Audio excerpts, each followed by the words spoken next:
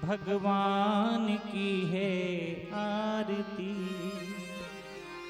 पापियों को पाप से है तारती। श्री भागवत भगवान की है आरती, पापियों को पाप से है तारती। श्रीमद् भागवत भगवान की है आरती, पापियों को पाप से है तारती। श्री भागवत भगवान की है आरती, पापियों को पाप से है तारती। ये अमर ग्रंथ, ये मुक्ति पंथ, ये पंचम वेद निराला, नव ज्योति जगाने वाला। ये अमर ग्रंथ, ये मुक्ति पंथ, ये पंचम वेद निराला, नव ज्योति जगाने वाला।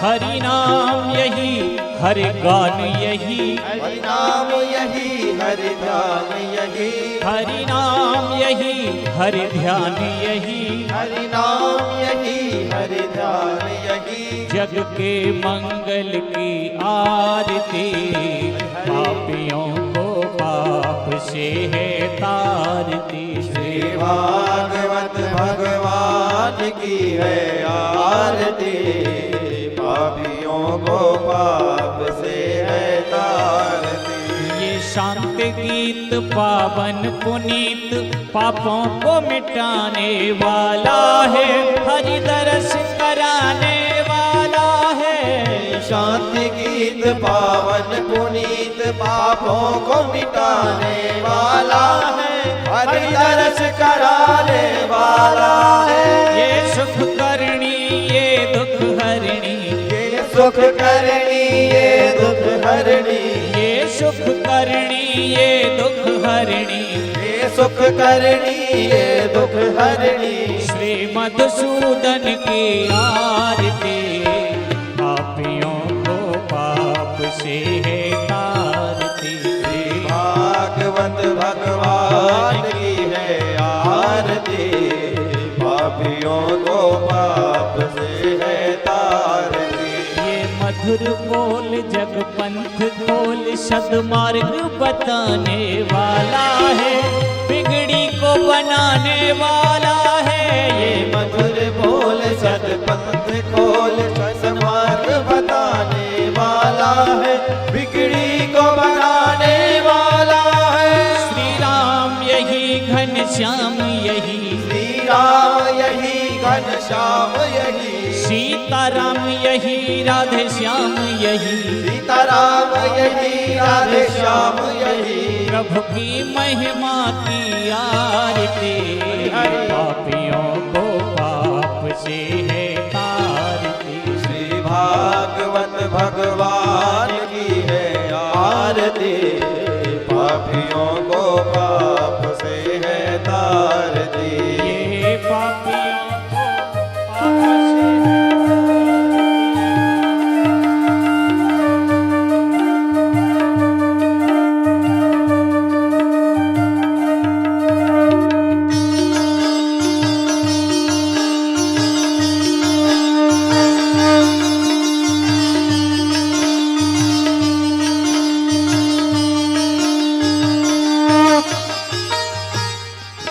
ये पापियों को पाप से है तारती, ये पापियों को पाप से है तारती। ये पापियों को पाप से है तारती। ये पापियों को पाप से है तारती। श्री भागवत भगवान की है आरती, पापियों को पाप से है तारती। श्री भागवत भगवान की है आरती, पापियों को पाप से है तारती। कर्पूर गौरम करुणावतारम, संसार सारं भजगेन्द्रहारं, सदा वसन्तं हृदयारविन्दे, त्वं भवानी सहितं नमामि। त्वमेव माता च पिता त्वमेव, त्वमेव बन्धो च सखा त्वमेत्या द्रविणं त्वमेव त्वमेव सर्वं मम देव देव त्वमेव सर्वं मम देव देव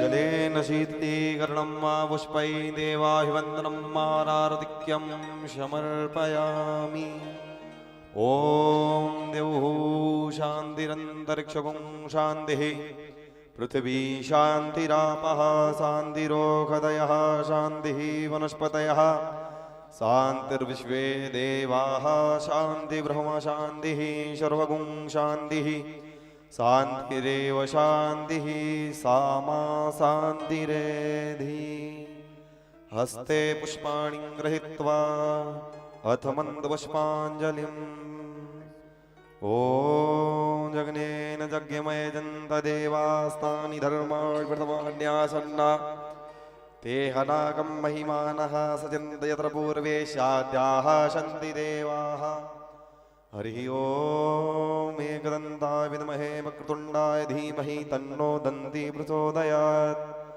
सेवन्तिका वकुल्पं पगपाटलाब्जै पुन्नागजातकरवीररसालपुष्पै बिल्वप्रबालतुलसीदलमञ्जरीभिः त्वां पूजयामि जगदीश्वर मे प्रसीद नानासुगन्धिपुष्पाणि यथा कालोद्भवानि च पुष्पाञ्जलिर्मया दत्त गृहाण परमेश्वर गृहाण परमेश्वरी सांगाय सयुधाय सशक्तिगाय सवाहनाय प्राणपुरुषोत्तमाय नमः सादरमन्तपुष्पाञ्जलिं समर्पयामि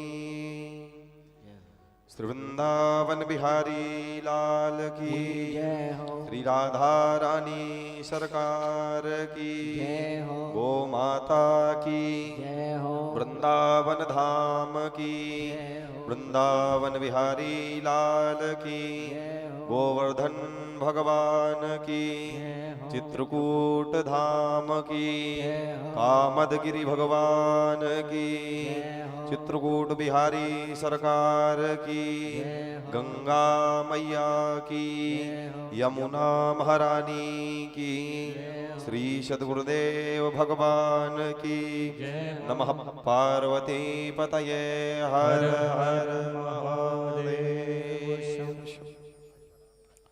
सब लोग क्रमशः अपने अपने स्थान पर विराजमान हो जावें। आज चतुर्थ दिवस की कथा में जहाँ लाला का आगमन पर विश्राम होगी कथा आज की, तो चतुर्थ दिवस की कथा में लाला का जन्मोत्सव भी हम सब लोग धूमधाम से मनाएंगे। आप सभी से निवेदन है कि एक एक करके कृपया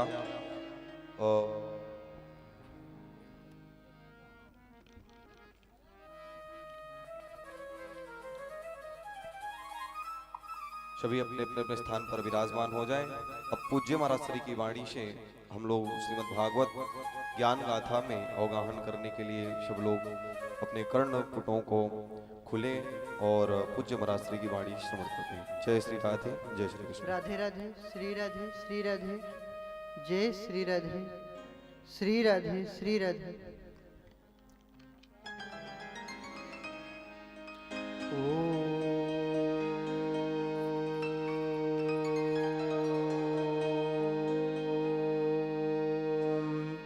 श्री परमात्मने नमः। हरये नमः। श्री गुरुचरण कमलेभ्यो नमः। श्री वैष्णवेभ्यो नमः।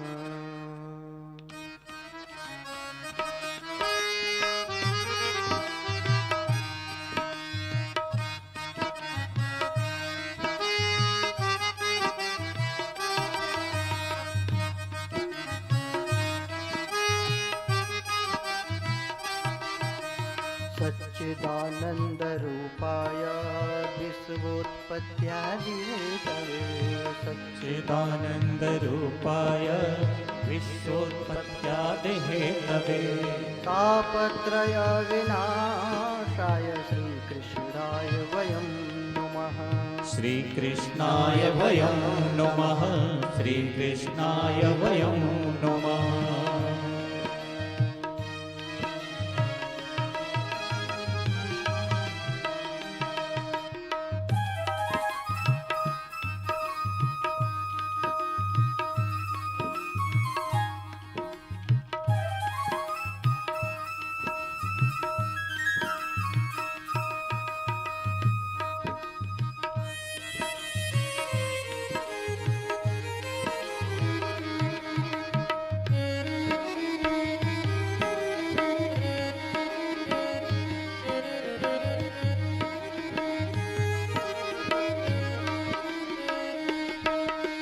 कृष्णाय वासुदेवाय हरये परमात्मने कृष्णाय वासुदेवाय देवाय हरये परमात्मने प्रणतक्लेशनाशाय गोविन्दाय नमो नमः श्री गोविन्दाय नमो नमः श्री गोविन्दाय नमो नमः श्री गोविन्दाय नमो नमः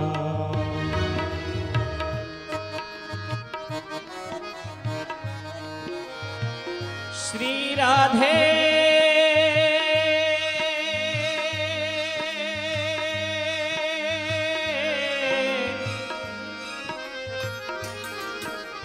श्री राधे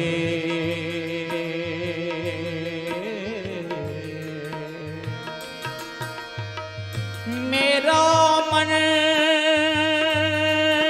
गिरवी धरो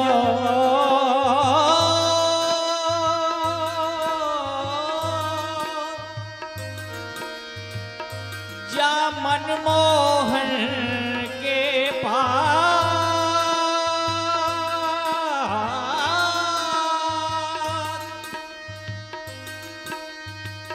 प्रेम ब्याज इतनी बढ़ी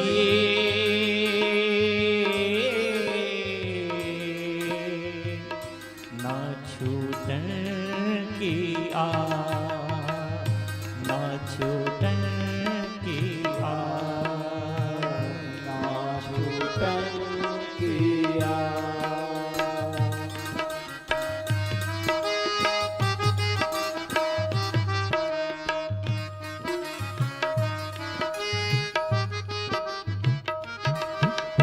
नाम संकीर्तनं यस्य सर्वपापप्रणाशनं नाम संकीर्तनं यस्य सर्वपापप्रणाशनं प्रणामो दुःखशमनस्तं नमामि हरिं परम् तं नमामि हरिं परं तं नमामि हरिं परं तं नमामि हरिं परं तं नमामि हरिं परम्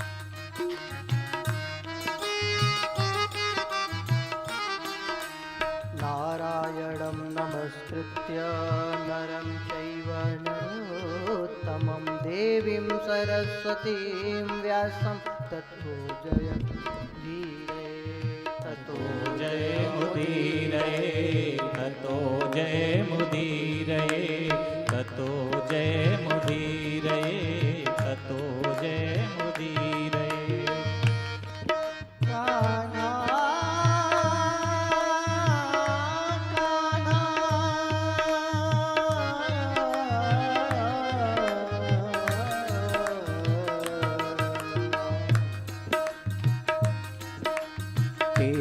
पार कटार सुप्रीत की मांग की पाग की धार की जय जय कुंडल जाए कपोलन पे मुस्कान सुधीर बिहार की जय जय बांसेश्वरी दिन जैन रटे जय मोहन की बनवार की जय जय। प्रेम ते बोलो बोलत डोलो,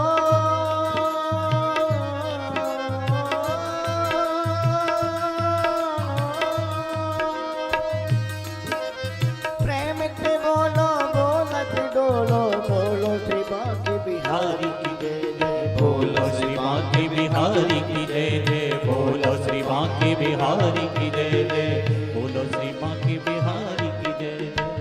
राधे राधे राधे राधे राधे कहिए, श्री राधे राधे राधे राधे राधे कहिए, राधे राधे राधे राधे राधे कहिए, राधे राधे राधे राधे राधे कहिए, राधे राधे राधे राधे राधे कहिए, राधे राधे राधे राधे राधे कहिए, राधे राधे राधे राधे राधे कहिए, राधे राधे राधे राधे राधे कहिए, राधे राधे राधे राधे राधे कहिए, ओ राधे राधे राधे राधे राधे कहिए, राधे राधे राधे राधे राधे कहिए, श्री राधे राधे राधे राधे राधे कहिए, प्रव्रजन्तमनुपेत्मपितकृत्यं द्वैपायनो विरकतर आजुहाव यं प्रव्रजन्तमनुपेत्मपितकृत्यं द्वैपायनो विरकतर आजुहाव पुत्रेति तन्मयतया तरवुभिनेदुस्तं सर्वभूतरिजं मुनिमानितोऽस्मि मुनिमानतोऽस्मि मुनिमानतोऽस्मि मुनिमानतोऽस्मि मुनिमानतोऽस्मि।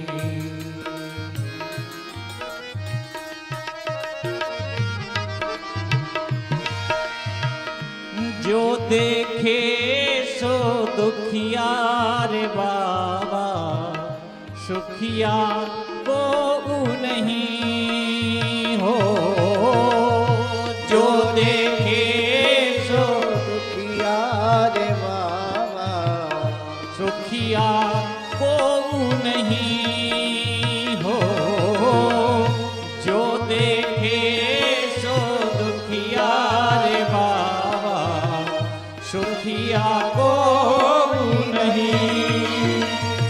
जोगी दुखिया जंगम दुखिया, जोगी दुखिया जंगम दुखिया, तपसी को दुख दूना, तपसी को दुख दोना, हो आशा तृष्णा सब घट व्यापी, कोई महल नहीं सूना हो, जो देखे सो दुखिया रे बाबा, सुखिया को नहीं।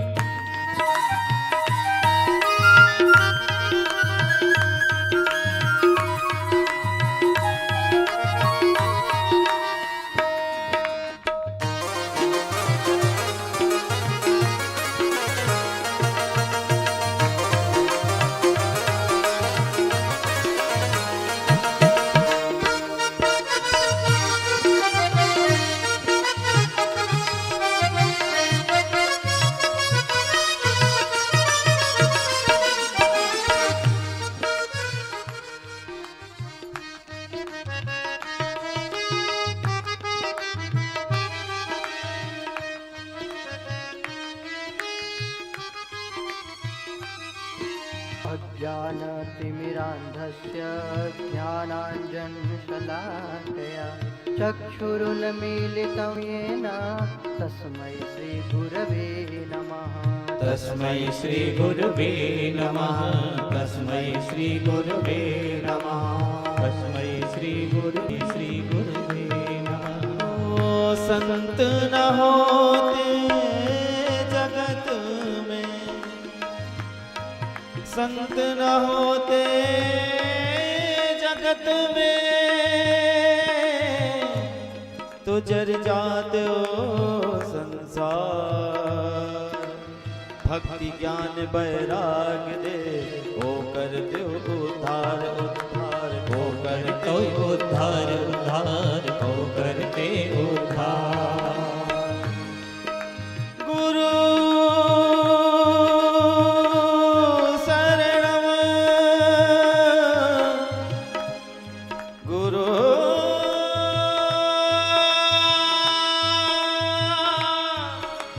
गुरु शरणम,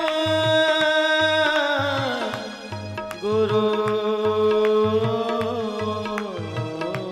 शरणम, गुरु गुरु शरणम, गुरु शरणम, गुरु शरणम, गुरु गुरु शरणम, गुरु गुरु शरणम, गुरु शरणम।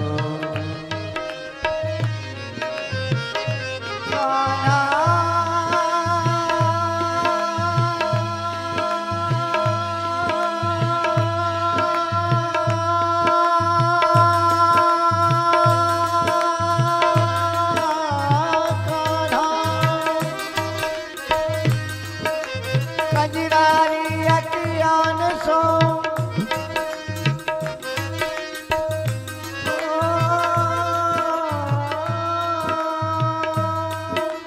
कजरारी अखियान सो देख ले मेरी ओर। वो चिट्ठी चुरा के ले गयो नटवर नंद किशोर। हाँ हाँ नटवर नंद किशोर में, हाँ नटवर नंद किशोर, नटवर नंद किशोर, नटवर नंद किशोर,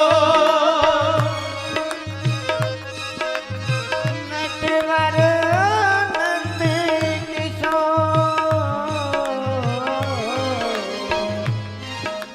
नटवर नंद किशोर मार दई नैन कटारी।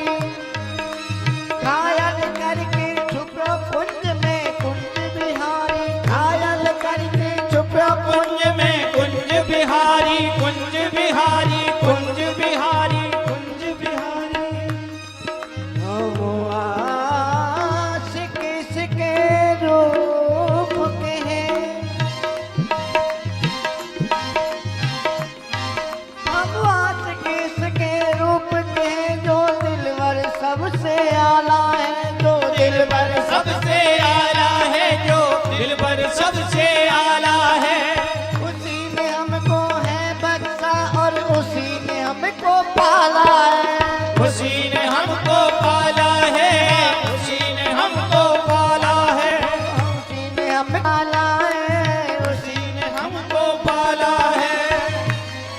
तेरी अखियाँ ही जादू भरी बिहारी जी ने कब से खड़ी।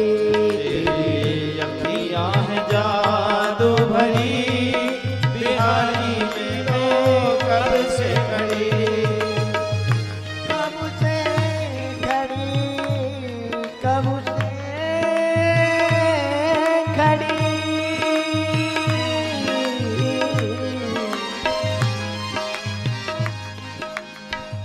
सुन लो मेरे श्याम सलोना, तुमने मुझ पर कर दिया टोना। सुन लो मेरे श्याम सलोना, तुमने ही मुझे पर कर दिया टोना, कर दिया टोना, कर दिया टोना। मेरी अखियाँ सो तो से लड़ी बिहारी जी मैं कब से खड़ी। तेरी अखियाँ हैं जादू भरी बिहारी में, कब से खड़ी।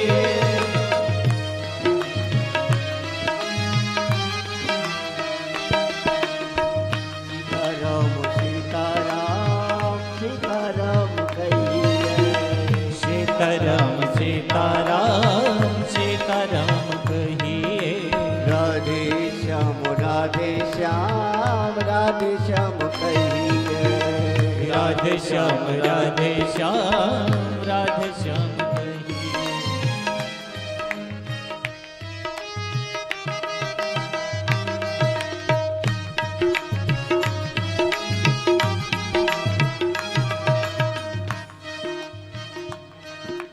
वाञ्छाकल्पतरुभ्यश्च कृपा सिन्धुभ्यैव च वाञ्छाकल्पतरुभ्यश्च कृपा सिन्धुभ्यैव च पतितानां पावनेभ्यो श्री वैष्णवेभ्यो नमो नमः। श्री वैष्णवेभ्यो नमो नमः। श्री वैष्णवेभ्यो नमो नमः। श्री वैष्णवेभ्यो नमो नमः।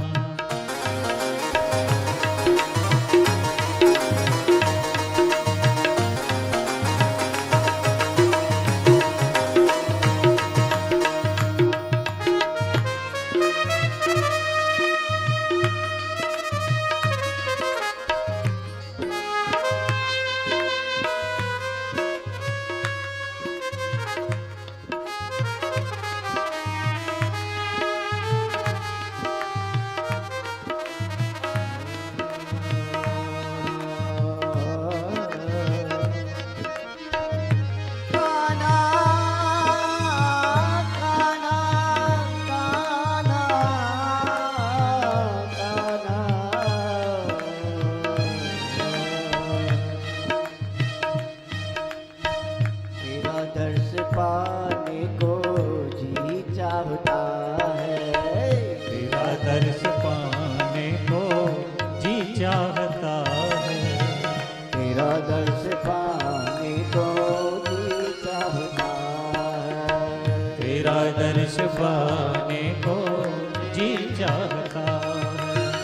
तेरा दर्श पाने को जी चाहता है। तेरा दर्श पाने को जी चाहता है। खुद ही को मिटाने को जी चाहता है। खुद ही को मिटाने को जी चाहता है। तेरा दर्श पाने को जी चाहता है। तेरा दर्श पाने को जी चाहता है।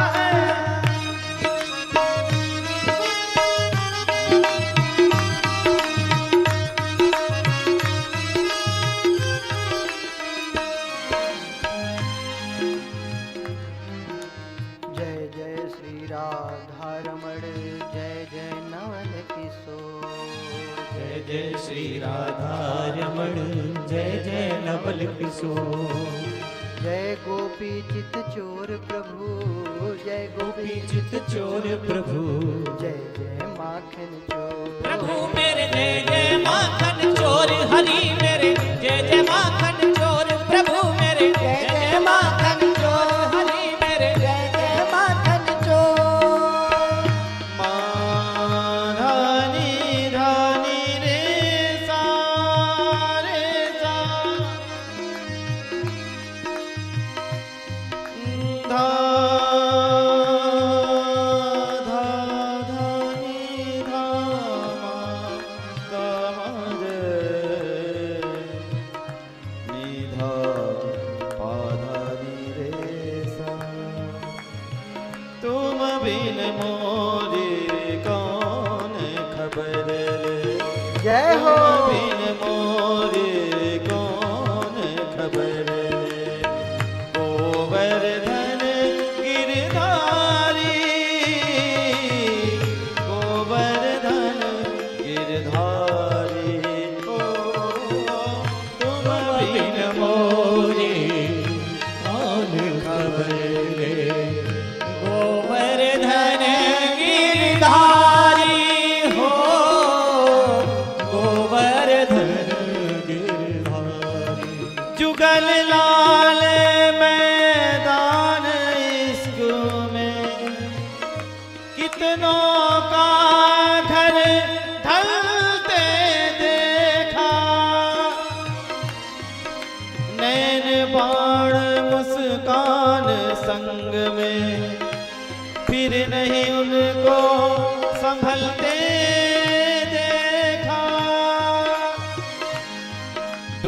गया जो प्रेम सिंधु में, हमने नहीं उबरते देखा, हमने नहीं उबरते देखा, हमने नहीं उबरते देखा। किसी के हाथ में हीरा, किसी के नाम में हीरा,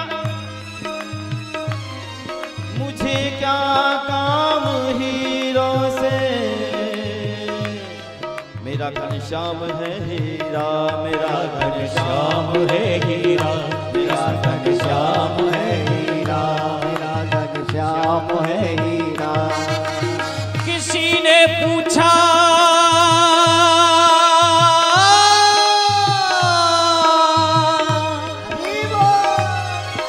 किसी ने पूछा तेरा परिवार कितना है, किसी ने पूछा तू जागीरदार कितना है, किसी ने पूछा तेरा व्यवहार कितना है, मगर किसी ने भी ये नहीं पूछा तेरा प्रभु से प्यार कितना है। ओ श्री कृष्ण शरणं मम, श्री कृष्ण शरणं मम, श्री कृष्ण शरणं मम, श्री कृष्ण शरणं मम, ओ श्री कृष्ण शरणं मम, श्री कृष्ण शरणं मम, श्री कृष्ण शरणं मम, श्री कृष्ण शरणं मम।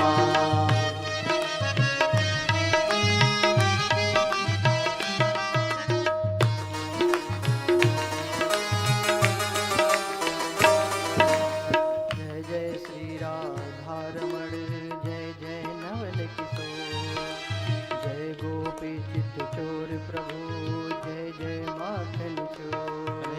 जय जय माखन चोर कभी, जय जय माखन चोर।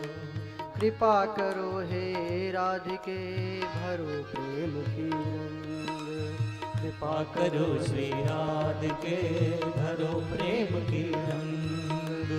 एक बार मोहि दरस दे, एक बार मोहि दरस दे, श्री मनमोहन के संग संग श्री मनमोहन के संग, संग श्री मनमोहन के संग, संग श्री मनमोहन के संग।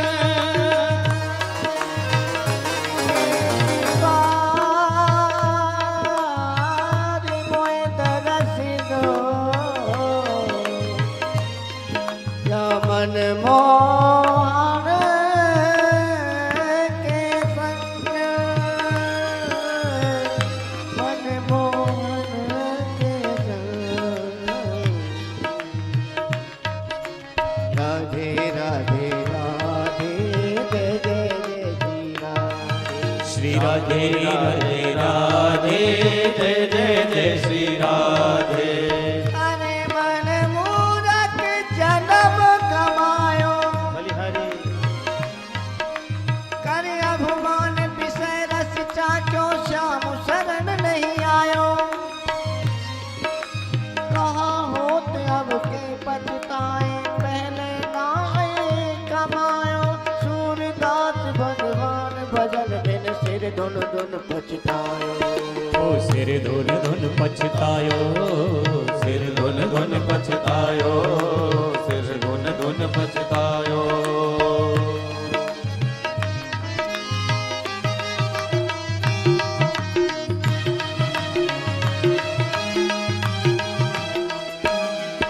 चलो मन वृंदावन की ओर, चलो रे मन वृंदावन की ओर।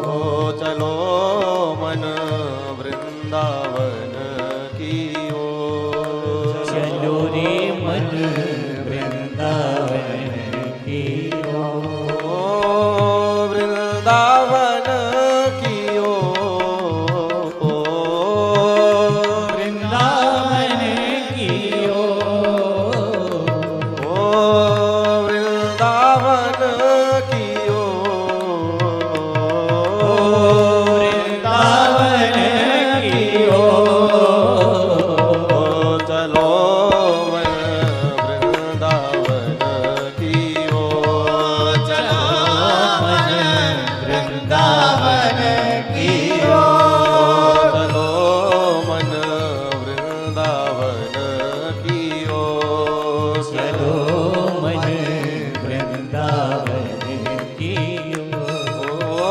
वृंदावन वृंदावन वृंदावन वृंदावन वृंदावन वृंदावन वृंदावन वृंदावन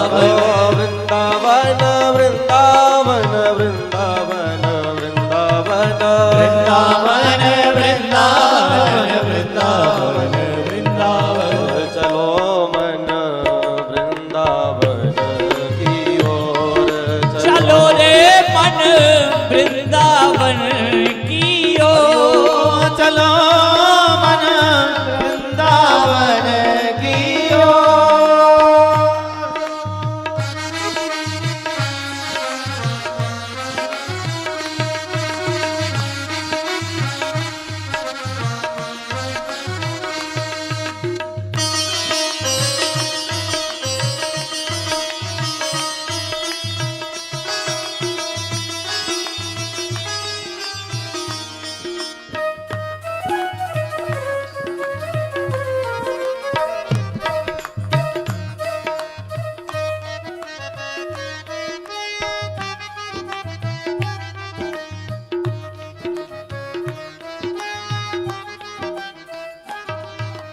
निज सद्गुरु के पद कमल करता मन ही प्रणाम।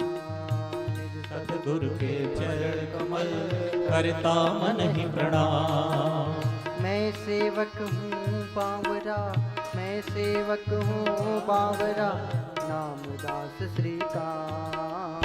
नामदास श्रीकांत नामदास श्रीकांत नामदास श्रीकांत नामदास श्रीकांत चलो रे मन वृंदावन की ओर चलो मन वृंदावन की ओर ओ वृंदावन में बाके बिहारी वृंदावन में बाके बिहारी ओ वृंदावन में बाके बिहारी वृंदावन में बाके बिहारी ओ कूके पपिहा हो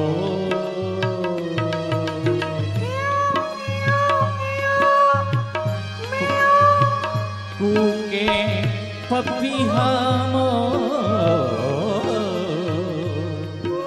चलो रे मन वृंदावन की ओर चलो रे मन वृंदावन की ओर चलो रे मन वृंदावन की ओर चलो रे मन वृंदावन की ओर चलो रे मन वृंदावन की ओर श्री राधे राधे राधे जय जय जय जय श्री राधे राधे राधे राधे जय जय जय श्री राधे राधे राधे राधे जय जय जय जय श्री राधे राधे राधे राधे जय जय जय जय श्री राधे राधे राधे जय जय जय श्री राधे राधे राधे राधे श्री राधे राधे राधे जय जय जय श्री राधे राधे राधे राधे जय जय जय श्री राधे राधे राधे राधे जय जय जय श्री ओ राधे राधे राधे राधे जय जय जय श्री राधे राधे राधे राधे जय जय जय श्री राधे राधे राधे राधे जय जय जय श्री राधे राधे राधे राधे जय जय जय श्री राधे राधे राधे राधे जय जय जय श्री राधे राधे राधे राधे जय जय जय श्री राधे राधे राधे राधे जय जय जय श्री राधे जय जय श्री राधे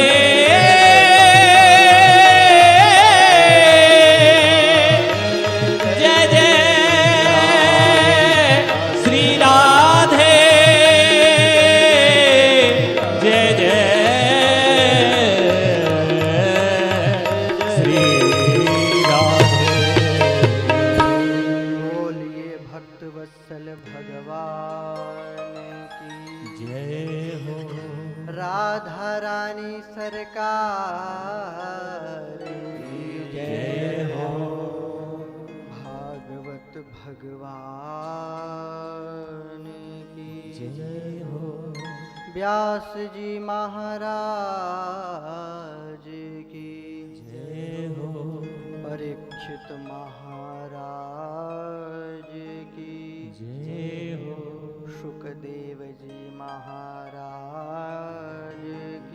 जय हो गोकर्ण जी महाराज की जय हो उद्धव जी महाराज की जय हो सूत जी महाराज की जय हो सनकादि ऋषियों की जय हो सौनकादि ऋषियों की जय हो नारद जी महाराज की जय हो हनुमान जी महाराज की जय हो शंकर भगवान की जय हो दुर्गे मैया की जय हो श्री गणेश भगवान की जय हो चारों धाम की जय हो चारों वेद की जय हो सप्तपुरियों की जय हो सप्त ऋषियों की जय हो सप्त चिरंजीवियों की जय हो नवग्रहों की जय हो नवयोगेश्वरों की जय हो पंच कन्याओं की जय हो द्वादश भागवतों की जय हो गंगा मैया की जय हो जमुना मैया की जय हो सरस्वती माता की जय हो प्रयागराज की जय हो गौ माता की जय हो धरती माता की जय हो तुलसी माता की जय हो चित्रकूट धाम की जय हो कांताना स्वामी की जय हो 24 अवतार की जय हो मंदाकिनी माता की जय हो कांताना स्वामी की जय हो श्री संप्रदाय की जय हो बामन द्वारे की जय हो अनंत कोटि वैष्णवों की जय हो दिगंबर अखाड़े की जय हो जगत गुरु श्री रामानंदाचार्य भगवान की जय हो सब संतन की जय हो सब भक्तन की जय श्री हो सद्गुरुदेव भगवान की जय हो जय जय श्री राधे जय जय श्री राधे जय जय श्री राधे नमः पार्वती पतये हर हर महादेव।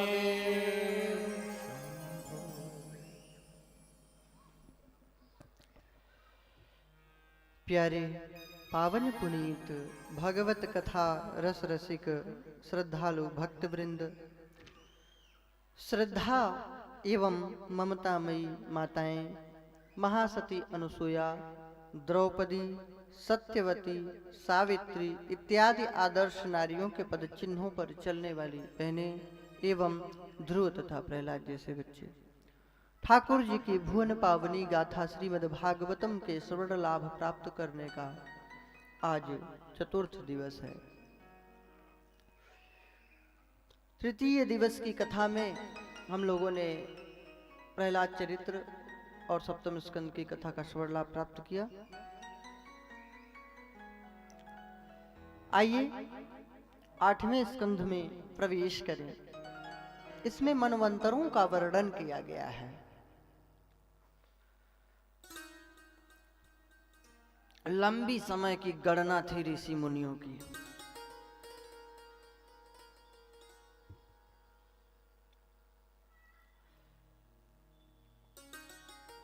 जब 4,32,000 वर्ष बीतेगा तब 4,32,000 वर्ष वाले नाम को क्या कहा गया? कलयुग। मतलब कलयुग की गणना कितनी है? 4,32,000 वर्ष की। 8,64,000 वर्ष के गणना वाले को क्या कहा? द्वापर युग। द्वापर युग के समय की गणना कितनी है? 8,64,000 वर्ष। 12,96,000 वर्ष का त्रेता युग है। 17,28,000 वर्ष का सतयुग। इन चारों युगों को जब जोड़ेंगे पूरा, तब एक चतुर्युगी होगा।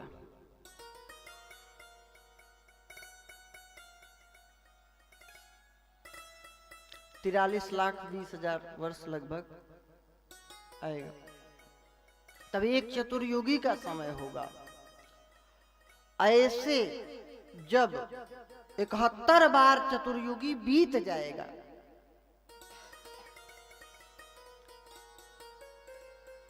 तब एक मनु काल कहा जाएगा। एक मनवंतर है, एक मनवंतर हो गया। मतलब इतना लंबा वर्ष का नाम न लेकर के सीधे बोल दिए एक मनवंतर। अब इसमें गुणा करिए, 43,20,000 वर्ष गुणे 71 करिए, इक्वल टू जितना आए वह कितना, वह वर्ष कितना कहलाएगा? एक मनवंतर। अब बताइए, गणित नहीं है शास्त्रों में? इतनी लंबी गणना कहीं है क्या?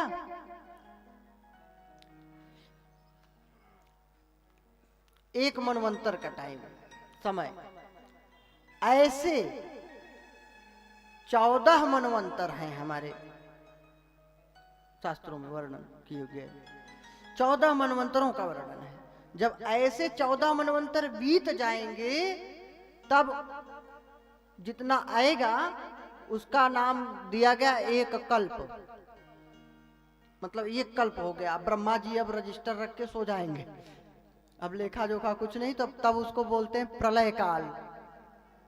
तब ब्रह्मा जी का एक दिन होगा, रात्रि नहीं, सिर्फ दिवस, और उतने ही समय की, मतलब एक कल्प की फिर रात्रि, तो 24 घंटे पूरा कितना हुआ? 2 कल्प का।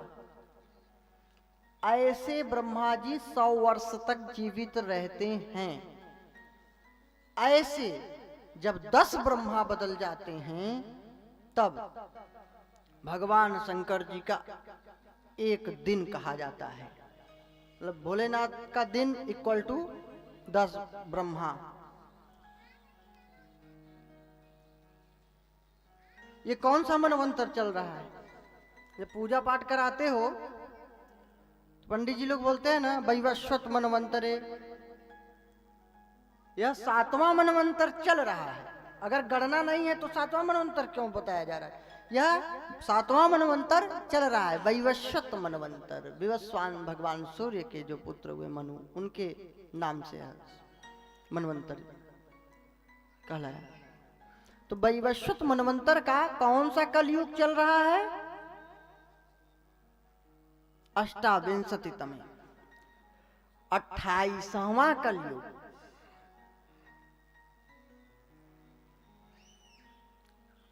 यह कलयुग ऐसा नहीं कि पहली बार आया। स्वयंभू मनवंतर की बात नहीं है। अभी जो चल रहा है वो सबकी गणना खत्म। अभी वैवस्वत मनवंतर जो चल रहा है, इसका 28वां कलयुग चल रहा है। उसका भी 5200 वर्ष बीत चुका है। अगर गणना नहीं तो लिखा कैसे? हमारे पूर्वज कितने बड़े वैज्ञानिक थे, सोचो कितना लेखा जोखा रखते थे। ये युगाब्द युधिष्ठिर संवत जो चल रहा है, यह 5200 वर्ष का है। यह कलयुग की बात है। और कौन सा कलयुग चल रहा है? 28वां कलयुग चल रहा है। श्वेत वाराह कौन सा कल्प है? श्वेत वाराह कल्प चल रहा है।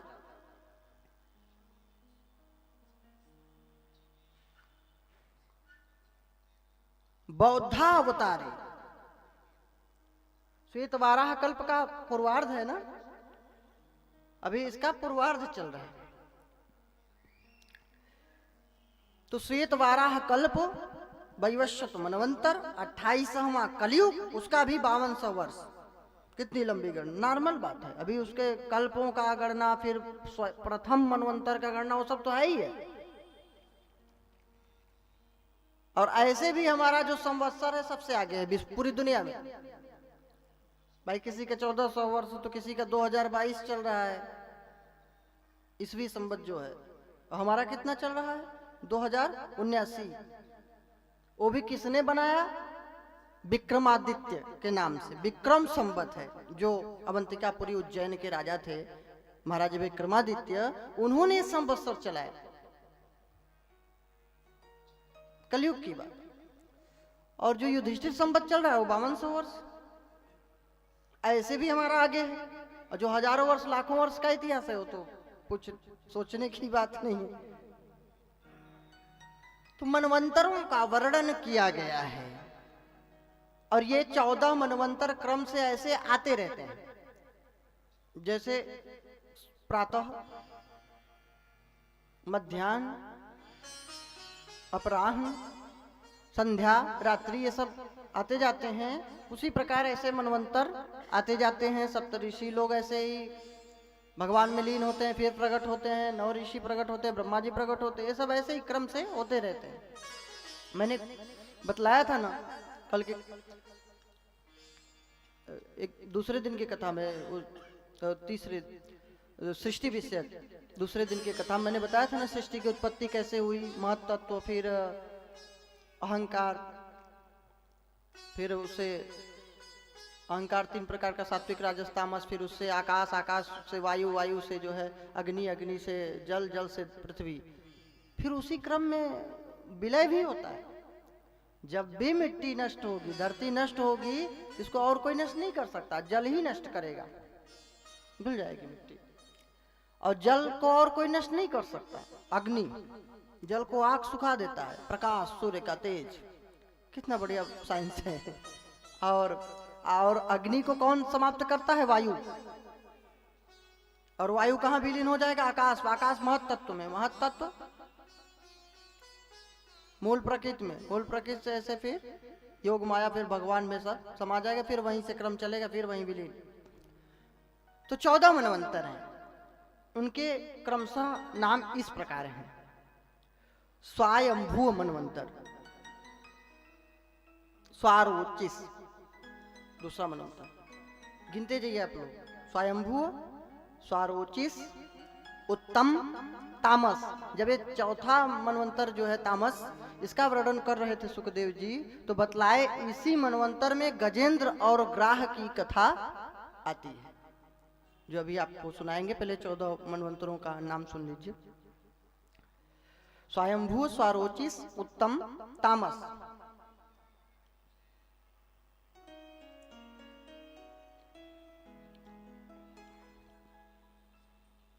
रैवत, चाक्षुष। कितने हो गए? अरे बोलो, इसका मतलब लगे कि सुन रहे हो। सो गए क्या सब लोग? कितने हुए? हाँ, अरे जोर से बोलिए, इशारा नहीं करिए। ऐसे तो खूब आपस में बड़बड़ किए पड़े हो कब से, अब नहीं बोल रहे हैं। कितने? हाँ, 6। अरे वाह, अकेले बोल दिया सबकी ओर से। 6 हो गए। और 7वां जो चल रहा है, इसका क्या नाम है? वैवस्वत। ठीक है, ये चल रहा है, इसका 28वां कलयुग चल रहा है। अभी ऐसे कितने बार कलयुग आएंगे? 71वां जब कलयुग बीतेगा तब ये मनवंतर खत्म होगा। फिर 8वां मनवंतर प्रारंभ होगा। उस मनवंतर का नाम है सावर्णी।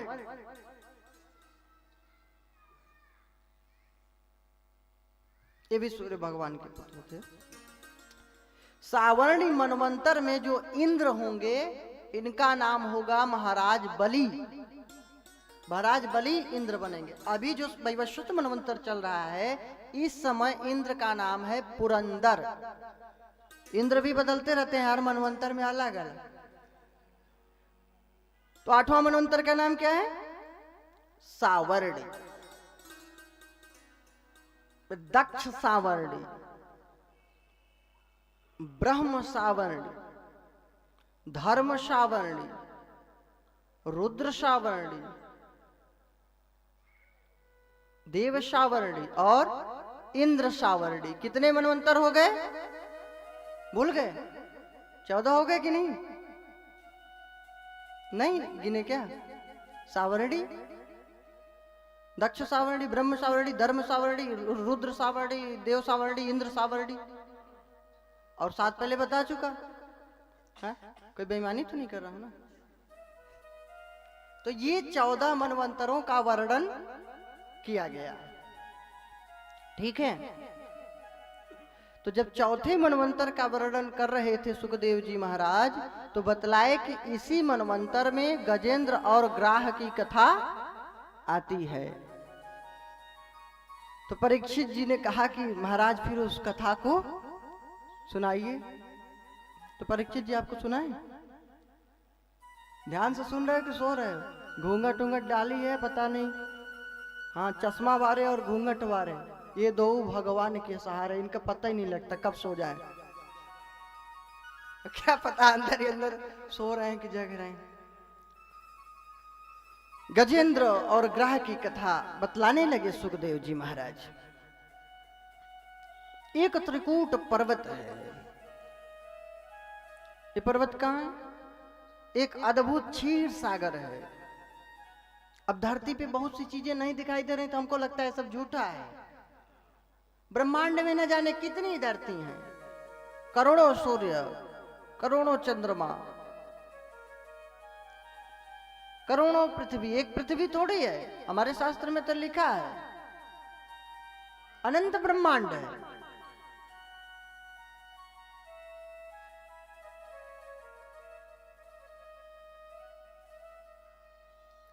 भगवान के एक एक रूम में करोड़ों ब्रह्मांड है। ब्रह्मांड निकाया निर्मित माया, रोम रोम प्रति वेद कहें। एक एक रूम में करोड़ों ब्रह्मांड, निकाया। अब ये हमारा शास्त्र कहता है, और आज विज्ञान भी कहता है कि हाँ, बहुत से ऐसे ग्रह हैं जिनमें कुछ जीवन की संभावना है। अब इनकी पहुंच वहां तक नहीं है, तो इसका मतलब है थोड़ी ना कि जो शास्त्र में लिखा है बस गलत। ये कहिए कि हम वहां तक नहीं पहुंचे हैं, हम उसको नहीं जानते। जब जान लेंगे तो मान लेंगे, लेकिन ये कहिए झूठ है। झूठ कैसे? आकाश गंगा मिल रही है, ऐसे विशाल समुद्र जैसा जल समूह मिला है, सब मिलता तो जा रहा है। तो क्षीर सागर है। अब किसी ग्रह में किसी जगह होगा दूध का समुद्र, ढूंढिए। कोई कहता है भगवान नहीं है, तो ये भी एक हंसी की बात है। क्यों? भगवान नहीं है यह कहने का तात्पर्य है कि पूरे ब्रह्मांड में सूर्य, चंद्रमा, नवग्रह, पूरे जितने लोक लोकांतर हैं, सब जगह हम ढूंढ डाले हैं, एक एक कण में खोज लिए, कहीं भगवान दिखा नहीं। तो बोल दिए कि सिद्धम, सिद्ध हो गया भगवान नहीं। तो क्या कोई ऐसा किया है? पूरे ब्रह्मांड में, पूरे लोक लोकांतरों में जा करके हर जगह खोज कर लिया कि भगवान नहीं दिखे? ऐसा कोई किया है? नहीं किया। तो भैया नहीं किया हो तो झूठ क्या को बोलते हो भगवान नहीं? ये बोलिए कि हम नहीं देखे हैं, हम उसको जान नहीं पाए हैं। जानने का प्रयास करिए। और जो वो कहते हैं या सुनते हैं भगवान है तो दिखता क्यों नहीं है या कहाँ है, तो स्वयं से सोचें कि क्या मैंने पूरे ब्रह्मांड में खोज। उस सरोवर में सुंदर कमल खिले हुए हैं, भौरे गुंजार कर रहे हैं।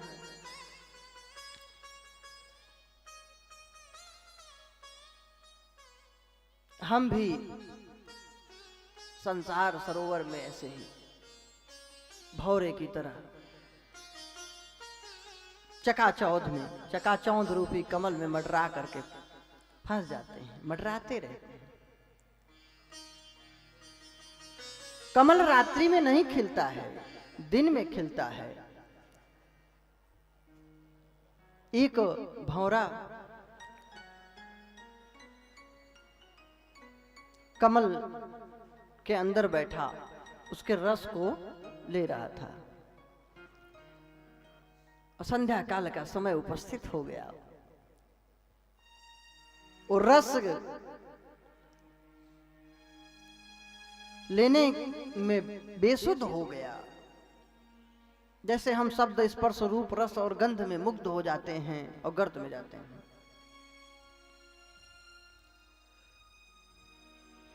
रस से बेसुध होकर के वह भौरा निकल नहीं पाया और कमल की पंखुड़ियां बंद हो गई। उसने सोचा कि चलो कोई बात नहीं, कल भगवान सूर्य उदय होंगे और मैं निकल जाऊंगा। जैसे हम सोचते हैं कोई बात नहीं, अभी क्या बूढ़े हो गए हैं, बुढ़ापे में भजन कर लेंगे। जैसे यमराज के एजेंट हैं, इनको मालूम है कि बुढ़ापे तक जीवित रहेंगे। कुछ पता है जीवन का कब नष्ट हो जाए। तो भौरा सोचता है कि मैं सुबह निकल जाऊंगा। एक पंकज कोश में भौरा फंसा, सो विचार करे मन में ही सुबह। एक पंकज कोश में भौरा फंसा, सो विचार करे मन में ही सुबह। होगा प्रभात, उगेंगे दिवाकर, मैं लय उड़ जाऊंगा पराग सुबह। बैनी न चेतत मूड अजहू, नहीं जानत काल के खेल अजूबा। त्यों गज आय चबाई गयो, रह गयो मन ही मन में ही सुबह। हाथी आया, उखाड़ के फेंक दिया और भौरा मारा गया। काल रूपी हाथी आता है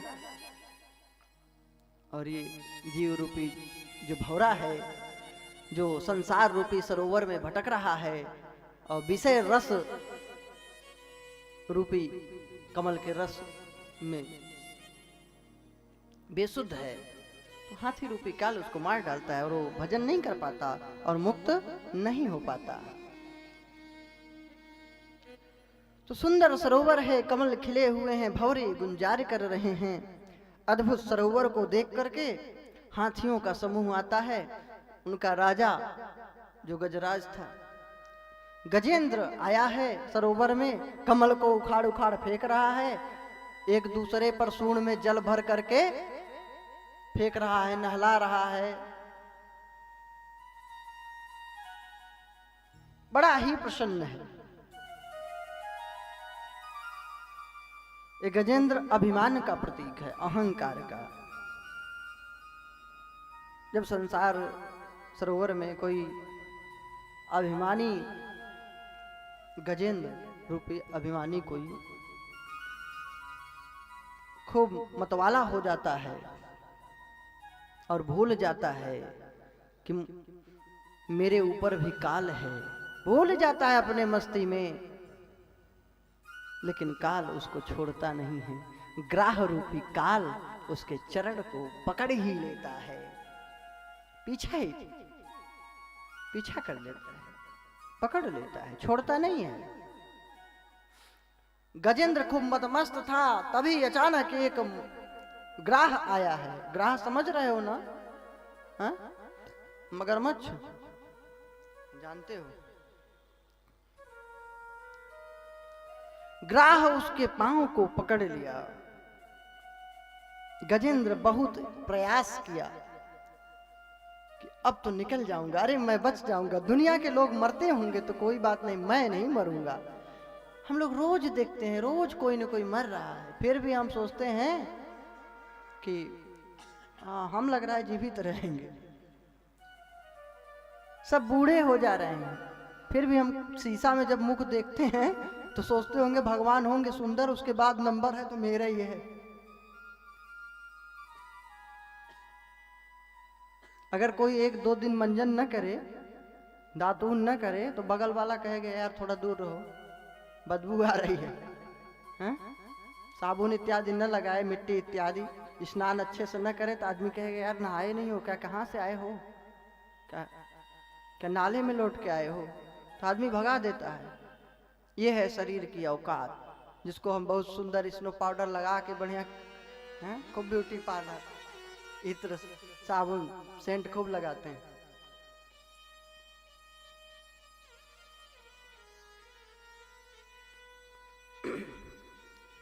तो उसके पांव को पकड़ लिया। उसने सोचा अभी मैं बच जाऊंगा, छुड़ा लूंगा।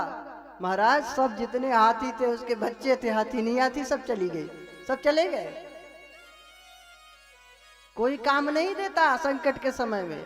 केवल आपकी भक्ति, आपका जो धर्म है वही काम देता है और कुछ काम नहीं आता। मात पिता भ्राता सब कोई, मात पिता भ्राता सब कोई, संकट में पूछत नहीं कोई, संकट में पूछत नहीं कोई, पूछत नहीं कोई, पूछत नहीं कोई। तो संकट में कोई नहीं पूछता, सब छोड़ के चले गए। खूब शक्ति लगाया है, जब पकड़ लिया गज पांव मगर, जब पकड़ लिया गज पांव मगर, गज ने सब जोर लगाया था। खूब जोर लगाया, खूब ताकत लगाया। जब बिल्कुल डूबने लगा, गले तक जल आ गया, तब एक कमल का पुष्प जिसको उखाड़ के फेंक रहा था, उसी को एक उठाया है ऊपर सूर से। हे विश्वात्मन, हे हरि, विश्व में समाये हुए नारायण, कण कण में व्याप्त प्रभु, प्रकाश स्वरूप, आप ही स्तुति योग्य हैं। हे प्रभु, आप ही रक्षा करो, उबार लो प्रभु। जब पकड़ लिया गज पांव मगर, तब गज ने सब जोर लगाया था। जब उबर नहीं पाया उससे, तब हरि को टेर लगाया था, तब हरि को टेर लगाया था। याद किया भगवान को।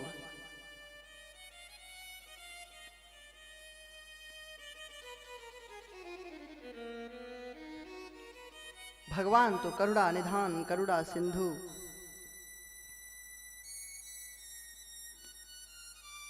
भगवान सुनते ही दौड़ पड़े।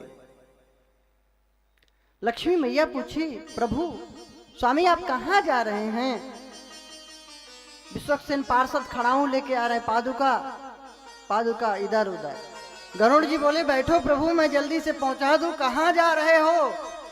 भगवान ने बतलाया है बैकुंठ में। हाँ, केवल बोला हाँ थी, हाथी बोलने वाले थे, हाँ बैकुंठ में बोला, और थी बोला, तब तक पहुंच चुके थे गजेंद्र के पास। द्रौपदी की रक्षा करने के लिए आए थे जब, तो द्रौपदी बोली, प्रभु बहुत देर कर दिए। भगवान ने कहा कि देर मैंने नहीं किया, देर तो तुमने बुलाने में कर दिया, पुकारने में कर दिया। तुम तो भीष्म पितामह की ओर देख रही थी, अर्जुन से कह रही थी, युधिष्ठिर से कह रही थी। जब ही तुमने कृष्ण बोला है तो तुम्हारा पूरा नहीं हुआ अक्षर, केवल क्री सुना हूं कि मैं प्रकट हो गया। तो हा वैकुंठ में थी सीधे गजेंद्र के पास। अनाथ कौन है यहाँ, त्रिलोकनाथ साथ हैं। अरे पुकार के तो देखो, अनाथ कौन है यहाँ, त्रिलोकनाथ साथ हैं। दयालु दीन बंधु के बड़े विशाल हाथ हैं, दयालु दीन बंधु के बड़े विशाल हाथ हैं।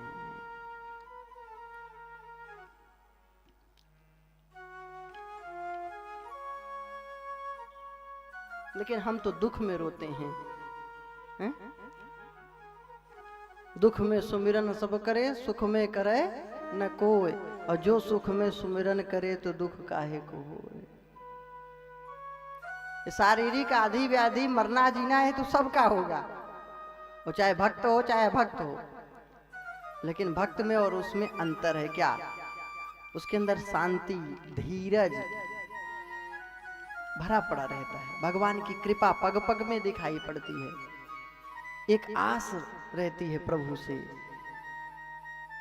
उस प्रभु की कृपा के सहारे, प्रभु की भक्ति के सहारे उसकी जीवन नैया पार हो जाती है। और जब भगवान को नहीं मान रहे तो आप आशा भी तो नहीं कर सकते किसी से। नीरस जीवन, निराश, भाई आप ही हो सब कुछ, भगवान नाम की कोई चीज ही नहीं। बस आए, मर गए, मर गए। संकट है, दौड़ अपने ही ऊपर सब कुछ है। भक्त को एक आस है, भगवान से प्रार्थना करता है, और जब भक्ति मैं भाव हो जाता है तो उसके शरीर के अंदर से एक अद्भुत रसायन प्रकट होता है जो सात्विक भाव से आता है, जो जिसको पॉजिटिव थिंकिंग बोल सकते हो, सकारात्मक सोच। तो सकारात्मक सोच तो उसी की हो सकती है जो भगवान में विश्वास करता है। जो नहीं, सकारात्मक सोच कैसे आएगी? तो से वैज्ञानिक लोग ऐसा शोध किए कि जब सकारात्मक सोच से युक्त व्यक्ति रहता है तो उसके अंदर ऐसी दिव्य रसायन उत्पन्न होती है कि वो बहुत सी बीमारियों में लाभप्रद होती है और अपनी शक्ति तेज ओज बढ़ाने वाली होती है। तो भगवान का भक्त ही ऐसा सकारात्मक सोच रख सकता है हर जगह। अरे कांटा चुभा है, चलो भगवान की कृपा है, कुछ पाप रहा होगा, चलो कट गया, ऐसा भक्त सोचते हैं।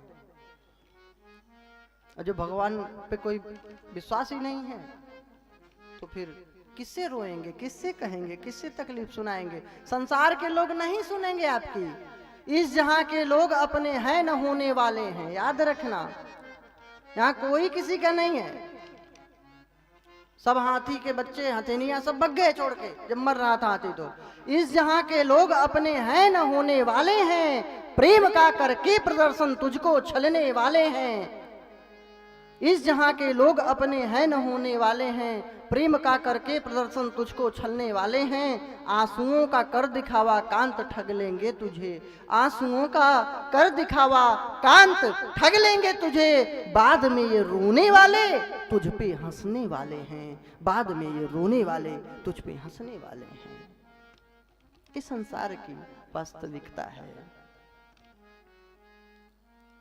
भगवान प्रकट हो गए, ग्राह का उद्धार कर दिए, गजेंद्र का भी उद्धार किए।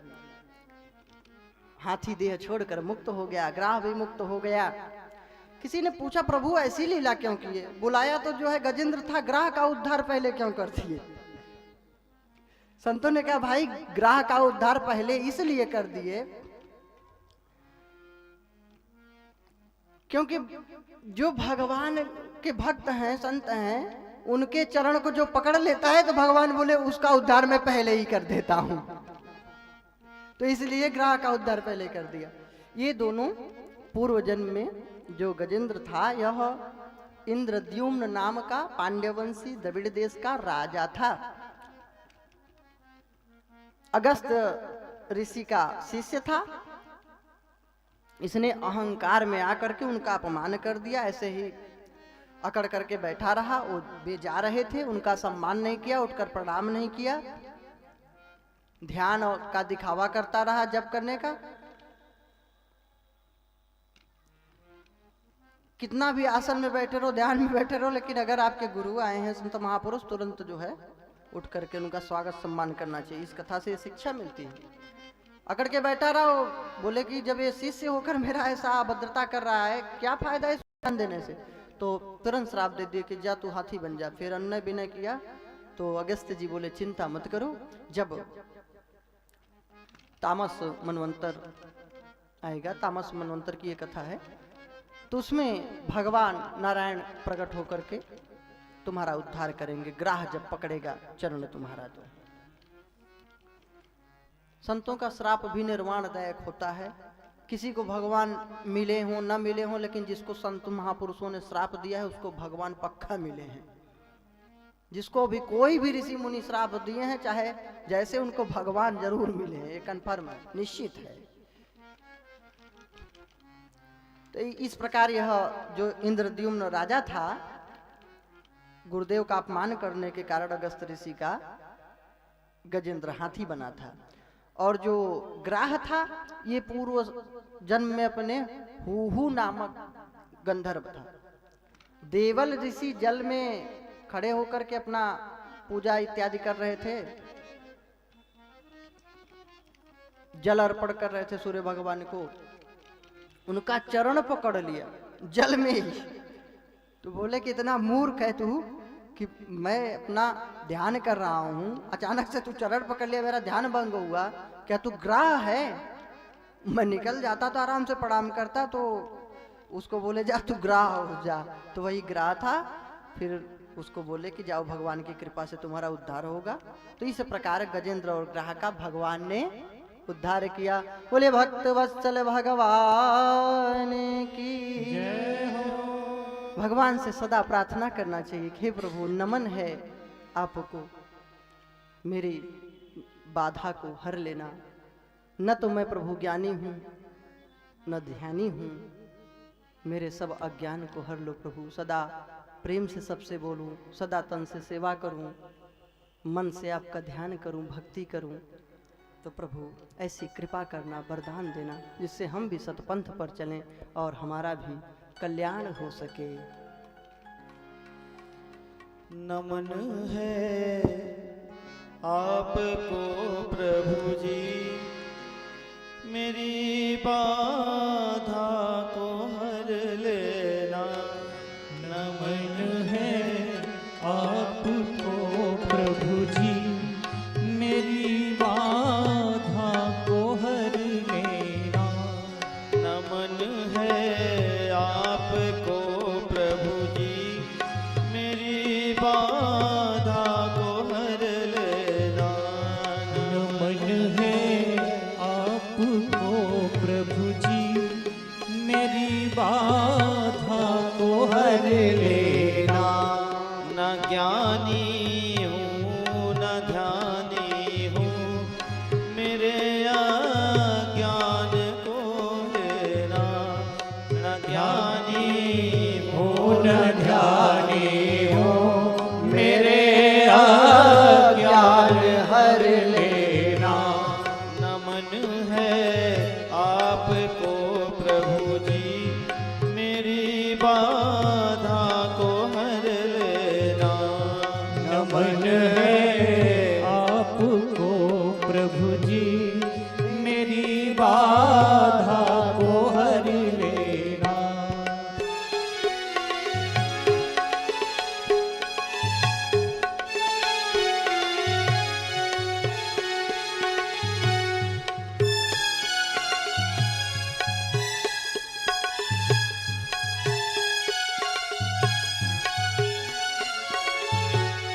हमारे पाप को हर लो प्रभु, संताप को हर लो।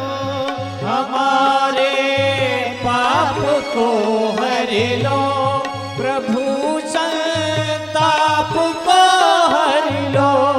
हमारे पाप को हर लो प्रभु, संताप को हर लो। हमारे पाप को हर लो प्रभु, संताप को हर लो। प्रभु संताप को हर लो। हमारे दंभ को हर लो, हमारे द्वंद्व को हर लो।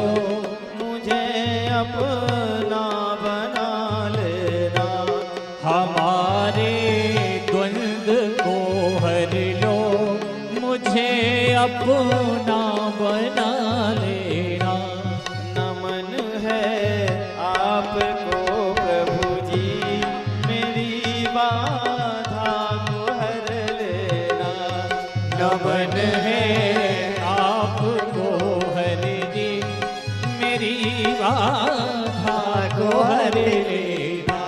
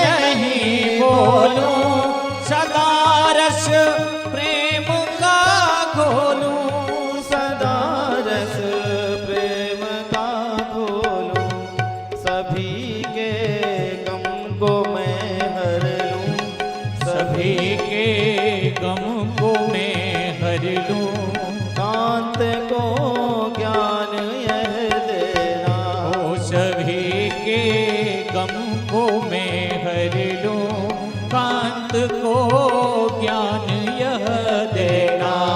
नमन है आपको प्रभु जी, मेरी बाधा को हर लेना, नमन है आपको प्रभु जी, मेरी बाधा को है लेना। न ज्ञानी हूँ न ध्यानी हूँ, मेरे अज्ञान हर लेना, न ज्ञानी हूँ न ध्यानी हूँ, मेरे अज्ञान हर लेना, मेरी बाधा को हर लेना, ओ मेरी बाधा को है लेना, मेरी अज्ञान हर लेना, ओ मेरे अज्ञान हर लेना। बोलिए भक्त वत्सल भगवान की जय। फिर जब चाक्षुष मनवंतर का वर्णन कर रहे थे तो बतलाए इस मनवंतर में कच्छप और अजित अवतार भगवान धारण किए थे। इसी मनवंतर में समुद्र मंथन जो हुआ था वो इस मनवंतर में नहीं हुआ था। युग तो छोड़िए, इस मनवंतर में भी नहीं हुआ था। ये जो कथाएं हैं हम भ्रमित हो जाते हैं ना शास्त्रों को कि ऐसा लिखा है फला पुराण में कि भगवान ने ऐसा किया, किसी में ऐसा लिखा है। तो उसका कारण यह है कि सब घटनाएं अलग अलग कल्पों की, अलग अलग मनवंतर की, अलग अलग युगों की अलग अलग हैं, इसलिए वो कथाओं में कुछ भिन्नता दिखती है तो हम सोचते हैं गलत है। भाई कथा एक होनी चाहिए, एक कैसे हो जाएगा। अब जैसे हम यहाँ कथा कर रहे हैं, अब कहीं दूसरे जगह जाना होगा तो क्या जरूरी है जो बातें यहाँ बतलाया हूँ वही 100% वहां भी बताऊं? क्या जो भजन यहाँ हो रहे हैं 100% वही वहां हूं? हो सकता है नहीं ना।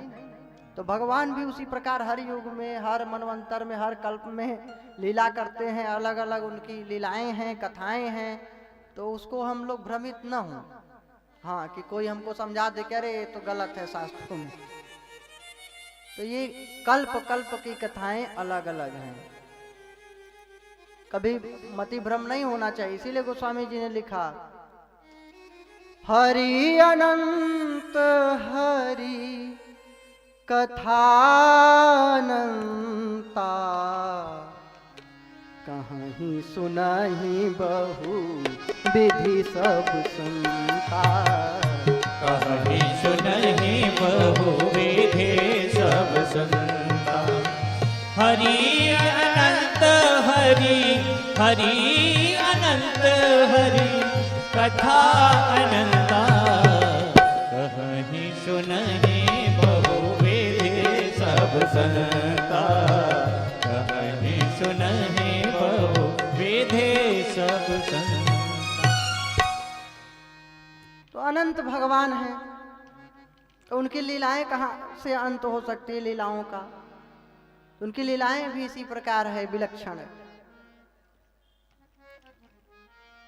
एक बार हनुमान जी जब लंका दहन करके आ रहे थे,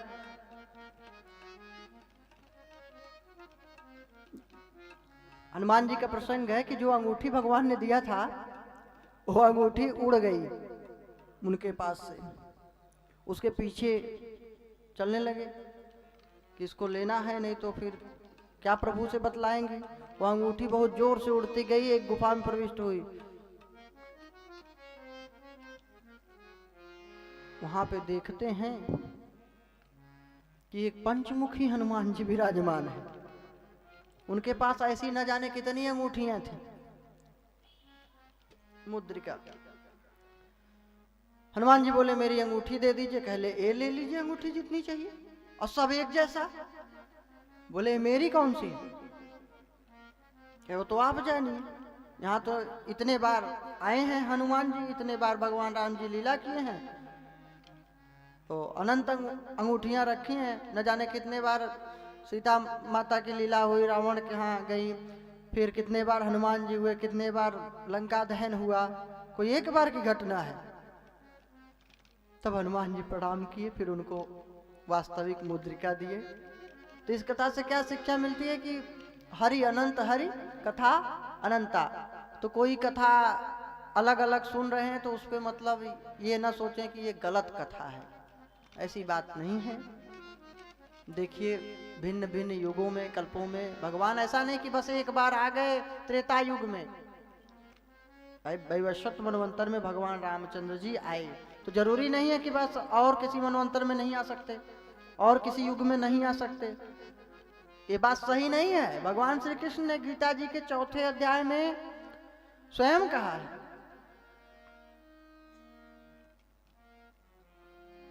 कि जब जब यदा यदा ही धर्मस्य, 7वां श्लोक, यदा यदा ही धर्मस्य ग्लानिर्भवति भारत अभ्युत्थानमधर्मस्य तदात्मानं सृजाम्यहम्। गीता जी के 4थे अध्याय का 7वां श्लोक। फिर 8वें श्लोक में कह रहे परित्राणाय साधूनां विनाशाय च दुष्कृतां धर्म संस्थापनार्थाय संभवामि युगे युगे। युग युग में मैं भक्तों के कल्याण के लिए, रक्षा करने के लिए, अधर्म का नाश करने के लिए प्रकट होता रहता हूं।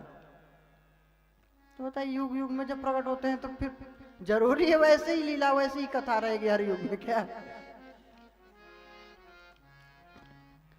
तो चाक्षुष मनवंतर की कथा है कच्छप अवतार और समुद्र मंथन की।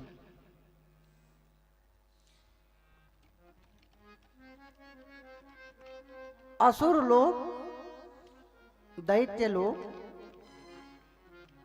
असुर और सुर, देवता दानव, ये दोनों भाई भाई हैं। हाँ एक ही पिता के संतान, ऐसा नहीं, एक ही पिता के संतान, कश्यप जी के ही पुत्र हैं, देव भी और दानव भी। दिति के पुत्र दैत्य कहलाए दानव, और अदिति के पुत्र देवता।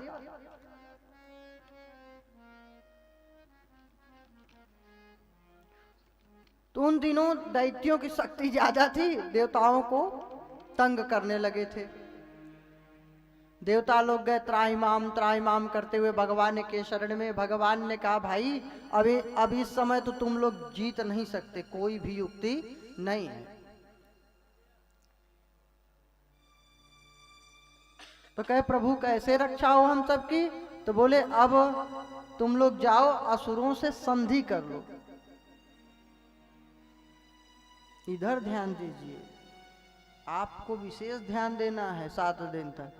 और लोग एक बार नहीं सुनेंगे तो चलो कोई बात नहीं, सुनना चाहिए उनको भी, लेकिन आपका क्षमा नहीं है, आपको सुनना ही चाहिए बड़े ध्यान से।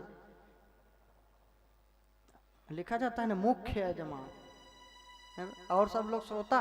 कल्याण सबका होगा, ऐसा नहीं कथा सुने आप लोग ऐसे ही आए हैं। वक्तारम प्रेक्षकम श्रोत्रिन, 3 लोगों का उद्धार होता है। वक्ता का नंबर 1, ऐसा नहीं कि हम बोल रहे हैं तो फालतू है सब। वक्ता का भी उद्धार होता है, और प्रेक्षकम जो परीक्षित हैं, जो आयोजन करता है, दूसरे नंबर पे। फिर आप लोग कहेंगे हम लोग फालतू आए हैं तो चलें, नहीं। वक्तारम प्रेक्षकम श्रोत्रीण, जितने भी श्रोता हैं, लेकिन श्रोता सरौता नहीं। हाँ ध्यान से सुनने वाले, ही नहीं कि महाराज जी क्या बोले बस सरौता जैसे कतरना है बस, हैं? क्या रे ये भजन नहीं नीका है, ऐसे ही बोलते हो ना? नीके ही तो बोलते हो। अच्छा कहाँ भाषा है, अच्छा कहाँ बोला जाता है बुंदेलखंड में? नीक ही बोलते हैं ना। नीक नहीं आए, पता नहीं कैसे बोल रहे हैं, मैं नहीं बोल पाऊंगा। तो श्रोता लोगों का भी उद्धार होगा, लेकिन श्रोता तोता और सरौता। तोता कौन है? जैसे सुनते ही बोलने बड़बड़ाना शुरू।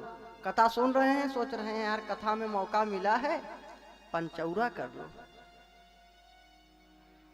हाँ और बहिनी और भैया सोचते हैं अब ऐसे तो मौका मिलता नहीं।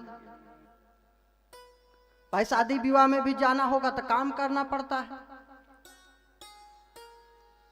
उसमें भी इतना अच्छा मौका मिलता है। यहाँ तो कुछ करना धरना नहीं, सुनना है। तो श्रोता न बनो, तोता बन के बकबकाना शुरू। और कुछ सरवता होते हैं तो व्यासी जी को गाली देना शुरू कर देते हैं, ये कमी है वो कमी है। अब श्रोता बनोगे, अगर ध्यान पूर्वक सुनोगे तब श्रोत्रीण, भाई श्रोता का कल्याण होगा, तोता श्रोता का नहीं। तो सभी लोगों का कल्याण होता है, लेकिन आप विशेष रूप से विशेष ध्यान दीजिए, क्योंकि आप विशेष आयोजन कराए। वैसे तो आप जाके कहीं भी सुन सकते हैं कथा, लेकिन आपने सोचा कुछ विशेष, मतलब कथा तो सुन लें, पूजा भी करवा लें, हैं? उतने दिन तक सेवा भी करने का अवसर प्राप्त हो जाए संत ब्राह्मणों का, सब कुछ मतलब लाभ 7 दिन में। तो इसलिए विशेष रूप से सुनिए, सभी लोग सुनिए ध्यान से। इधर उधर चक्कर पकड़ करोगे तो आनंद नहीं आएगा, तो फिर क्या फायदा बताइए। इतना दूर से आए हैं, फिर जो है कितने लोग पास के होंगे, कितने लोग कहो किराया लगा के आए हों, हैं? और फिर आ करके भी सुनो मत, जिसलिए आए हो तो क्या फायदा होगा। अच्छा आप लोग बताइए क्या सुना रहा था मैं, बताओ कौन सी कथा सुनाने वाला था, याद है? हाँ? नहीं याद है? हाँ? किसकी? द्वितीय अदिति। अरे वाह, इनके लिए जोरदार तालियां भाई, बहुत सुंदर। ऐसे ऐसे श्रोता है, याद है।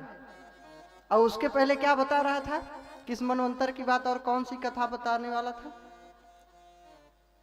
इन लोगों के पास माइक होना चाहिए एक आध, तब बोलेंगे।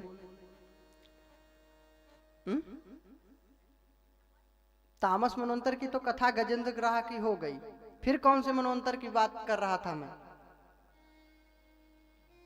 चाक्षुष मनवंतर की बात कर रहा था, कच्छप अवतार की बात कर रहा था, समुद्र मंथन की बात कर रहा था। तब तो द्वितीय अदिति आई, दैत्य दानव आए। चलो फिर भी ठीक है, कुछ तो बताए। पास हैं आप लोग, चिंता मत करो, मुक्ति सबको मिलेगी। और क्या, सबको पकड़ पकड़ बैकुंठ ले जाना पड़ेगा। अगर कथा से मुक्ति मिलना शुरू हो जाए, मान लो कथा सुनने के बाद 7 दिन बाद मुक्ति मिलना शुरू हो जाए, तो हमें तो नहीं लगता कि श्रोता एक भी दिखेंगे पांडाल में। कहेंगे वहां न जाओ भाई, 7वें दिन गए, फिर विवाद आ गया, अब मेरे घर का क्या होगा, परिवार का, पत्नी बच्चों का। तो कथा सुन करके जब सतमार्ग पे चलेंगे, तो जब भी कभी मृत्यु होगी, शरीर पूर्ण होगा, तो भगवान का ध्यान करते हुए हम भगवत धाम को जाएंगे, सदगति मिलेगी। हाँ, ये नहीं सोचना कि बस 7 दिन में मुक्ति, और मिलने लगे तो हमें तो नहीं लगता कि कितना भी बड़ा वक्ता हो फिर पंडाल में शायद ही लोग रहें। ऐसे ही, या तो ऐसे लोग रहेंगे जो आज मरे कि कल, फिर उनकी हमें सुनना पड़ेगा व्यथा, उन्हें कथा क्या सुनाएंगे।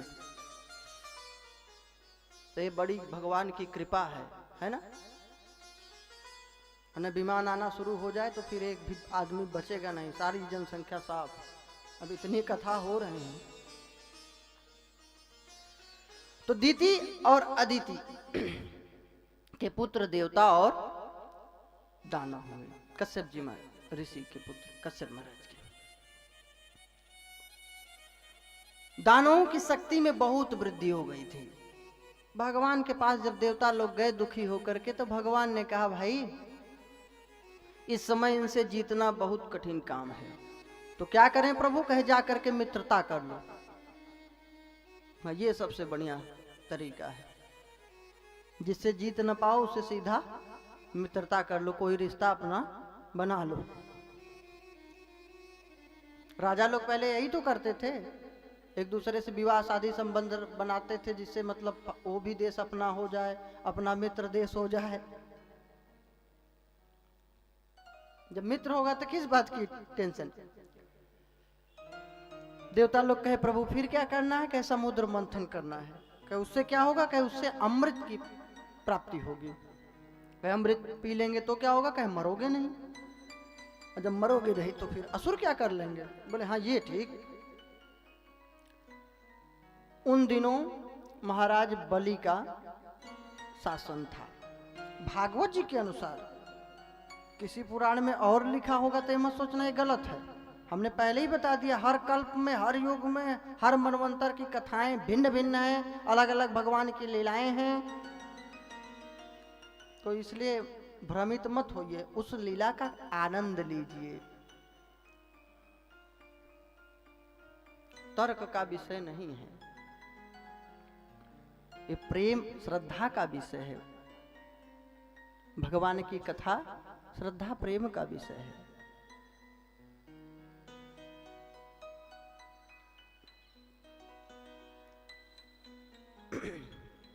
कहे समुद्र मंथन के लिए बलि जी महाराज के पास जाओ, मित्रता करो। बलि जी महाराज का शासन था, आए देवता लोग, मित्रता किए। दैत्य गुरु शुक्राचार्य जी बोले कुछ हमें गड़बड़ लग रहा है। बलि जी बोले गुरुदेव सब में आपको गड़बड़ ही दिखता है। अच्छा, कुछ लोगों की आदत ही होती है गड़बड़ ही ढूंढना। हाँ, चाहे जितना अच्छा काम कर दीजिए लेकिन वो कुछ न कुछ नुस्ख, कुछ कमी निकाल देंगे, चाहे जितना अच्छा काम कर दीजिए। अच्छा, कुछ लोगों की आदत ही होती है चाहे जितना अच्छा भोजन परस के दे दीजिए, कोई न कोई उसमें नुस्ख निकालें। और तो सब ठीक था, नमक ज्यादा था, अरे और ठीक था, थोड़ा कम था, ऐसा होता तो ऐसा, और इनको बना दो, भंडारी के दो बनाओ, तब कुछ नुस्ख नहीं निकालेंगे। थाने एक चित्रकार बेचारा चित्र बनाया सुंदर, लगा दिया चौराहे पे, बोला जो भी त्रुटि हो तो भाई बताएं। अब सब लोग बताने वाले, बहुत लोग, कोई कहे इसकी नाक टेढ़ी है और तो सब ठीक है, कोई बोले सब बहुत सुंदर बना है, कान थोड़ा सा गड़बड़ लग रहा है, कोई बोले नेत्र इसके गड़बड़ हैं, सब दुनिया भर की कमी निकाल दिए। बड़ा दुखी हुआ, गुरु के पास गया, आपने कहा गुरुदेव कैसी कलाकृति सिखाए आप, दुनिया भर की कमी, कोई न कोई अंग में त्रुटि रह गई। गुरुदेव बोले अरे बाबरे कोई त्रुटि नहीं है, ये दुनिया के लोग ही त्रुटिपूर्ण से युक्त हैं, इनको त्रुटि ही दिखती है। तू ऐसा कर, लिख दे कि जो कमी हो सुधार दीजिए, जो कमी हो उसको सुधार दीजिए। उसने चित्रपट टांगा, फिर दूसरा लिखा जो भी कमी हो इस चित्र में उसको कृपया सुधार दीजिए। महीनों टंगी रही चित्र, कोई नहीं कहा कि इसका कान खराब है कि नाक खराब है, सब बोले बहुत सुंदर, कोई कमी नहीं है। तो लोगों की आदत है कुछ न कुछ कमी नहीं। एक सेठ था, अब उसका बेचारा नौकर रोज डेली बहुत अच्छा भोजन बनाए, रोज नुक्स निकाले, रोज डांटे, खूब सुंदर बना के ले गया, फिर डांटे। उसने कहा भगवान क्या करूं, कैसा भी बना के ले जाता हूं, नाराज ही रहता है। कुछ लोगों की आदत ही होती है नाराज रहने की, उधार खाए बैठे रहते। अब सुंदर व्यंजन बना करके ले गया, अब आज सेठ जी ने डांटा नहीं, बढ़िया सुंदर शांति शांति हुई उसको, लंबी सांस लिया, बोला जय हो प्रभु, बड़ी कृपा, आज हमारे स्वामी ने हमको डांटा नहीं, मालिक ने। अब उसे क्या पता कि क्या होने वाला है। बोला प्रणाम किया, बोल करके गया सेठ जी से, बोला महाराज आज तो अच्छी रसोई सिद्ध किया था, आज तो अच्छा भोजन बनाया था ना। थोड़ा देर शांत रहा, फिर ऊपर आंख को उठाकर बोला मूर्ख कहीं का, जब इतना अच्छा बना सकता था तो रोज क्यों नहीं बनाया। लो, जिसकी आदत ही है नाराज होने की, तो उसको कौन खुश कर सकता है। तो शुक्राचार्य जी बोले अरे कुछ गड़बड़ी लग रही है, इनको गड़बड़ी ही दिखती है हर समय। बोले गड़बड़ मामला है। बलि जी बोले चाहे जो हो, मित्रता के लिए हाथ बढ़ा रहे हैं तो क्या किया जाए। कह ठीक है, शर्त रहेगा कि भाई जो समुद्र मंथन किया जाए उससे आधा हम लोग लेंगे, आधा आप लोग, बंटवारा ईमानदारी से। बोले ठीक। अब समुद्र मंथन का कार्य प्रारंभ होने को हुआ। भगवान गरुण जी के पीठ पर लाद करके मदराचल पर्वत ले आए, मदराचल पर्वत की मथानी बनाई।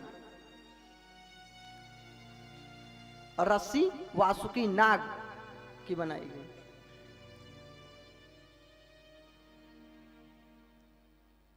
अबे हुआ मंथन किया जाए। एक तरफ देवता को होना था, एक तरफ असुरों को। देवता लोग कहे नारद जी से कि महाराज अगर मुख की तरफ होंगे तो इसके विष से तो हम लोग पहले ही मर जाएंगे, अमृत तो पता नहीं कब निकलेगा। तो नारद जी बोले क्या चाहते हो? अरे कुछ ऐसा उपाय करिए गुरुदेव के पूंछ की तरफ हो, ये असुर मरे। तो बोले देखो ऐसे तो ये मानने वाले नहीं और शक्तिशाली भी हैं, तुम्हारी एक नहीं सुनेंगे। तो बोले फिर? कहे मैं कुछ मंत्र पढ़ता हूँ। कहे क्या? कहे आओ कान में बताता हूँ। कान में बताए। अब देवता लोग गए, शोर मचाना शुरू किया कि देखो देखो भाई, हम अदिति माता के पुत्र देवता लोग सर्वश्रेष्ठ हैं संसार में। हाँ, ये असुर लोग हमसे श्रेष्ठ थोड़ी हैं, भले ताकतवर हैं। असुर नाराज, क्यों श्रेष्ठ हो तुम लोग? कहे हम लोग मुख की तरफ रहेंगे, हम लोग श्रेष्ठ हैं। असुर बोले नहीं, मुख की तरफ हम लोग रहेंगे, हम श्रेष्ठ हैं, तुम लोग पूंछ की तरफ। देवता लोग सोचे यही तो करना है यार, फिर भी मुख बनाए। चलो अब तुम लोग भाई शक्तिशाली, चलो तुम्हारी ही मान लेते हैं, जाओ मुख की तरफ, हम पूंछ की तरफ। यही तो करना था। आगे पूंछ की तरफ, मुख की तरफ असुर लोग लगे। अब मंथन प्रारंभ होने लगा, मदराचल समुद्र में धंसने लगा। अब हुआ है कि भाई इस पहाड़ को, मदराचल को टिकाया किस पे जाए? मंथन नहीं हो पाएगा। भगवान की आराधना किए, भगवान कच्छप अवतार धारण किए, 7 योजन विस्तार वाला इनका पीठ है और अजित रूप धारण करके देवताओं की ओर से समुद्र मंथन का भी कार्य करवाने लगे। कच्छप भगवान के ऊपर पुनः जब मंथन प्रारंभ होने लगा, मदराचल अब टिक गया, आधार मिल गया उसको। ऐसा लग रहा है जैसे कच्छप भगवान की पीठ पर कोई खुजली कर रहा हो, इतना विशाल रूप धारण किए थे। बोले कच्छप भगवान की जय। मंथन किया जा रहा था अमृत प्राप्त करने के लिए, उससे निकला हालाहल विष। इस कथा से क्या हमको प्रेरणा लेनी चाहिए, क्या शिक्षा मिलती है? कि जब कभी भी हम समाज कल्याण, परोपकार, सत्कर्म रूपी मंथन प्रारंभ करेंगे, किसके लिए? यश रूपी अमृत की प्राप्ति के लिए, कल्याण की प्राप्ति के लिए। तो महाराज जब आप सत्कर्म, समाज कल्याण रूपी समुद्र मंथन करेंगे तो याद रखना, यश सम्मान रूपी अमृत तो बाद में मिलेगा, पहले निंदा और अपयश रूपी विष का पान आपको पहले ही करना पड़ेगा।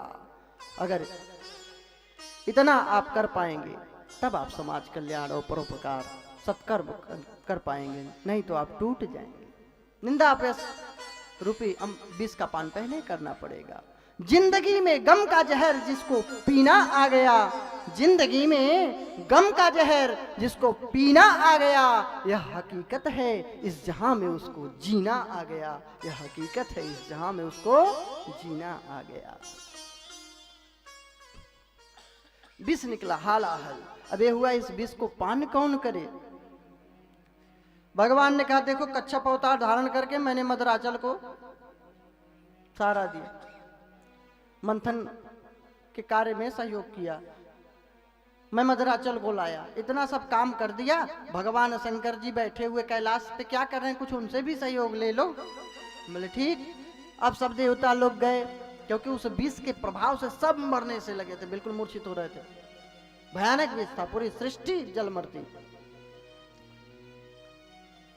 भगवान भोलेनाथ के पास गए, स्तुति किए, प्रणाम किए, और भगवान शंभु तो करुणा निधान, आशुतोष तुम अवधर दानी, आशुतोष तुम अवधर दानी, आरती हरहु दीन जन जानी, आरती हरहु दीन जन जानी, आरती हरहु दीन जन जानी। भगवान शंकर तुरंत प्रसन्न हो गए, बोले ठीक है मैं तुम लोगों की रक्षा करूंगा। इसीलिए इनको देव नहीं महादेव कहा जाता है। आए हैं पूरे विष को भगवान भोलेनाथ प्रेम पूर्वक ग्रहण कर लिए। जब गले तक विष आया है, जब भगवान ने सोचा मेरे हृदय में तो मेरे बालक रूप राम रहते हैं, भगवान को मेरे प्रभु को कष्ट होगा, इसलिए गले में रोक दिए। अगर बाहर निकालेंगे तो दुनिया जल मरेगी, अंदर ले जाएंगे तो प्रभु को कहीं कष्ट न हो जाए, ऐसा विचार करके भगवान शिव ने कंठ में ही उसको रोक दिया। और प्रेम से भक्त लोग उनका नाम नीलकंठ रख दिए। बोले नीलकंठ भगवान की जय हो। तो जब आपको क्रोध आए, ठीक है, क्रोध रूपी विष को न तो बाहर निकालिए, अगर बाहर निकालोगे तो दुनिया मरेगी, सबको तकलीफ होगी, और अंदर ले जाओगे तो खुद मरोगे, अंदर कुड़ोगे टेंशन, तो उसको ना अंदर ले जाओ और न तो बाहर ले जाओ क्रोध रूपी विष को। और बुराइयां रूपी जो भी दुर्गुण रूपी विष हैं, इनको बस गले ही तक रोको, न बाहर निकालो न तो अंदर ले जाओ, उनको वहीं समाप्त कर दो, ठीक है। ये वाणी भी जहर का काम करती है। हाँ, इस वाणी से कितने हत्याएं हो जाती हैं, कितने लोग बात बात में आत्महत्या कर लेते हैं। तो ये वाणी भी अमृत है और वाणी ही विष का काम करती है। मधुर वचन है औषधि, कटुक वचन है तीर, है कि नहीं? फिर भी बोलते होगे, हैं मूड़ी हिला रहे हैं सब। फिर शाम को पति का स्वागत करती होंगी कि नहीं?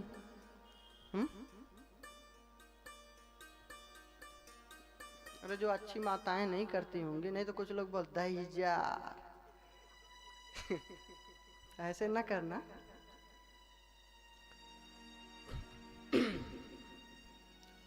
तो भोलेनाथ भी इसका पान कर लिए। जब आपको क्रोध आए बहुत ज्यादा, तो सीधे मुट्ठी को बंद करिए और जय श्री राम 5 बार बोलिए, क्रोध शांत हो जाएगा। और नहीं तो ताली बजा करके बढ़िया जय हनुमान ज्ञान गुण सागर, जय कबीर त्यों लोक उजागर, पढ़ते रहे। बुद्धिहीन तनु जानिके सुमिरौ पवन कुमार, बल बुद्धि विद्या देहु मोहि हरहु कलेश विकार।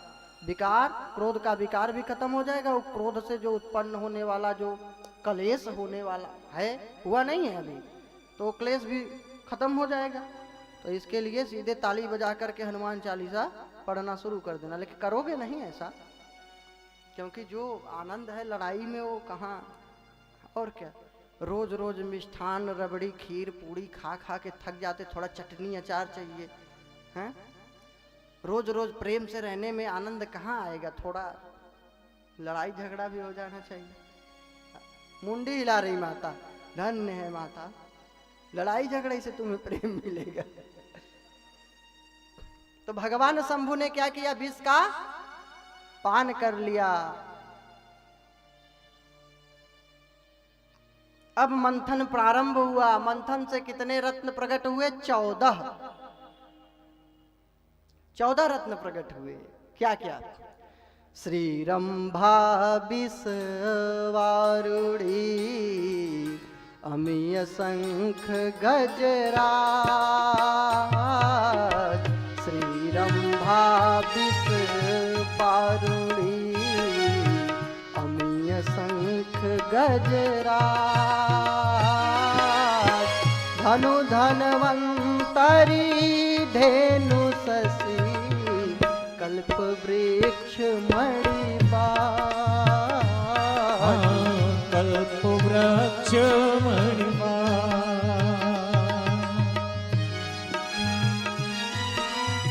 14 रत्न निकले।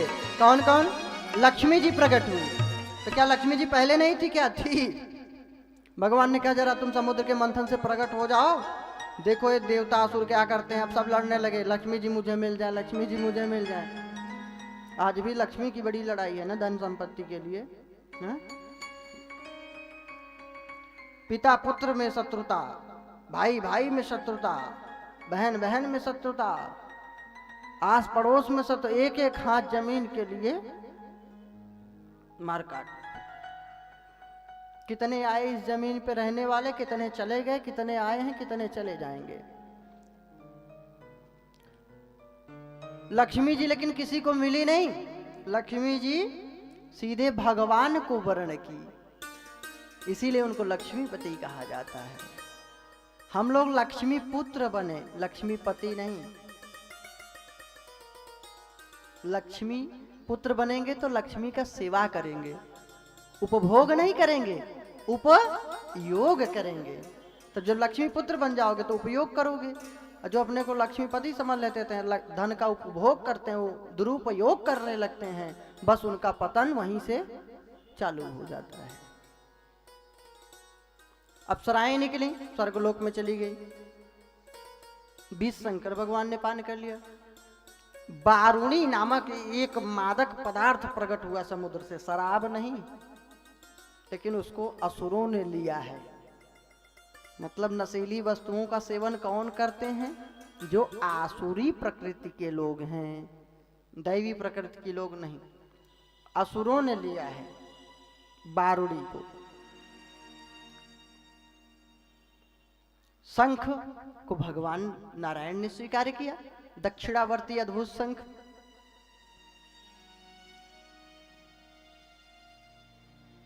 हाथी, ऐरावत हाथी निकला, उसको इंद्र ने ले लिया। दिव्य धनुष प्रकट हुआ, भगवान ने उसको स्वीकार किया। गायें निकली, गौ माताओं को ऋषियों ने लिया है सेवा करने के लिए, पूजा करने के लिए, उनके दुग्ध घी से स्वस्थ मस्त रहने के लिए, और घी से यज्ञ करने के लिए, आहुति देने के लिए, जिससे यज्ञ से वातावरण शुद्ध हो, बैक्टीरिया नष्ट हो और खूब सुंदर शुद्ध वातावरण में रह सके, स्वच्छ वातावरण में अच्छी बारिश हो। इसलिए गौओं का सेवा किया ऋषियों ने।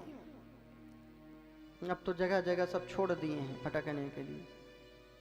अच्छा, कुछ नहीं कर सकते, हम कहते हैं चलो गाय नहीं पालते, मत पालो। एक काम करो, क्या नियम बना लो कि हम दूध जब खरीदेंगे तो केवल गाय का ही खरीदेंगे, घी केवल गाय का ही खाएंगे, गाय के दूध घी से निर्मित दुग्ध से ही प्रोडक्ट जो हैं उत्पाद, उनको हम खरीदेंगे। इतना केवल कर लो, अभी पालना शुरू कर देंगे लोग। क्योंकि जिसकी जरूरत ज्यादा पड़ेगी तो मजबूरी है, आदमी पालेगा, नहीं पालेगा तो कोई लेगा ही नहीं। तो ऑटोमेटिक केवल इतना काम करें, जैसे शहर में नहीं पाल सकते, कम से कम इतना तो कर सकते हो कि हम गाय का दूध ही खाएंगे। इतना तो कर ही सकते हो, आपको तो खरीद के खाना है, तो इतना तो सेवा कर सकते हैं ना। केवल इतना कर दीजिए, गौ सेवा होने लगे। अगर सब लोग इतना केवल कर दें कि नियम बना लेंगे कि हम आज से गाय का ही उत्पाद उपयोग करेंगे, दूध, घी, दही, पनीर जो भी है केवल गाय का, नहीं लेंगे, तो आदमी गाय का दूध ढूंढेगा। और जब गाय छुट्टा घूम रही है तो ऐसे तो मिलेगा नहीं दूध, तो आदमी पालेगा कि यार इसकी मांग बढ़ रही है, जरूरत है, तुमको पैसा मिलेगा भाई, तुम पालो। अब आदमी क्यों छोड़ा है? लालच के कारण, और पैसा चाहता है, कौन बवाल पाले। और दूध देने लगती हैं तो कितनी गायें गायब हो जाती हैं, पकड़ के बांध लेते हैं, दूध देना बंद, फिर छोड़ दिए। तो दूध गाय का जब उपयोग करना शुरू कर देंगे तो आप बहुत कुछ गौ सेवा में सहयोग कर सकते हैं। इतना करके भी धन से तन से जो कर सकते हैं करिए, अच्छी बात है। लेकिन नहीं अगर धन से कर सकते तो इतना तो कर ही सकते हो, अपने लिए केवल जो गाय के उत्पाद हैं उनको लीजिए, जो खरीदने वाले हैं। गायों को ऋषियों ने लिया है। चंद्रमा प्रकट हुआ समुद्र मंथन से। कल्प वृक्ष को ले लिया देवताओं ने। कौस्तुभ मणि को भगवान ने स्वीकार किया, और उच्चैः स्रवा घोड़ा निकला, उसको राजा बलि ने स्वीकार किया।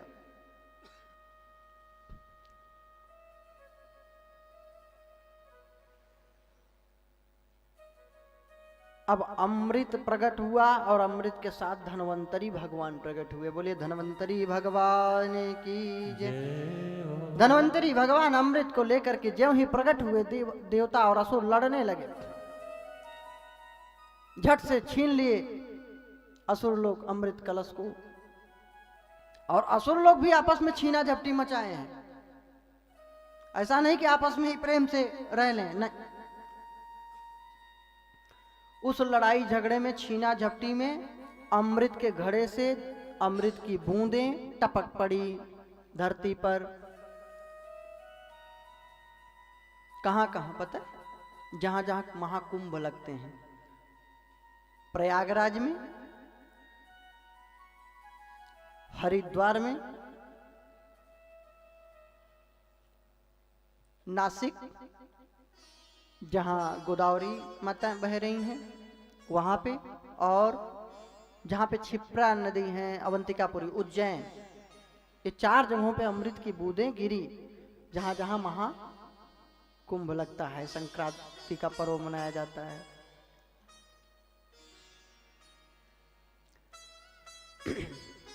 भगवान से देवता लोग प्रार्थना किए, प्रभु रक्षा करो, कृपा करो, नहीं तो अब असुर लोग ये अमृत पान कर लेंगे। भगवान कहे चिंता क्यों करते हो, असुर हैं, वो शांति से खा ही नहीं सकते, वो न तो खाएंगे अच्छे से, न तो खाने देंगे। कहते न जियो, न जीना है न जीने देना है। और फिर शांति से अगर प्रेम से रहने लगे तो असुर ही कहे को। भगवान एक अद्भुत रूप बनाए हैं मोहिनी का। ऐसे ही मोहन क्या कम मोहित करते हैं, आकर्षित करते हैं लोगों को। आज मोहिनी बने हैं प्रभु, अद्भुत रूप है। अब मोहित करने के लिए भगवान ही रूप बनाए तो फिर अद्भुत तो रहेगा ही। सब असुर लोग मोहित हो गए, बोले मेरा बंटवारा करा दो। भगवान ने कहा किसी को कम दें, किसी को ज्यादा चलेगा? बोले हाँ, ले लिया अमृत।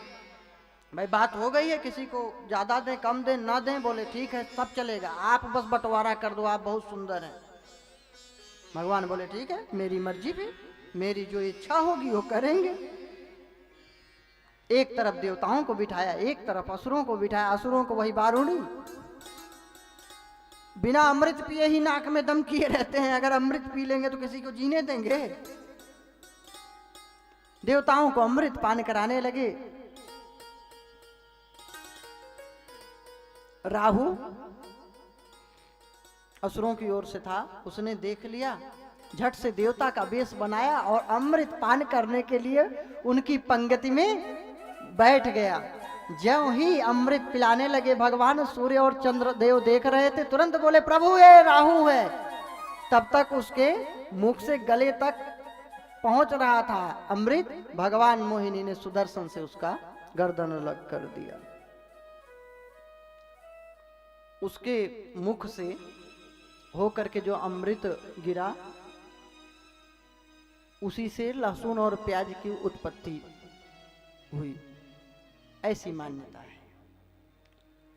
इसीलिए लहसुन प्याज का भोग भगवान को नहीं लगाया जाता, क्योंकि अमृत से उत्पन्न है तो औषधि, लेकिन तामसी है और असुर के मुख का है, जूठा है, इसलिए भगवान का भोग नहीं लगता।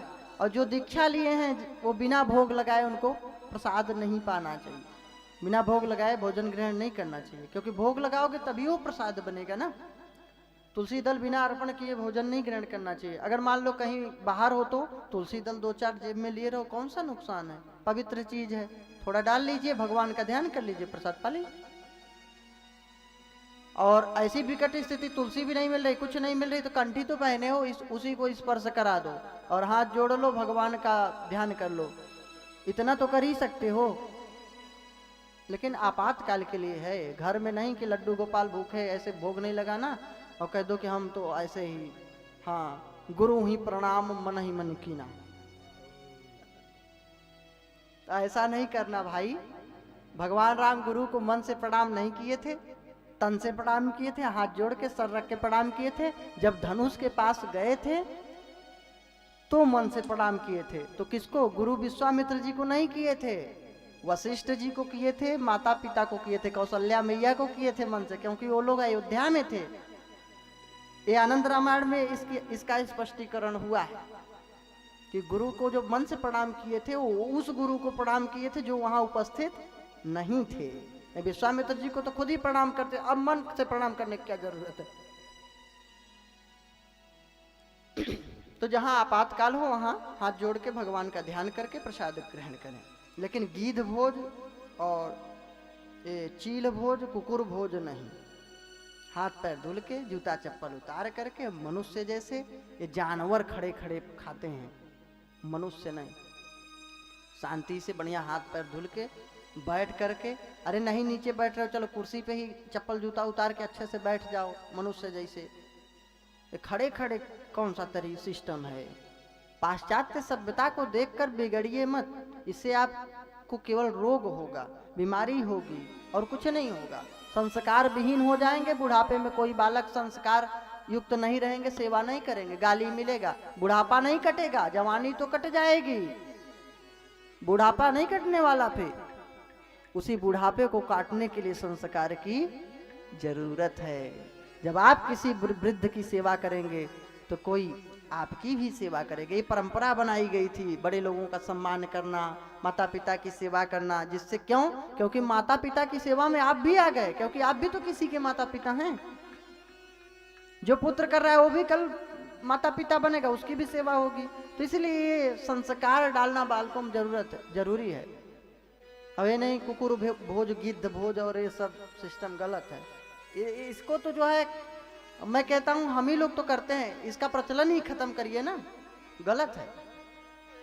आराम से हाथ पैर धुल करके उसको हाथ पैर धुलाने की व्यवस्था करिए। जैसे बफर सिस्टम में पैसा बर्बाद कर रहे हो उठ पटांग के, तो वही पैसा अच्छे संस्कार युक्त काम में करिए। वही भोजन सब हो लेकिन बढ़िया अच्छे से बिठा करके, जैसे पैसा तो उसमें देते हो, परसने वाले उसमें भी पैसा लेके करेंगे, ऐसा क्या है। आदमी नहीं मिलते तो आप बोल ही नहीं सकते, तो फिर वो सिस्टम कैसे होता है। आदमी ही तो करते हैं, बस फ्री में नहीं करते, पैसे से करेंगे। लेकिन संस्कार युक्त हो जो भी हो। लेकिन पहले हमको ज्यादा अच्छा लगता था, पूरे गांव के लोग, पूरे आसपास के लोग मिलजुल करके एक दूसरे का सहयोग करते थे, बढ़िया नीचे सब बैठ के पाते थे। अरे कोई बूढ़ा है, अपाहिज है, लूला लंगड़ है, चलो भैया कुर्सी ले लो। अब हाथ पैर, इसीलिए घुटने की प्रॉब्लम क्यों आ रही है? आलस के कारण, शरीर को कमजोर करने के कारण। सीढ़ी पे चढ़ना नहीं है, पैदल चलना नहीं है, नीचे बैठना नहीं है, तो बिल्कुल शरीर बिल्कुल पंगु बनता जा रहा है, और बनाने वाले हम ही हैं। इसका विशेष ध्यान रखें। तो तामसी होने के कारण लहसुन प्याज का भोग नहीं लगाया जाता, और इसलिए भक्त लोग जो दीक्षा लिए हैं, वैष्णव हैं, वो लोग भी उसको ग्रहण नहीं करते। क्यों? क्योंकि वर्णन है शास्त्र में, भगवान ने स्वयं कहा है, जो भगवान का भोग लगाए बिना ग्रहण करता है वो विष्ठा खाता है, वो उसके लिए बहुत अपराध करता है, वो भोजन प्रसाद नहीं ग्रहण करता। और जब भोग नहीं लगता तो खाओगे कैसे? अब आपको कोई रोग है कि भाई उसी से ठीक होगा, औषधि है, तो अलग विषय है। लेकिन हमारे आयुर्वेद में एक रोग के लिए बहुत सी औषधियां हैं, केवल एक ही नहीं है, तो ये भी बहाना बनाना है। एक रोग के लिए बहुत सी औषधियां हैं, आप अपने हिसाब से उस औषधि को ग्रहण करिए। लहसुन प्याज और बैगन तो कम से कम न खाएं, वैष्णव जो हैं। ये सब के लिए नहीं कह रहा हूं, केवल जो दीक्षा लिए हैं वैष्णव हैं। जो दीक्षा नहीं लिए हैं, वैष्णव नहीं हैं, भगवान का भोग नहीं लगाते, वो लोग इस पर टीका टिप्पणी न करें, न नाराज हों। उन्हें जो खाना हो खाएं, जो भगवान के भक्त हैं उनके लिए है, और जो खाएगा अपना हो जाने। मिलिट्री वाले खूब परेड करते हैं, दौड़ते हैं, तो पूरा संसार थोड़ी करेगा। अब आप गाली दीजिए, क्यों करते हैं? करते हैं देश की रक्षा के लिए। उसी प्रकार भगवान को बुलाने के लिए, सब पर कृपा बरसाने के लिए, करुणा करने के लिए भक्त लोग अपना तपस्या करते हैं, जीवा को बस में रखते हैं। और ज्यादा जीभ चलती हो, रसोई में रात में घूमती हो, तो अपना घर में सुंदर सब कुछ व्यंजन बना के भगवान का भोग लगा करके ग्रहण कर लो। तभी से राहु नाराज रहने लगा सूर्य और चंद्रमा के ऊपर, और ग्रहण लगाने लगा। एक भाग उसका राहु हो गया, एक भाग केतु हो गया, अमृत के प्रभाव से वो भी अमर हो गए। देखिए, जब कोई प्रेम से रूखा सूखा भी दे देता है तो अमृत के समान हो जाता है, और जब कोई अपमान पूर्वक अमृत भी देता है तो वह कल्याणकारी नहीं होता। मान सहित विष के पिए शंभु भये जगदीश, मान सहित विष के पिए शंभु भये जगदीश, बिना मान अमृत पिए राहु कटायो शीस, राहु कटालो से। तो मान सहित विष को पिए तो भगवान जगदीश कहलाए, नीलकंठ कहलाए, पूजा किया गया, और बिना मान के अमृत भी पिया तो राहु शीश कटा लिया। तो सम्मान पूर्वक जो मिले वह स्वीकार करें, अपमान पूर्वक कोई चीज न ग्रहण करें। अब महाराज देवता लोग अमृत पान करके खूब शक्तिशाली हो गए, असुरों को परास्त कर दिए, बलि महाराज भी मारे गए, लेकिन शुक्राचार्य महाराज संजीवनी विद्या के द्वारा सबको जीवित कर दिए और अद्भुत यज्ञ करवाए हैं बलि जी महाराज से। उस यज्ञ से एक अद्भुत रथ प्रकट हुआ है और 2 तरकस, अक्षय तरकस जिसके बाण कभी खत्म नहीं होते थे, और दिव्य धनुष। रथ पर बैठ करके उस दिव्य धनुष को धारण करके जब बलि जी महाराज युद्ध करने के लिए निकले तो सब देवता को परास्त कर डाले। अब देवता इधर उधर भागते हैं। शुक्राचार्य जी से पूछे बलि जी महाराज की गुरुदेव अब तो चिंता है नहीं, अब तो मैं सब लोगों का स्वामी हो गया। शुक्राचार्य जी बोले बेटा ये मध्यावधि चुनाव है, हाँ थोड़े दिन के लिए हुए, अभी तो गुरुदेव क्या करूं, हमेशा के लिए बन जाऊं? कहे अगर हमेशा के लिए बनना चाहते हो तो 100 अश्वमेध यज्ञ करो तो हमेशा के लिए इंद्र बन जाओगे। बलि बोला ठीक है। अब अश्वमेध यज्ञ नर्मदा तट पे करने लगे बलि महाराज। इधर कश्यप ऋषि की पत्नी, देवताओं की माता अदिति दुखी हुई, बोली स्वामी कुछ ऐसा उपाय बताओ जिससे हमारे पुत्रों का कल्याण हो। माता लोग तो अपने पुत्र के लिए चिंतित रहती ही हैं। कश्यप ऋषि ने पयोव्रत बताया है। फाल्गुन महीने के शुक्ल पक्ष प्रतिपदा से द्वादशी पर्यंत त्रयोदशी को उद्यापन बतलाया है भगवान का पूजन विधि। पयोव्रत अर्थात दूध पी करके व्रत करना है। अब ऐसी मान्यता है भागवत जी की जो इस व्रत को अच्छे से श्रद्धा पूर्वक करे तो बालक बड़ा ही सुंदर और संस्कारी होता है।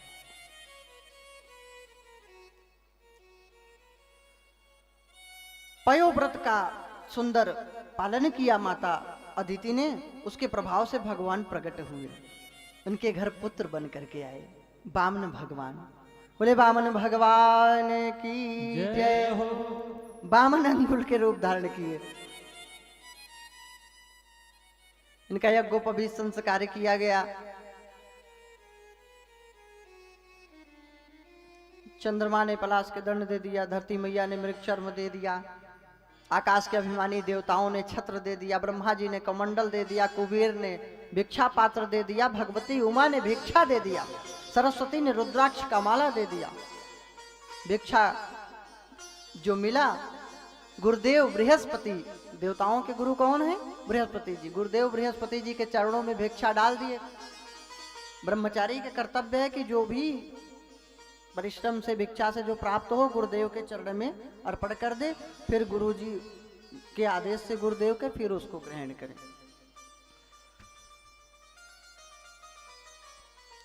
बृहस्पति जी बोले बेटा ऐसा भिक्षा लाओ कि जिंदगी में कभी मांगना ही न पड़े।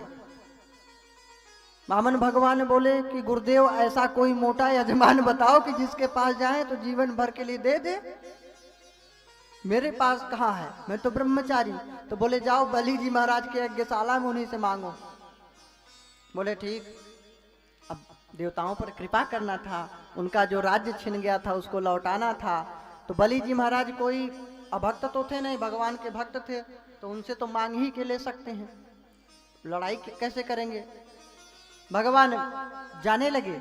रास्ते में एक जगह बरसाती नाला, बरसाती नाला होता है ना, बरसात का पानी केवल बहता है, फिर सूखी नदी रहती है। तो बरसाती नाला बह रहा था। वामन भगवान उससे निकलने लगे, बहुत गहरा था, किनारे आ गए झट से। एक ब्राह्मण देवता संत महाराज देख रहे थे, बोले कि मैं पार कर दूं। कहे हाँ ब्राह्मण देवता पार कर दो, मैं जा नहीं पाऊंगा उस पार। देखे बड़ा तेजस्वी बालक है, तो पार तो कर दूंगा, लेकिन कहाँ जा रहे हो पहले ये तो बताओ। बोले बलि की यज्ञशाला में भिक्षा मांगने। ब्राह्मण देवता सोचे इनको लंबी दक्षिणा मिलेगी, तो बोले देखो कुछ हिस्सा मुझे दोगे तब पार करूंगा। बोले ठीक है दे दूंगा, पार करो। बिठा लिए कंधे पर पार करने के लिए। महाराज जब बीच नाले में आए हैं तो बिठाया था 2 हाथ वाले को, और जल में जब प्रतिबिंब दिखाई पड़ रहा था उसको देखे तो 4 भुजा वाला शंख चक्र पद्म विभूषित व्यक्ति दिखाई पड़ रहा है। बार बार ऊपर देखें 2 भुजा, और जब जल में देखें तो 4 भुजा। समझ गए और कोई नहीं है, ये भवसागर के खेवैया नारायण ही मेरे तपस्या से प्रसन्न होकर के कृपा करने के लिए पधारे हैं। अब संत महाराज बोले ब्राह्मण देवता की हे प्रभु अब आप चुपचाप उतरो, मैं पार नहीं करूंगा। अरे कहे महाराज मैं डूब जाऊंगा। कहे डूबो चाहे मरो, मुझसे मतलब नहीं है, अब तुम यहीं उतरो, मैं समझ गया तुम कौन हो। अरे नहीं पार कर दो, मैं छोटा सा बामन अंगुल का कैसे पार होऊंगा।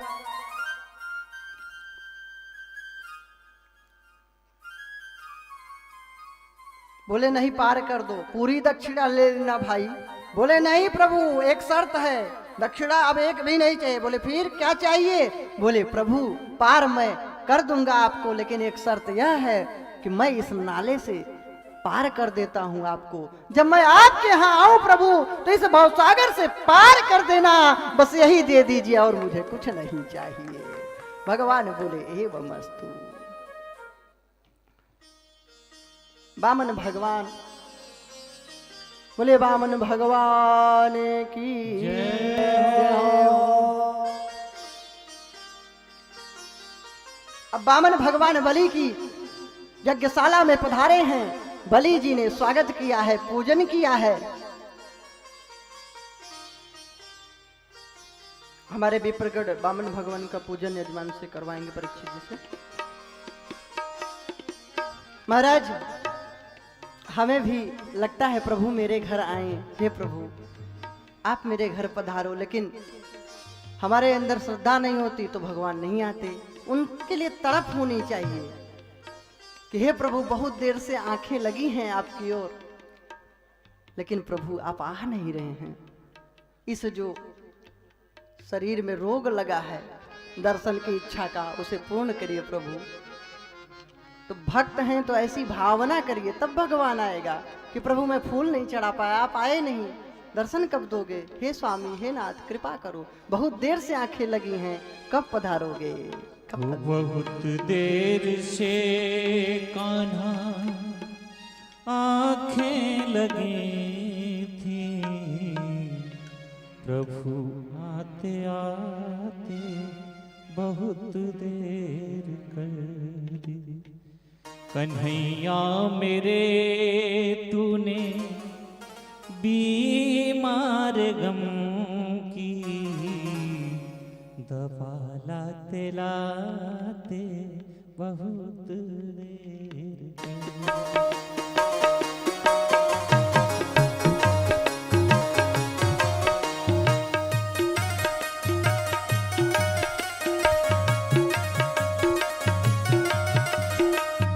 बहुत देर से कान्हा आंखें लगी थी, बहुत देर से कान्हा आंखें लगी थी, प्रभु आते आते बहुत देर कर दी।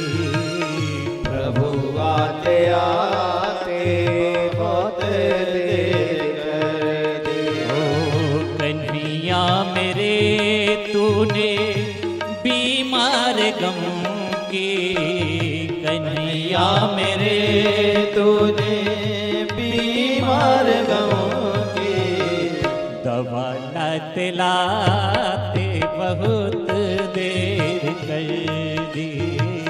दवा लाते लाते बहुत देर कर दी।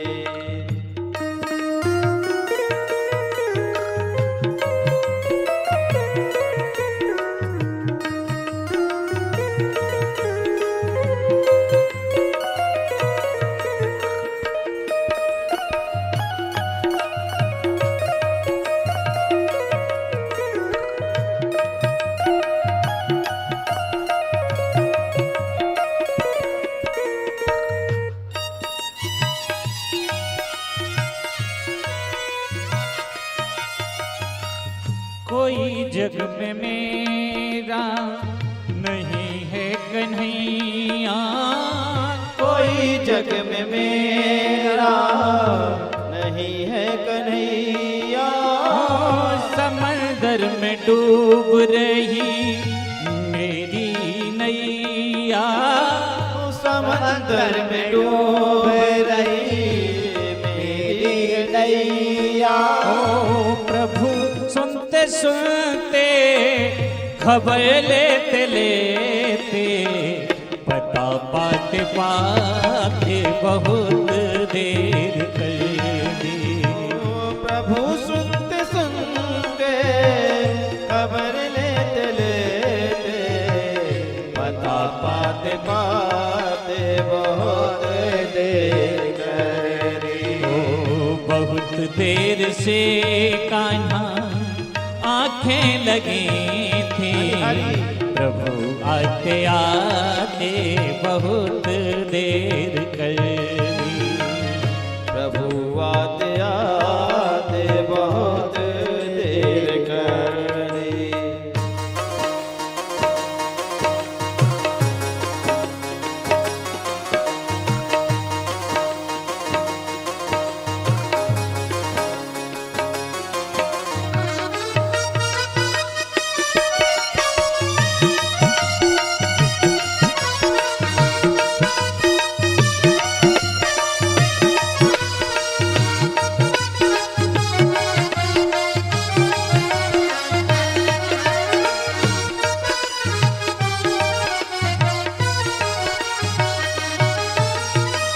तेरे मीठे दो बोल सुनने न पाए, तेरे मीठे बोल सुनने न पाए। ओ चढ़ाने को दो फूल चुनने न पाए, चढ़ाने को दो फूल चुनने न पाए। चढ़ाने को दो फूल चुनने न पाए। चढ़ाने को दो फूल चुनने न पाए। ओ तुझसे हृदय से किया प्रेम ये कान्हा, मगर आते आते बहुत देर कर दी।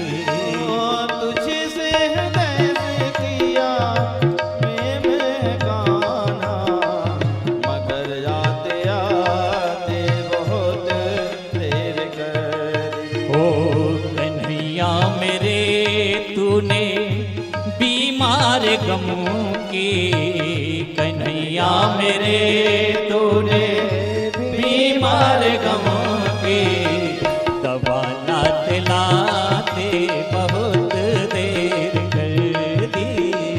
दवा लाते लाते बहुत देर कर दी।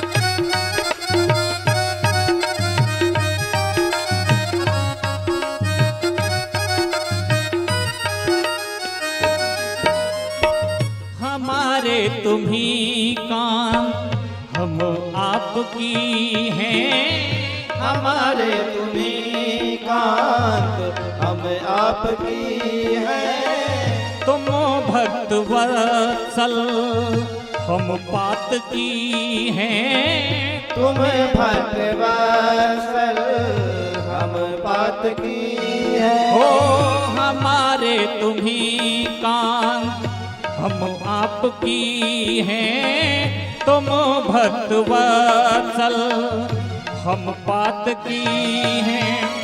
हमें पाप का ही, हमें पाप का ही सजा ये मिला है। बताते बताते बहुत देर कर दी। बताते बताते बहुत देर कर दी। ओ कन्हैया मेरे तूने बीमार गमों के, कन्हैया मेरे तूने बीमार गम के दवा लाते लाते बहुत देर कर दी।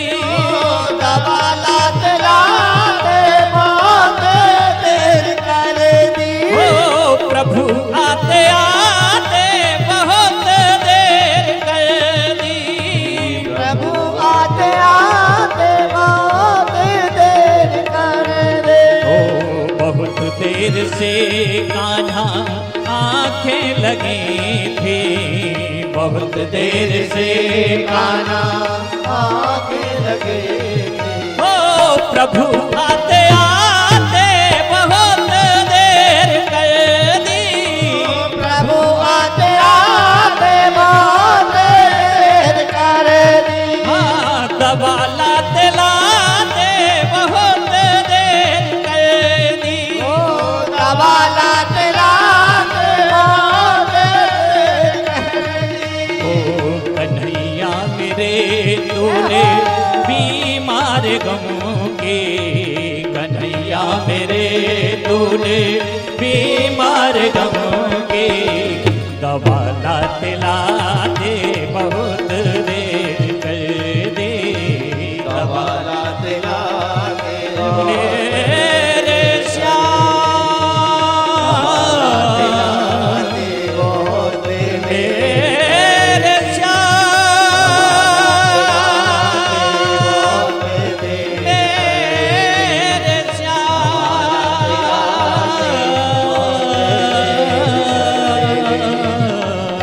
लाते लाते बहुत देर कर दी। दवा लाते लाते बहुत देर बोलिए बामन भगवान की जय हो। तो बलि जी की भी तपश्चर्या थी, भक्ति थी, इसलिए वामन भगवान उनके ऊपर करुणा करने के लिए गए, पूजन किए, प्रणाम किए। वामन भगवान से बोले क्या चाहिए प्रभु? आप अगर थक गए हों, ब्रह्मचारी जीवन से उब गए हो तो जैसे छोटे से हो वैसे ही बौनी से कोई कन्या से शादी विवाह करा दे। और अगर आप पैदल चलते थक गए हो तो कहो तो पालकी, रथ, हाथी, घोड़े दे दूं। और अगर आप फलाहारी रहते हो तो कोई जंगल प्रांत दे दूं, फल फूल खाइए। राज्य की इच्छा हो तो कुछ जिस लोक का कहिए उस लोक का राज्य दे दूं। क्या चाहिए आपको? वामन भगवान कहे क्यों ना हो तुम्हारे मुख से ऐसी सुंदर सुंदर बात। भाई तुम्हारे ही तो पूर्वज थे प्रहलाद जी महाराज, कम धर्मात्मा थोड़ी थे।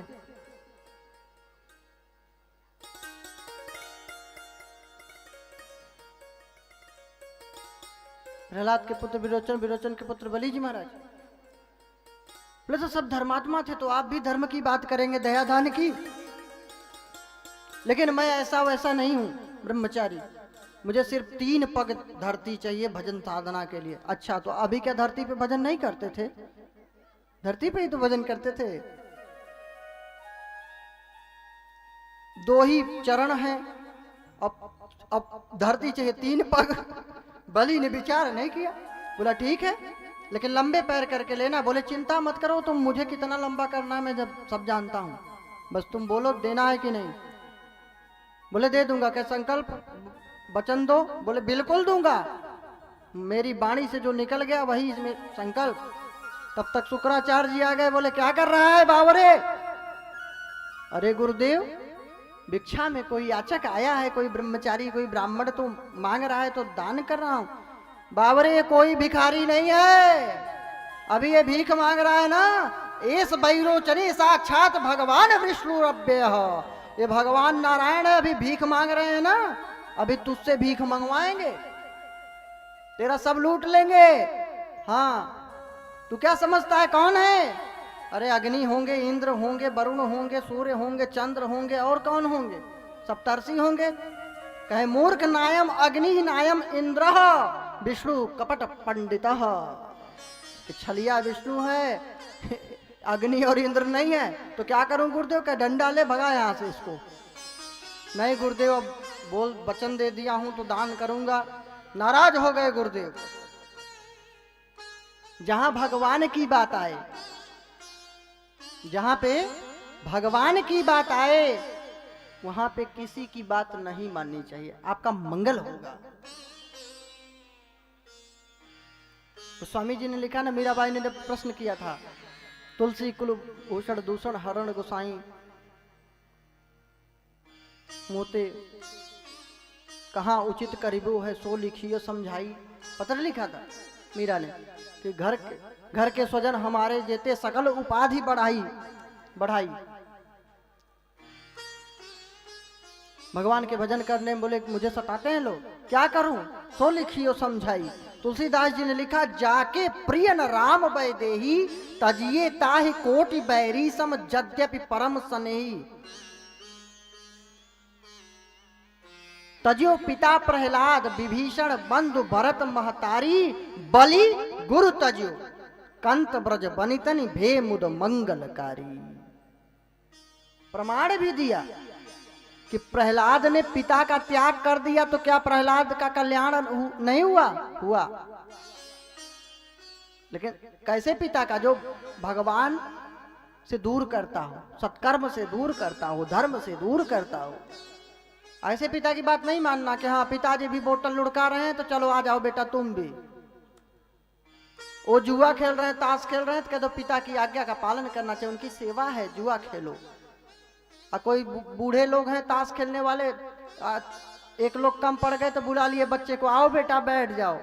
ऐसे बूढ़ों का सम्मान नहीं करना है, नहीं आपका दुर्गति होगी आपकी। फिर जो सत्कर्म की बात बताते हो, धर्म की बात करते हो, आपके कल्याण की बात करते हो, ऐसे लोगों की बात माननी है। जो अधर्म सिखाते हैं, चोरी और गांजा भांग मदिरा और जुआ ये सब सिखाए, वो काहे को वृद्ध? वो तो आपका नाश कर रहे हैं, उनकी सेवा करने से कोई फायदा नहीं है। इसीलिए गोस्वामी जी लिखे, तजो पिता प्रहलाद ने पिता का त्याग कर दिया, गलत शिक्षा दे रहा था। विभीषण ने भाई का त्याग कर दिया, और भरत महतारी, भरत ने मां का त्याग कर दिया। महारानी कह के ही बोलते थे, बोले तेरे कारण मेरे भगवान वन में गए, तू मेरी मां नहीं हो सकती। बलि ने गुरु का त्याग किया, गोपियों ने पतियों का त्याग कर दिया भगवान के लिए, तो क्या उनका नुकसान हुआ? क्षति हुई? उनकी हानि हुई क्या? ना, मंगल नहीं हुआ, परम मंगल हुआ, भे मुद मंगलकारी। जाके प्रियन राम वैदेही, तजिए ताहि कोटि बैरी सम यद्यपि परम स्नेही। तो उनका कल्याण होता है। गुरुदेव का बात नहीं माने बलि जी महाराज, गुरुदेव की कोई बात नहीं माने। शुक्राचार्य सोचे चलो संकल्प मंत्र जब बोला जाएगा, जल दिया जाएगा हाथ में, तो मैं जल निकलने नहीं दूंगा। टोटीदार बढ़िया सुंदर पात्र था, उसी में सिद्धि इनके पास बहुत भयानक थी, एक से सूक्ष्म रूप धारण करके उस टोटी में घुस गए। अब जल ही नहीं निकल रहा था। बलि बोला गुरुदेव नाराज हो गए, अब संकल्प मंत्र कौन बोलेगा, कैसे दान दूं? वामन भगवान बोले तो क्या मुझे तू अनपढ़ और गंवार समझता है? मैं ब्रह्मचारी हूँ, विद्यार्थी हूँ, मैं बोलूंगा मंत्र। अब मंत्र बोलने को हुए, अब उसके हाथ में कुशा इत्यादि दिया गया। अब जल डाला जाना था, जल तो टोटी बंद किए हैं शुक्राचार्य, जल ही न निकले। वामन भगवान बोले, ए बलि महाराज, ये जो पैनी कुशा है ना, इसको दो मुझे। तो क्या करोगे? चिंता मत करो, इसकी सफाई करूंगा। नुकीली कुशा को लिए हैं, टोटी के छिद्र में कस करके धक्का दिए हैं, शुक्राचार्य के नेत्र से रक्त निकलने लगा, भगे बाहर।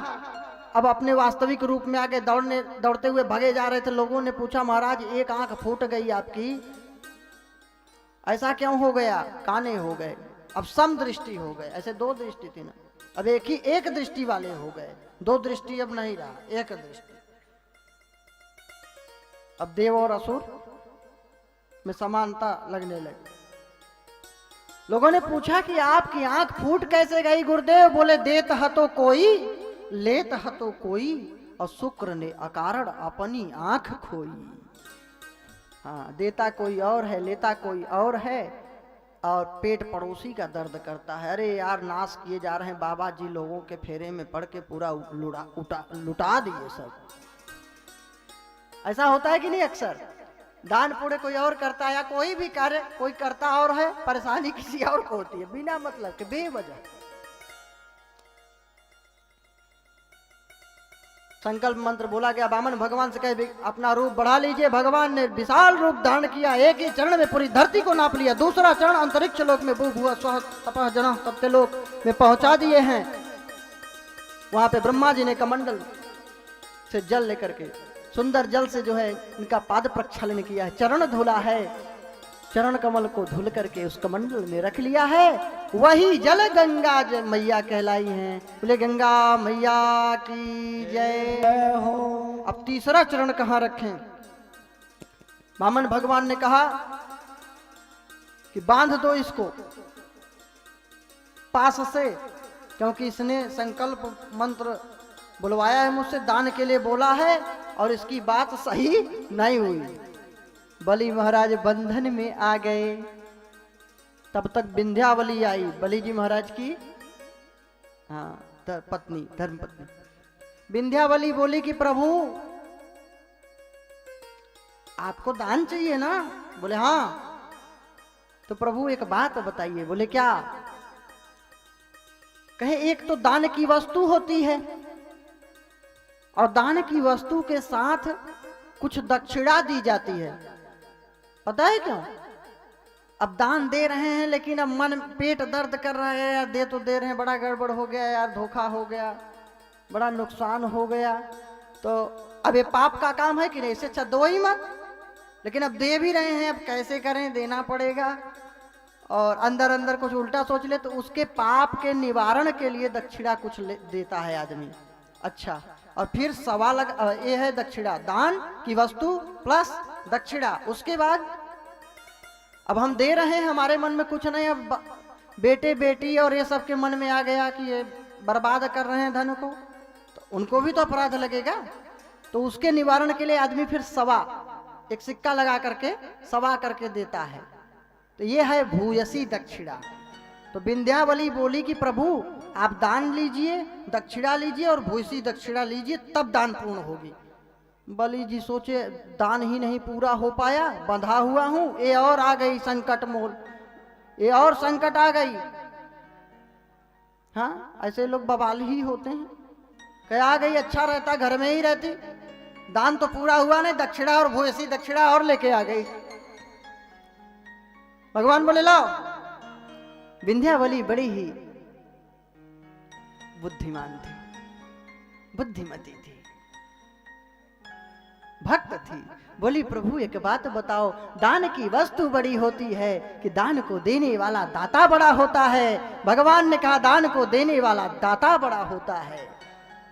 तो विंध्यावली बोली प्रभु बस, जब दान को देने वाला दाता बड़ा होता है तो एक चरण मेरे स्वामी बलि जी महाराज के ऊपर रख लीजिए, दूसरा चरण मेरे ऊपर रख लीजिए, और तीसरा चरण मेरे पुत्र बाणासुर के ऊपर रख लीजिए। ये 3 पग आपके लिए दान हो गया। और दक्षिणा बोले एक चरण जो नापे हैं धरती लोग ये दक्षिणा, और जो दूसरा चरण में लिए हैं भूयसी दक्षिणा। भगवान प्रसन्न हो गए, धन्य है धन्य है धन्य है विंध्यावली। बलि को बंधन से छोड़ दिया गया, बलि जी प्रसन्न की धन्य है। पत्नी हो तो ऐसी, पति को संकट से मुक्त किया, बलि जी बंधन मुक्त हो गए। भगवान प्रसन्न थे, बोले जाओ बलि जी महाराज, आने वाले 8वें मनवंतर में तुम राजा इंद्र बनोगे और दिव्य सुतल लोक में जाओ, स्वर्ग से सुंदर राज्य करो, सुखभोग करो। और मैं प्रसन्न हूं, वरदान देना चाहता हूं, क्या चाहते हो? भगवान कुछ छीनते नहीं है किसी का, बहुत कुछ दे दिया प्रभु ने, भक्ति दिया, प्रेम दिया, सुतल लोक का वैभव प्रदान किया। बोले आने वाले सावणी मनवंतर में तुम राजा इंद्र भी बन जाओगे, बताओ क्या लूटे? बलि ने कहा प्रभु देना चाहते हो तो एक चीज दीजिए। बोले क्या? कहे प्रभु जब मैं सुतल लोक में रहूं, राज्य करूं, तो जिस भी द्वार से देखूं यही बामन रूप वाला आपका जो शरीर है वही मुझे बहुत पसंद आया, वही रूप में आपको मैं हमेशा देखना चाहता हूं। बामन भगवान बोले एवमस्तु।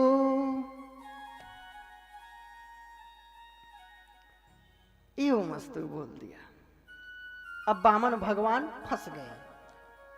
बलि जी महाराज तो जिस बंधन में बंधे थे छूट गए, लेकिन भगवान ने कहा कि जिस जेहि बंधन में बलि बंध्यो सो तो छूटे हाल। जेहि बंधन में बलि बंध्यो सो तो छूटे हाल। मैं जिस बंधन में बंधा छूटे न कौन काल बलि रे। छूटे हो कौन काल बलि रे, छूटे हो कौन काल। अब बामन भगवान बंध गए सुतल लोक में, हर द्वार पे पहरा दे रहे हैं, कब बलि जी महाराज किधर से निकलेंगे। बिल्कुल चौकस, अच्छी वॉचमैनी की ड्यूटी मिली है इनको, द्वारपाल बने हैं। इधर लक्ष्मी जी परेशान, मेरे स्वामी कहाँ चले गए, मेरे नाथ कहाँ चले गए, कब मिलेंगे, दुखी हैं। नारद जी आ गए बीड़ा बजाते हुए, क्या हुआ माता? अरे तुम ही समाचार बताओ। हाँ, अब उस समय यही पत्रकार थे देवताओं के, पूरी सूचना देते थे, मीडिया का सारा काम। नारद जी महाराज अरे कोई साधारण ऐसे पत्रकार नहीं थे। नारम ज्ञानम ददाति इति नारद, जो सबको ज्ञान दे वो नारद। और नारद, जिसकी बात रद्द न हो वो नारद, जो बोल दिए वही प्रमाण वही सत्य, वो नारद हैं।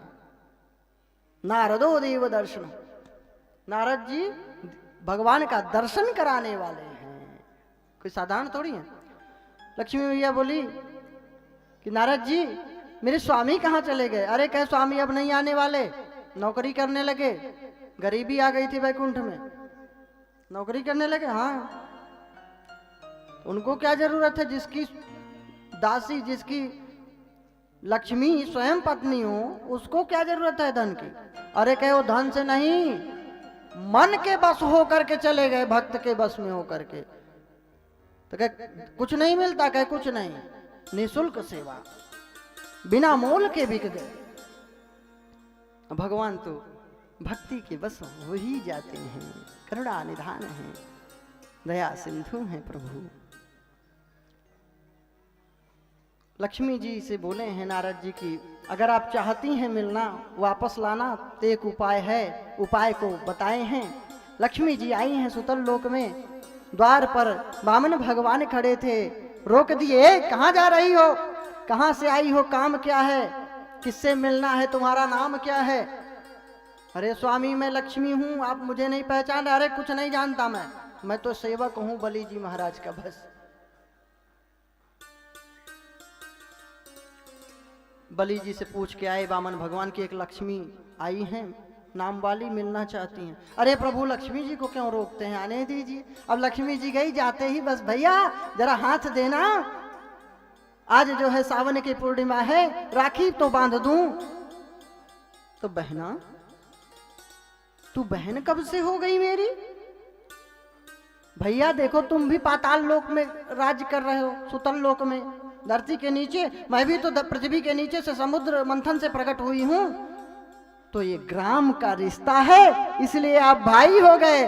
बलि महाराज ने कहा कि बहन ये ग्राम का रिश्ता नहीं है, मेरे घर बामन भगवान आए हैं इसलिए तुम आई हो, ये ग्राम का रिश्ता नहीं, ये तो राम का रिश्ता है, इसलिए लक्ष्मी स्वयं चल के आई है। राखी बांधा है। बलि जी ने कहा बहन बोल तुझे क्या चाहिए, मैं वचन देता हूं तुझे सब कुछ दे दूंगा। तो भैया याद रखना वचन झूठी नहीं होनी चाहिए। हाँ मैं दे दूंगा, बहन बोल तू क्या मांगती है। तब से रक्षाबंधन का पर्व मनाया जाने लगा।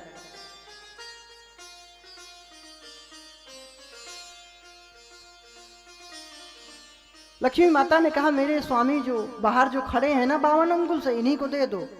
बलि जी रोने लगे कि बहना क्या मांग लिया, ये तो मेरे प्राण हैं, इनको मैं कैसे दे दूं, तो वचन आपकी झूठी हो जाएगी।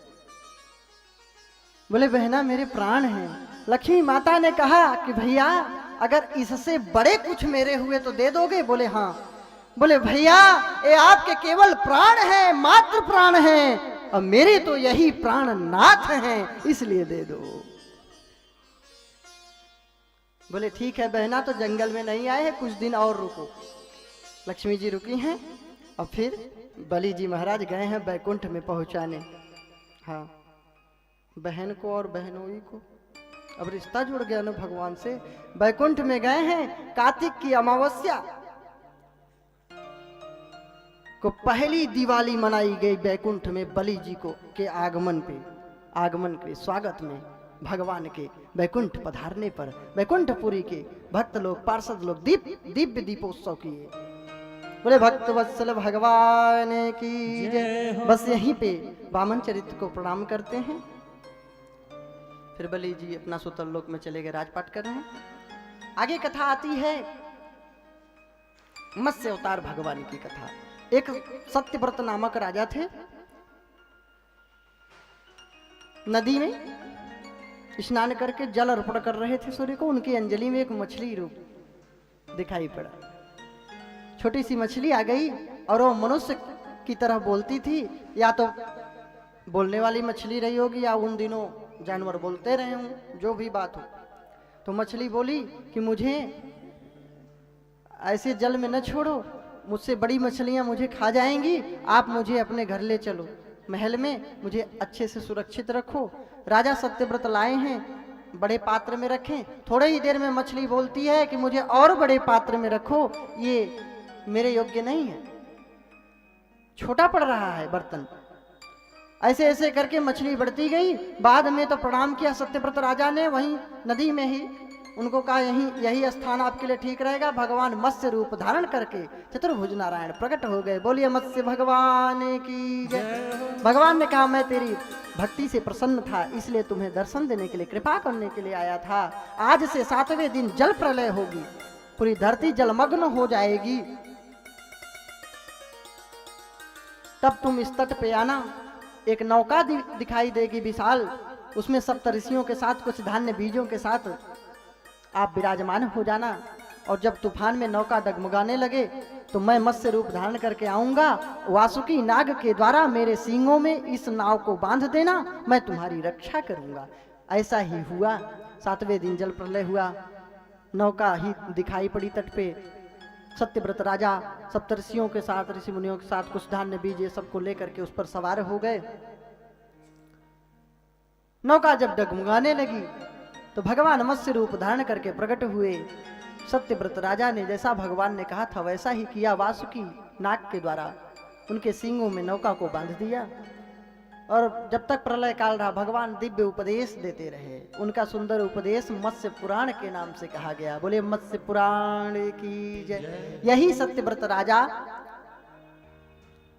वैवस्वत मनु हुए। ये जो स्वयंभू मनु थे, जिनके यहाँ इनके पुत्र उत्तानपाद प्रियव्रत हुए, जिनके वंश में ध्रुव आए।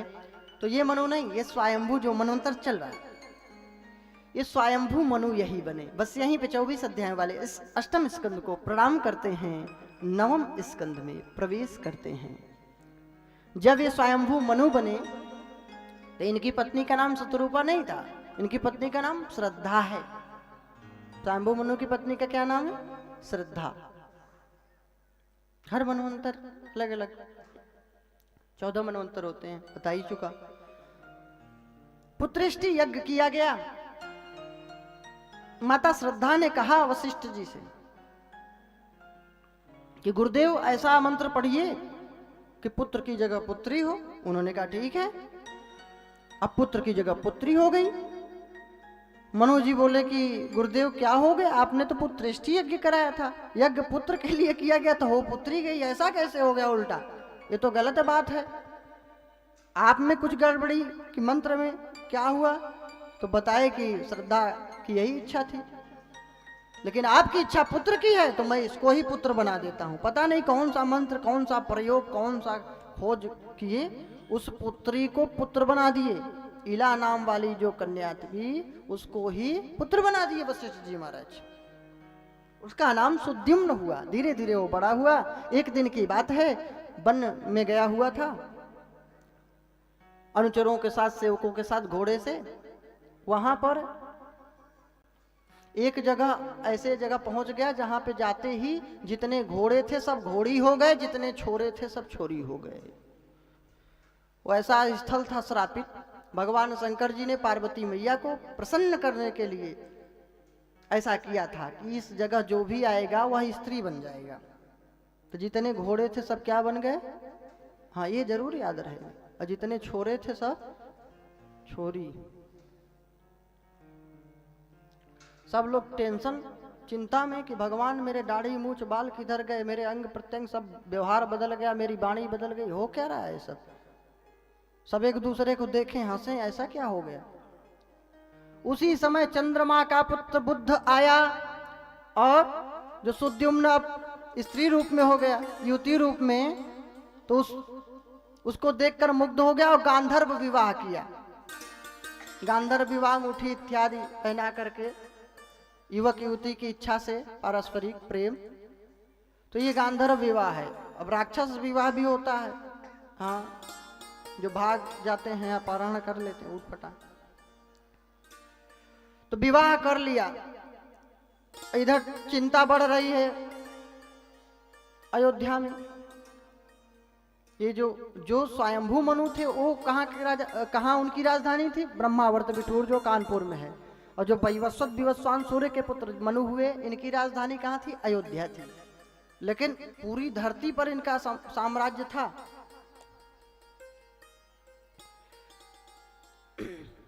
सब लोग चिंता में हैं कि वो सुद्युम्न कहाँ गया, सैनिक कहाँ गया। अच्छा, आ भी जाते तो कौन पहचानने वाला? सबका रूप स्वरूप ही बदल गया था। इसी इला के नाम से इलावृत वर्ष नाम पड़ा।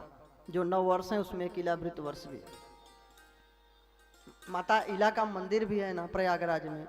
पहले उसको इला आवास भी बोल देते थे लोग, और बाद में फिर इलाहाबाद बिगाड़ दिया गया।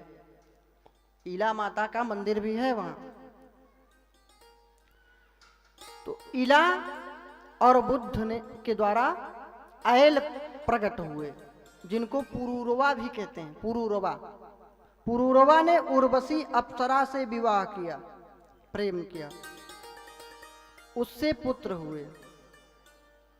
आयु, श्रुतायु, सत्यायु, रय, विजय और जय 6 पुत्र हुए। आयु के 5 पुत्र हुए, नहुस, छत्रवृद्ध, रजि, रंभ और अनेना।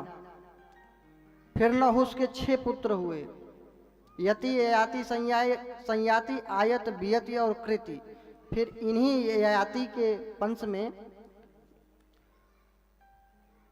असुर गुरु जो शुक्राचार्य थे, इनकी पुत्री देवयानी से विवाह होता है ययाति का। और बृहस्परवा जो असुर राज था, उसकी पुत्री शर्मिष्ठा से भी विवाह करते हैं। तो इनसे वंश बढ़ा यदुवंश का। ययाति ने देवयानी से जो विवाह किया उससे यदु और तुर्बसु हुए, और शर्मिष्ठा से अनु, द्रुहु और पुरु हुए, जो पांचाल, मगध ये सब देश के राजा हुए, पांडव लोग ये सब, और यदुवंश में भगवान श्री कृष्ण आए। चूंकि इसका प्रसंग आया तो पहले ये सब बता दिया। बाद में फिर ये वशिष्ठ जी की कृपा से पुरुष बन गए, सुद्युम्न। अब गर्भवती थे तो फिर 1 महीने स्त्री 1 महीने पुरुष रहते थे, 18 महीने में हुए होंगे पुरुष। अब गर्भवता भी थे, गर्भवती भी थे। अब बताइए कितनी रोचक रोचक कथाएं हैं, किसी फिल्म को देखने की जरूरत है? अगर ऐसे ऐसे सुंदर जो है अपने पुराणों पे, शास्त्रों पे बनाए जाएं तो क्या बताइए, ज्ञान मिलेगा कि नहीं, और आनंद मिलेगा कि नहीं? मनोरंजन भी होगा, आनंद भी मिलेगा, शिक्षा भी मिलेगी, ज्ञान भी मिलेगा, कल्याण भी होगा। लेकिन सब लोग तो उधार खाए बैठे हैं हमारे धर्म को खाने के लिए, राक्षसी प्रवृत्ति के लोग। अब तो खैर सब युवा पीढ़ी सब जग रहे हैं, इन गंदे लोगों का बहिष्कार कर रहे हैं, अच्छा लग रहा है मुझे अब। हाँ, युवा वर्ग को देख रहा हूँ कि काफी जागृत हो रहे हैं लोग, और फिल्मों का बहिष्कार कर रहे हैं जो हिंदू विरोधी हैं। अरे हर फिल्म में ब्राह्मण ढोंगी, साधु कुकर्मी, हिंदू धर्म पाखंड। क्या हो गया है इन पागलों को? बताइए, और किसी धर्म में लोग ढोंगी नहीं है, कुकर्मी नहीं है, दुराचारी नहीं है? केवल न ईसाई न और कोई धर्म के लोग खराब नहीं है, केवल हिंदू धर्म में ढोंग पाखंड है। भाई हमको बताया गया सती प्रथा, बाल विवाह, और भी किसी धर्म का बताया गया कि भाई हलाला है, ये है, वो है? कुछ बताया गया? तलाक है, ये सब गलत प्रथा तो सब में है। हमारे यहाँ सती प्रथा अगर थी तो कौशल्या क्यों नहीं सती हुई? प्रश्न। सुमित्रा सती क्यों नहीं हुई दशरथ जी के मरने के बाद? त्रेता युग की बात कर रहा हूं। सती हुई थी? नहीं हुई थी। जो बहुत प्रेम पति से करती थी, बहुत ज्यादा प्रेम की पति के बिना वो जी ही नहीं सकती, जिसको आप हार्ट अटैक नहीं कहते, उनको उनकी चिंता में याद में वो मर गया। तो इतना ज्यादा प्रेम होता था कि वो जी ही नहीं पाता था उसके बिना, क्योंकि हमारे धर्म में सच्चा प्रेम होता था। तो ऐसे लोग स्वयं सती हो जाते थे, उनको सती बोल दिया गया। भाई सच्चा प्रेम है पति से, वो जी ही नहीं सकता, लेकिन ढकेला गया, जबरदस्ती आग में फूंक दिया गया। कहाँ है ऐसा फालतू की बातें? अब 1000 वर्ष तक मुगल आक्रांताओं की पराधीनता और ब्रिटिश लोगों की अधीनता। आप आज तो बड़ी भाग्य की बात है, ऋषि सुनक बने हैं वहां प्रधानमंत्री ना, है? एक सनातनी, जो ब्रिटेन भारत को अपने अधीन किया था। ठीक है वो वहां के नागरिक होंगे, लेकिन हैं तो सनातनी, और बोलते हैं कि हिंदू होने में मुझे गर्व है। तो समय सबका लौटता है। तो अन्य धर्मों पे नहीं किया।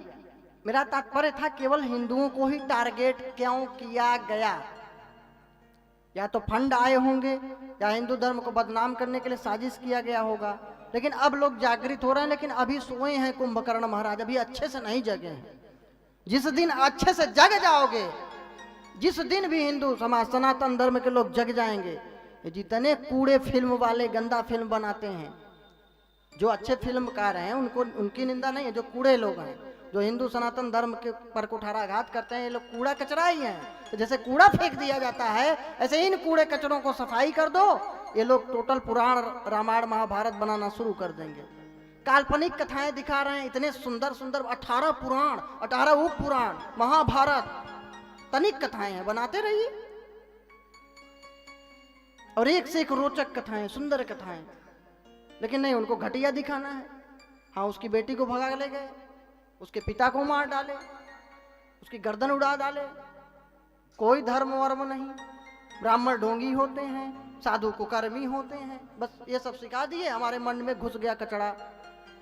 ये जो हमारी बहन बेटियां गंदे कपड़े जो पहन रही थी, ये फिल्मों का प्रकोप था। अगर ये लोग अच्छे कपड़े पहन के दिखाने लगे तो लोग सोचेंगे हाँ ये फैशन है, मॉडर्न युग, लहंगा चुन्नी वाला, साड़ी वाला पहनना शुरू कर देंगे, क्योंकि भेड़िया दसान हिंदुस्तान। हाँ, उल्टा पुल्टा देख लिए तो वही करने लगे। अब क्या करता है गडेरिया, जब भेड़ को नहलाना होता है एक को पानी में ठेल देता है, सब खुद कूद जाती हैं। तो एक ने किया उठ पटांग तो दूसरा भी कहा अरे वाह वाह बहुत आनंद है, बिना कपड़े के ही ठीक। अरे धत, ये कोई संस्कार है? अच्छा, ये गलती हमारी भी है, आप लोगों की भी है। हमने अपने बच्चों को बचपन से ही क्यों अच्छे कपड़े नहीं पहनाया? जब बचपन से उठपटांग पहनाओगे तो आदत तो पहले से खराब है, तो बड़े होने में तो बहुत मुश्किल काम है। हाँ, इसलिए उनको बचपन से संस्कारी बनाएं, सभ्य बनाएं, गंदे वस्त्र में न रहें। देखिए शूर्पणखा गंदे वस्त्र में रहती है, हाँ, सावित्री, अनसुईया, द्रौपदी नहीं, शूर्पणखा। और शूर्पणखा जब गंदे वस्त्र में रहती है तो क्या होता है? नाक कान बिनु भई बिकरारा, तो नाक कटेगा, फिर नाक बचने वाला नहीं है। हमें नहीं कहते कि बिल्कुल जो है एकदम अधीन रहो, मतलब हम जैसा लोग कहें वैसा ही करना है, रेडियो। हाँ, मुड़ तो मुड़, बैठ तो बैठ, नहीं। स्वतंत्रता होनी चाहिए, लेकिन स्वच्छंदता नहीं होनी चाहिए। पढ़िए लिखिए, योग करिए, अपना खेलिए कूदिए, सब कुछ करिए, स्वतंत्र रहिए, लेकिन स्वच्छंद न रहिए।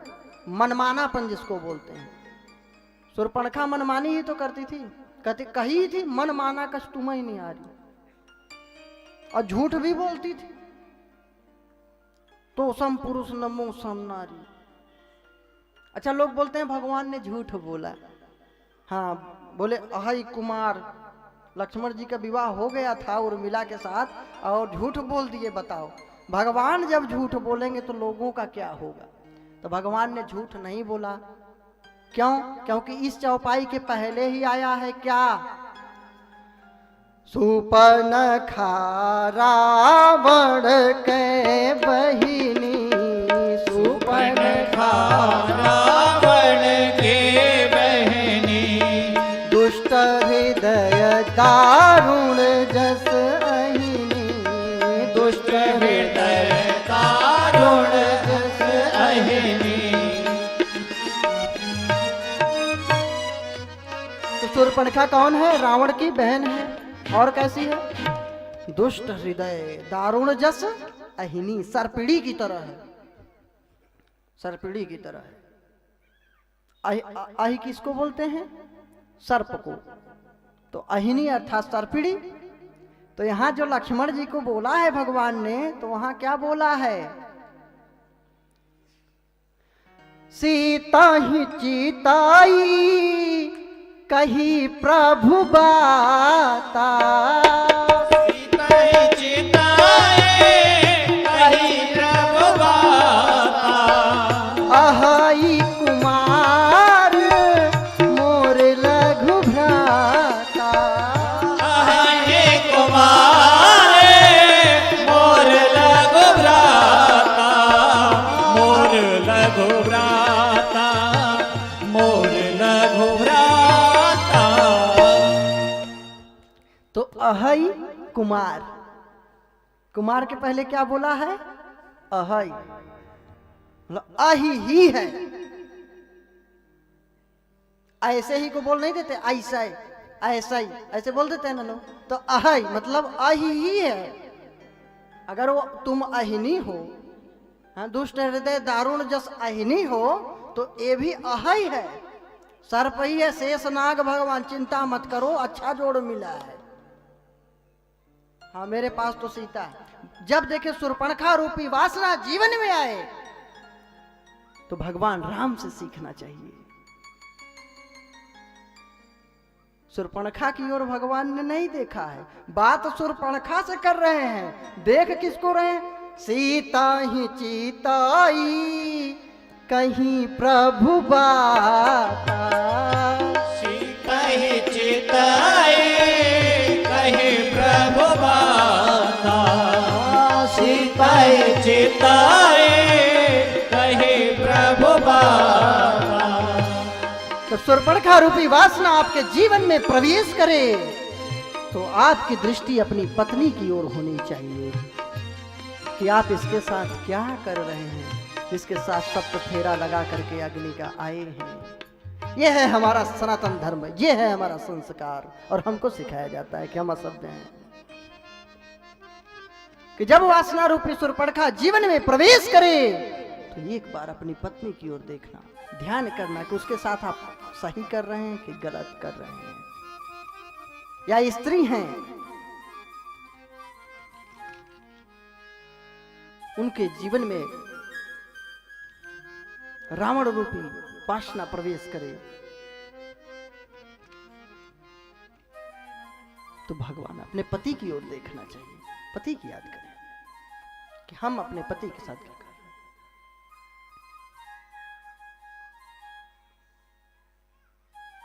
तो भगवान ने झूठ नहीं बोला था।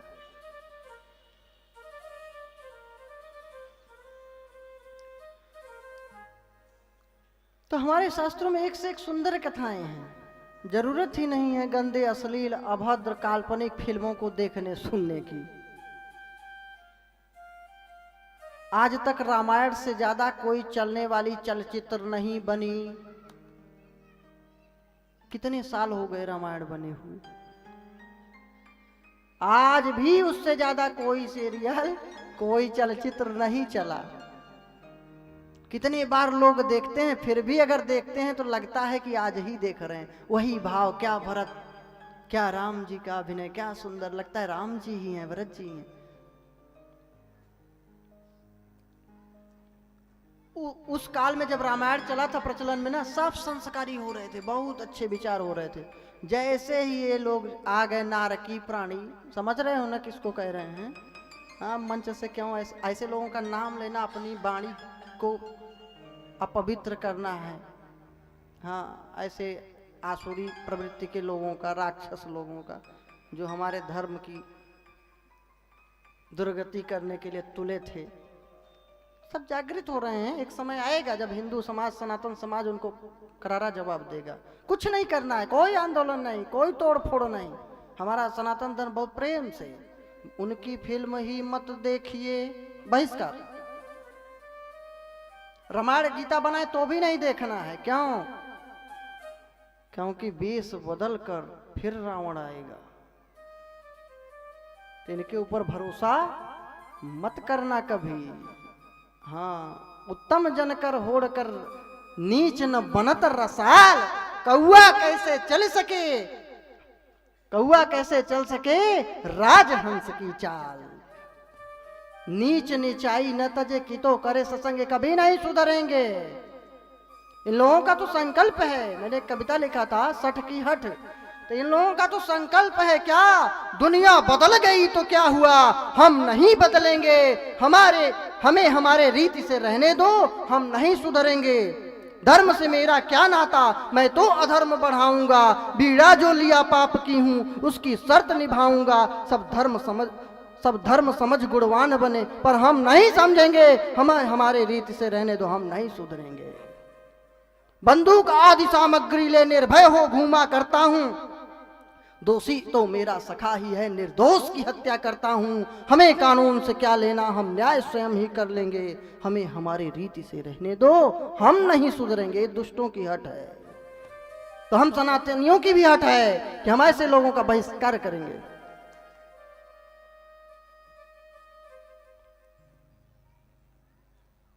केवल सनातन धर्म के ऊपर कुठाराघात, केवल सनातनियों को नीचा दिखाना, केवल हमारे धर्म ग्रंथों पर कटाक्ष, केवल हमारी सभ्यता संस्कृति को ढोंग और आडंबर बतलाया गया, और किसी धर्म के लिए नहीं, और सब पूजनीय।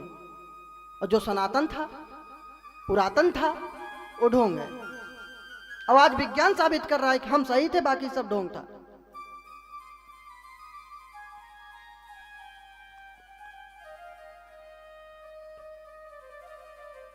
तो सुद्युम्न जो इला बन गया था, उसकी कथा बता रहा था, और आपको चंद्रवंश का इतिहास बताया, यदुवंश से सबका। अब आ जाइए इधर कथा की ओर। महाराज मनु ने सोचा कि ये कभी स्त्री कभी पुरुष, ये ठीक नहीं है। तपश्चर्या किए, उसके बाद उन्होंने 10 पुत्र को जन्म दिया। उनकी पत्नी श्रद्धा ने, उनके द्वारा 10 पुत्र हुए। इक्ष्वाकु नृग सरयाति दिष्ट धृष्ट नरि करुषकान नरिष्यंतम प्रसद्रम च नभगम च कविम विभु। इक्ष्वाकु नृग राजा, सरयाति दिष्ट धृष्ट करुष नरिष्यंत प्रसद्र नभग, ये 10 पुत्र। इनसे फिर वंश का विस्तार हुआ। नृग राजा की कथा 10वें स्कंध में आएगी तो बताएंगे।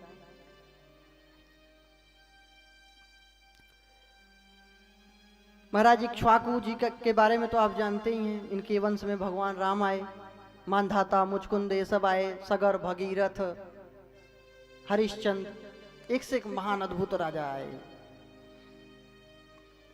इक्षुक किसको कहते हैं पता है? गन्ने को। वाक कहते हैं वाणी को। जिसकी वाणी गन्ने की तरह मीठी हो उसका नाम इक्ष्वाक हुआ करता है। तो जिसकी वाणी से सुंदर वचन निकलते हो, यथार्थ बात निकलती हो, सत्य वचन निकलते हो, कल्याणकारी बात निकलती। मीठा मतलब ये नहीं हाँ कि परोक्षे कार्य हंतारम प्रत्यक्षे प्रियवादिनम, कि पीठ पीछे तो बुराई खूब करो और प्रत्यक्ष में मक्खन लगा करके ऐसा बोलिए कि बस आदमी भ्रमित हो जाए। मीठा का मतलब जो आपके लिए कल्याणकारी हो। गन्ना बाहर से कठोर होता है, गन्ने की तुलना की गई है तो गन्ना बाहर से कठोर होता है, अंदर से मीठा होता है। इसका मतलब कि यहाँ जो मीठी वाणी की बात की गई है यथार्थ और सत्यपूर्ण वक्तव्य की, सत्यपूर्ण वाणी की। हाँ, ये नहीं कि चमचागिरी करो, मक्खन लगा के पालिश ना, सत्य बोलो। नहीं है सत्य संपातक पुंजा, गिरसम होय की कोटि को उंजा। धर्म न दूसर सत्य समाना, आगम निगम पुराण बखाना। तो सत्य बोलना है, प्रेम से बोलना है, लेकिन सत्य बोलना है। सनातन धर्म का जो पतन हो रहा था इसका कारण सिर्फ हम ही आप थे। हम लोगों ने सत्य नहीं बोला, डर रहे थे कि गला कट जाएगा, ये हो जाएगा, वो हो जाएगा। ये डर खौफ फैला था।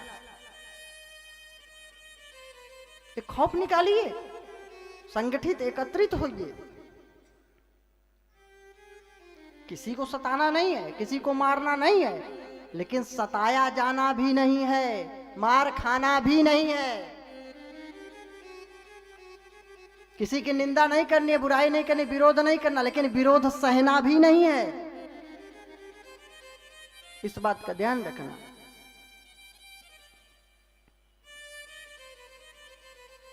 तो अंदर से मीठे रहिए, कल्याण चाहिए लोगों, करिए लोगों का, लेकिन गन्ने जैसे रहिए कि जरूरत पड़े तो रस बन जाइए और जरूरत पड़े तो लाठी बन जाइए। तब आपके समाज का कल्याण होगा। सरयाती जी की कथा, इनकी पुत्री सुकन्या थी सुंदर। उसको लेकर के सरयाती महाराज च्यवन ऋषि की कुटिया में पधारे। च्यवन ऋषि तपश्चर्या करते करते बिल्कुल सूख से गए थे। बांबी दीमक की बन चुकी थी, दिखाई नहीं पड़ता था शरीर, दीमक खा गए थे। और बांबी की छिद्र से ज्योति दिखाई पड़ रही थी आंखों की। उसको देख करके सुकन्या ने कांटे चुभो दिए, उनके नेत्रों की ज्योति चली गई। अब इस अपराध के कारण जितने लोग सरयाती जी महाराज के साथ गए थे सबको मलमूत्र का वेग तो सताया, लेकिन द्वार सब अवरुद्ध हो गए थे। सरयाती जी महाराज बोले कि अवश्य ही किसी ने च्यवन ऋषि का अपमान किया है। च्यवन ऋषि को प्रणाम किए, बोले बेटी तुमने कुछ किया तो नहीं? सुकन्या बता दी, चंचल स्वभाव वाली थी, बोली पिताश्री मुझसे भूल हो गई, मैंने कांटे चुभो दिए थे। उसको वहीं छोड़ दिए, बोले अब तुम आज से इनकी पत्नी, इनकी सेवा करोगे क्योंकि तुमने अपराध किया है। बाद में अश्विनी कुमारों के द्वारा च्यवन ऋषि जवान हो जाते हैं, तरुण।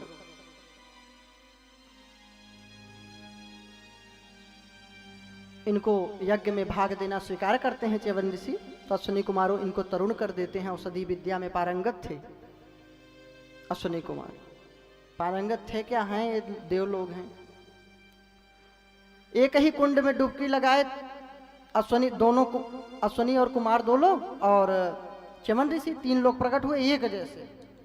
अब सुकन्या सती कहलाती है, सती नारी। सती नारी का मतलब जैसे एक पति से प्रेम और अपार प्रेम,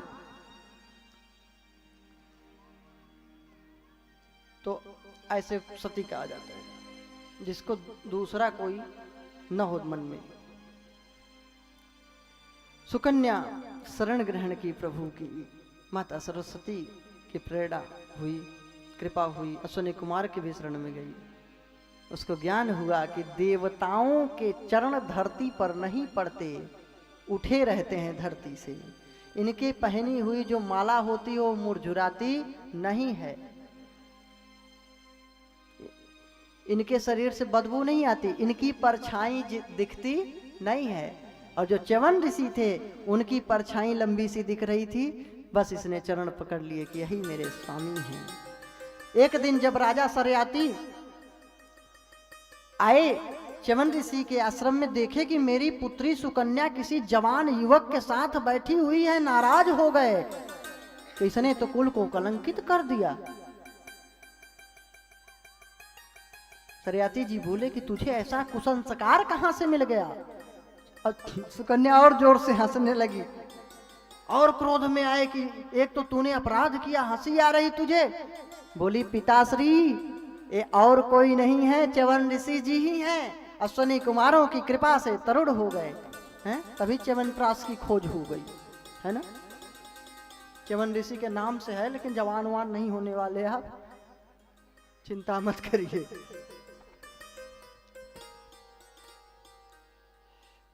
तब उनको प्रसन्नता हुई।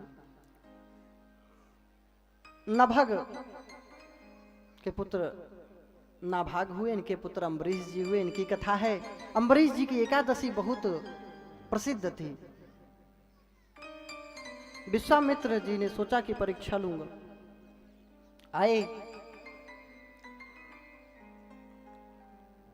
द्वादशी को पारण अगर न करे कोई एकादशी व्रत रह करके, तो एकादशी व्रत का कोई फल नहीं मिलता।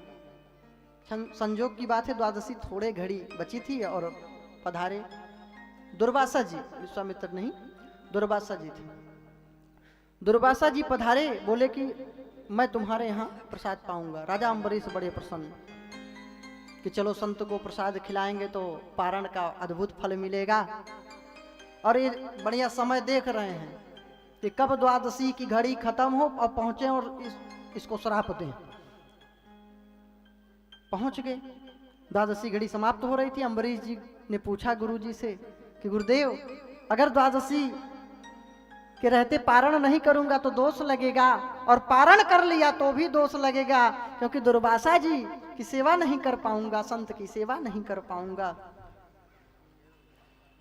गुरुदेव ने कहा, विप्रों ने कहा कि महाराज आप ठाकुर जी का चरणोदक ग्रहण कर लीजिए तो आपका पारण हो जाएगा, और दुर्वासा जी को प्रसाद भोजन प्रसाद न कराने का जो दोष है वो नहीं लगेगा। तो ऐसा ही उन्होंने किया। दुर्वासा जी आए, कहे अच्छा तूने जल पी लिया, चरणोदक पी लिया, मुझे बिना खिलाए पिलाए। नाराज हो गए, अपने जटा को उठा के पटके एक कृत्या तैयार हुई, दौड़ी खाने के लिए अम्बरीश जी को। महाराज भगवान ने सुदर्शन चक्र को नियुक्त किया था इनकी रक्षा के लिए। दौड़ पड़े सुदर्शन जी महाराज, दुर्वासा जी भगे हैं, कृत्या जलकर नष्ट हो गई है। दिशो क्षमाम विवरान समुद्रान लोकाः सपाला, दिशाओं में, आकाश में, समुद्र में, गुफाओं में, लोकांतरों में भटके, और इधर सुदर्शन पीछे पीछे लगे थे। भक्त का रक्षा भगवान स्वयं करते हैं।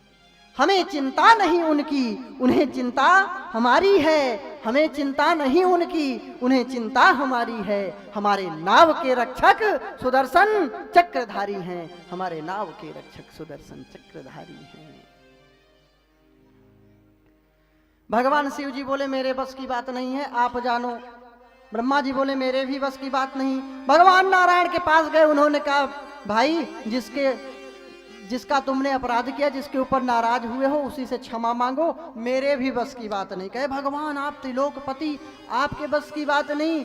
भगवान ने कहा दुर्वासा जी से कि अहम भक्त पराधीनो, बोले मैं भक्तों के अधीन रहता हूं। स्वतंत्र मैं स्वतंत्र नहीं हूं, मैं भक्तों के अधीन रहता हूं। दुर्वासा जी सर लटकाए आए अम्बरीश जी के पास। इधर 1 वर्ष का समय बीत गया था, अन्न ग्रहण नहीं किए थे अम्बरीश जी, केवल जल पीते रहते थे। जब दुर्वासा जी आए हैं और इधर सुदर्शन भी पीछे पीछे लगे थे, अम्बरीश जी स्तुति किए, सुदर्शन महाराज शांत हुए, फिर दुर्वासा जी को प्रसाद ग्रहण कराए, फिर ग्रहण किए। अद्भुत एकादशी निष्ठा थी इनकी। बोले एकादशी महारानी की जय। आज एकादशी का दिवस है, गीता जयंती है। भगवान ने इसी दिन अर्जुन को दिव्य अमृतमयी वाणी से उपदेश दिया था श्रीमद् भगवद गीता का। अब आप लोग भी भगवान की कथा श्रवण कर रहे हैं तो अहो भाग्य हैं हम सबके।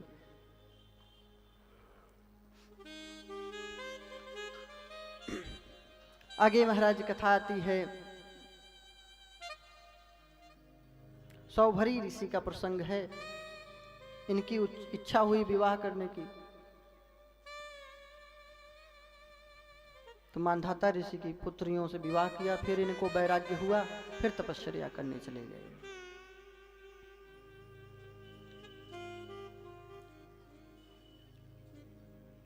विकुक्षी का वर्णन है।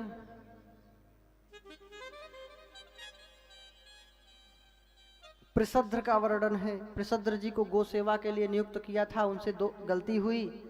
रात्रि में सिंह आया, तलवार उठा करके उसको मारने के लिए दौड़े, तो सिंह तो नहीं मरा, उसका कान कटा, वो दौड़ के भागा, गाय की गर्दन कट गई। भूल से हुई थी अंधेरे में, फिर भी वशिष्ठ जी ने देश निकाला दिया कि आपने गो हत्या किया है, आपको तपस्या करना पड़ेगा, प्रायश्चित करना पड़ेगा। और अब तो छोड़ दिए हैं लोग, ट्रक से कटो चाहे मरो। तो स्वामी लोग छोड़े, सनातनी लोग।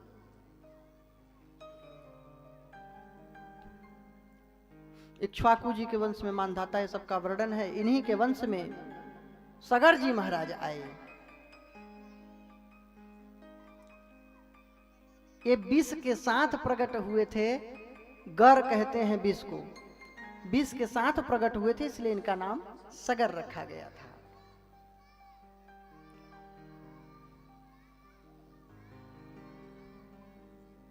इसके पहले आपके त्रिशंकु की कथा है, हरिश्चंद्र जी महाराज की कथा है। आप लोग हरिश्चंद्र जी की कथा तो सुने ही होंगे कि कैसे सत्य निष्ठा के लिए, धर्म की रक्षा के लिए अपने पत्नी, बालक सबको बिकना पड़ा। स्वयं को भी बेच दिए एक डोम के यहाँ। और जब बालक रोहितास मरा तो उनकी पत्नी तारा जब लेकर जा रही थी, हरिश्चंद्र घाट है काशी में, बनारस में, गंगा तट पे रहते थे, तो उससे भी उन्होंने कर लिया था, तब अग्नि दिया। तो बाद में प्रभु प्रसन्न हुए, बोले सब परीक्षा ले रहे थे, तो उनकी परीक्षा में सफल हुए और इसीलिए उनको सत्यवादी हरिश्चंद्र कहा गया। अच्छा, एक प्रश्न उठता है कि हरिश्चंद्र जी महाराज गंगा तट पे थे और इनको लेकर के इनसे 13वीं पीढ़ी में भगीरथ जी आए थे और तब गंगा आई थी। प्रश्न उठता है ना, जब भगीरथ जी आए थे तब गंगा आई थी, फिर ये काशी में, कौन से काशी में रहते थे, कौन से गंगा तट पे रहते हैं? बिल्कुल सही प्रश्न है आपकी, बिल्कुल सही प्रश्न है।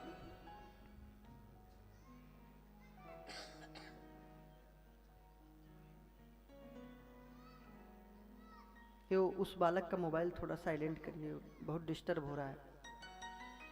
साइलेंट कर दीजिए, आवाज खत्म कर दीजिए बस।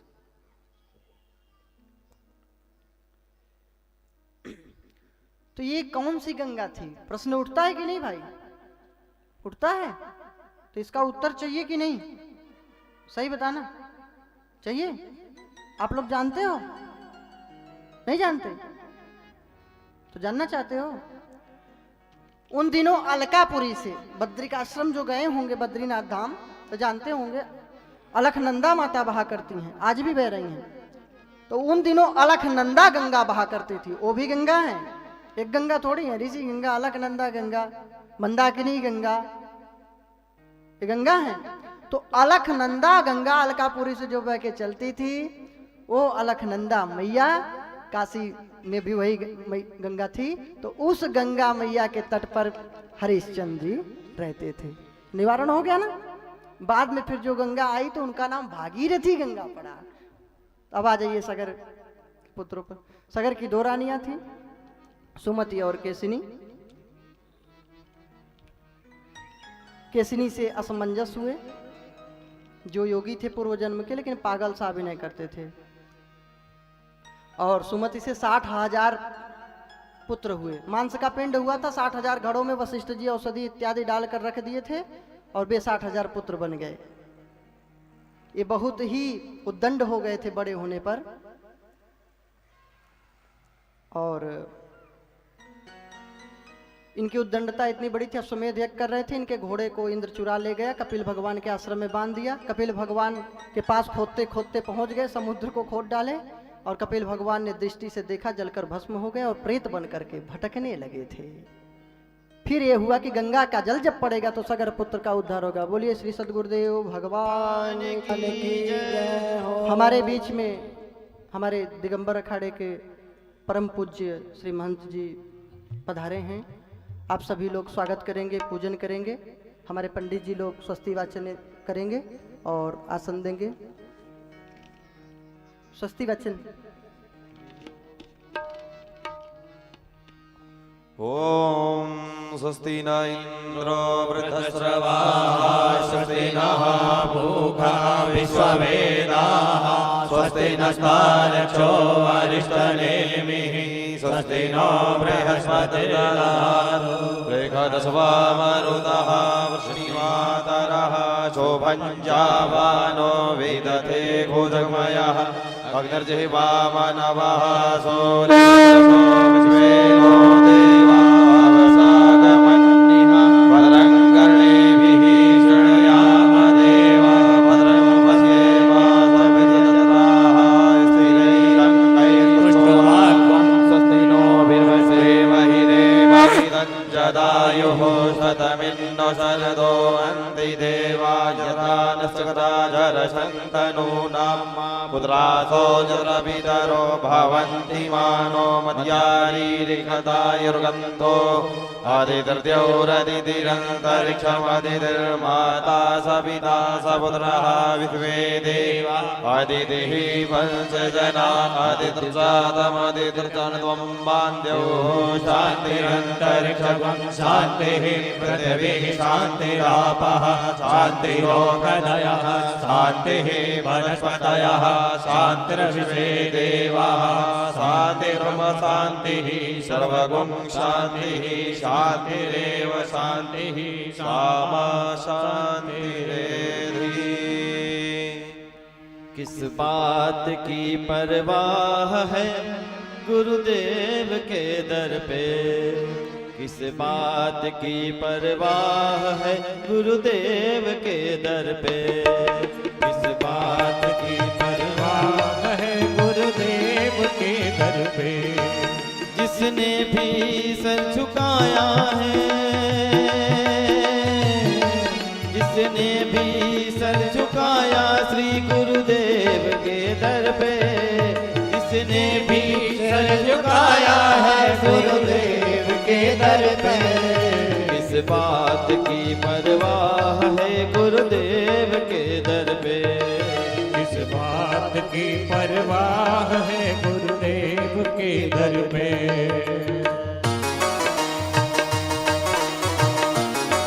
सद्गुरुदेव भगवान की जय हो।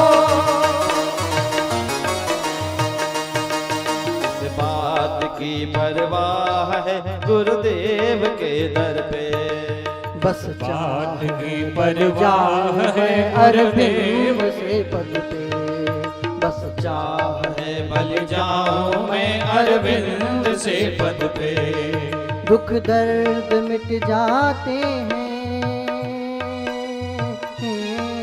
दुख दर्द मिट जाते हैं जब हाथ हो सर पे। किस बात की परवाह है गुरुदेव के दर पे, किस बात की परवाह है गुरुदेव के दर पे। बस चाह है बल जाऊं मैं अरविंद से पद पे। बस चाह है बल जाऊं मैं अरविंद से पद से। दुख दर्द मिट जाते हैं, दुख दर्द मिट जाते हैं जब हाथ हो सर पे। किस बात की परवाह है गुरुदेव के दर पे। किस बात की परवाह है गुरुदेव के दर पे। श्री सद्गुरुदेव भगवान की जय हो।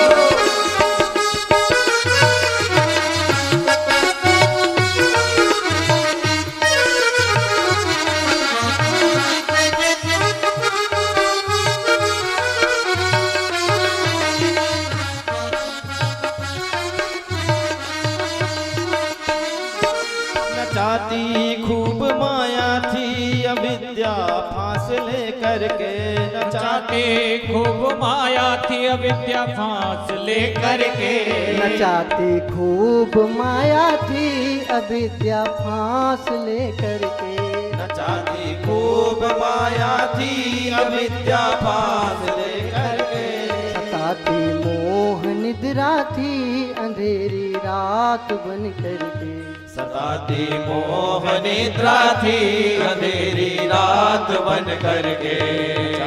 मोह निद्रा थी अंधेरी रात बन करके। इस बात की परवाह है गुरुदेव के दर पे। तम अंध सब मिटा है, तम अंध सब मिटा है श्री गुरुदेव के दर पे। इस बात की परवाह है गुरुदेव के दर पे। इस बात की परवाह है गुरुदेव के दर पे।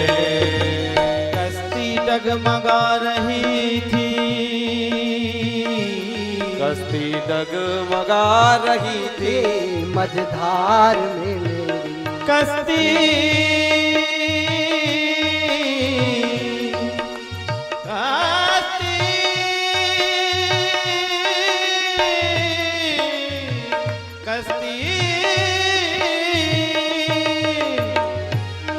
कश्ती डगमगा रही थी मझधार में मेरी। कश्ती डगमगा रही थी मझधार में मेरी। सहारा कुछ न दिखता था टूटी पतवार थी मेरी। सहारा कुछ न दिखता था टूटी पतवार थी मेरी। कश्ती डगमगा रही थी मझधार में मेरी। कश्ती डगमगा रही थी मझधार में मेरी। सहारा कुछ ना दिखता था टूटी पतवार थी मेरी। सहारा कुछ न दिखता था टूटी पतवार थी मेरी। गुरु माझी बन के आए, गुरु माझी बन के आए लाए नाव को तट पे। इस बात की परवाह है गुरुदेव के दर पे। इस बात की परवाह है गुरुदेव के दर पे। इस बात की परवाह है गुरुदेव के दर पे।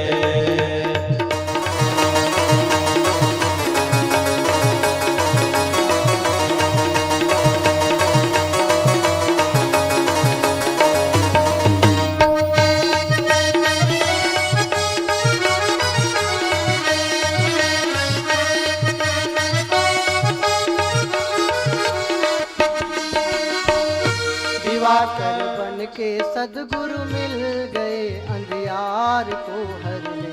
दिवाकर बन के सद्गुरु मिल गए अंधियार को हरने। दिवाकर बन के सदगुरु मिल गए अंधियार को हरने। दिवाकर बन के सद्गुरु मिल गए अंधियार को हरने। उर में भक्त भक्त की मणि दीप भरे उजियार को करने, उर में भक्त की मणि दीप भरे उजियार को करने, पहुंचा दिया है कांत को,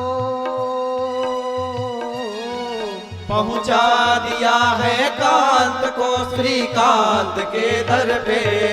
किस बात की परवाह है गुरुदेव के दर पे, किस बात की परवाह है गुरुदेव के दर पे।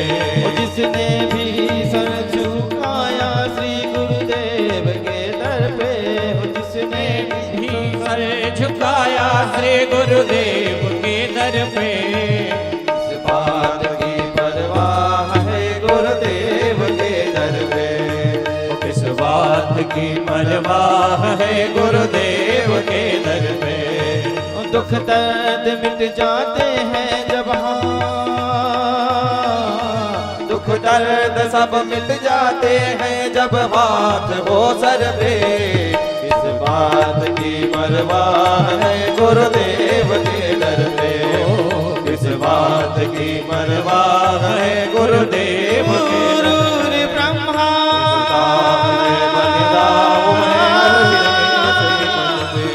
गुरु विष्णु गुरुदेवा महेश्वरा गुरुर साक्षात परम ब्रह्म तस्मै श्री गुरुवे नमः। बोलिए भक्त वत्सल भगवान की, श्री सद्गुरुदेव भगवान की।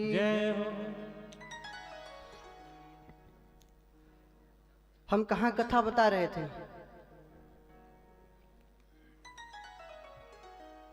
सगर पुत्र प्रेतात्मा बन के भटक रहे हैं कपिल भगवान का अपमान करने के कारण।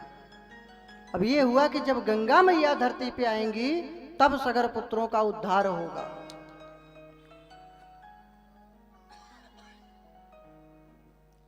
असमंजस ने प्रयास किया, गंगा नहीं आई।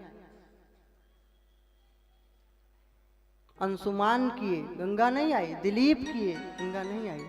जब भगीरथ जी ने तपश्चर्या किया तो गंगा मैया प्रकट हो गई। बोले गंगा मैया की जय हो। गंगा मैया ने कहा क्या चाहते हो? भगीरथ ने कहा माता धराधाम में पधारो और आपके जल के स्पर्श करते ही मेरे पूर्वजों का उद्धार हो जाएगा। गंगा मैया बोली मैं आ तो जाऊंगी लेकिन मेरे बेग को धारण कौन करेगा? मैं तो सीधे पाताल लोक चली जाऊंगी, इतनी बेग से आऊंगी, धरती फोड़ के अंदर घुस जाऊंगी। भगीरथ जी ने कहा मैया आपके बेग को भगवान भोलेनाथ विश्वनाथ महादेव धारण करेंगे। एक और शर्त है।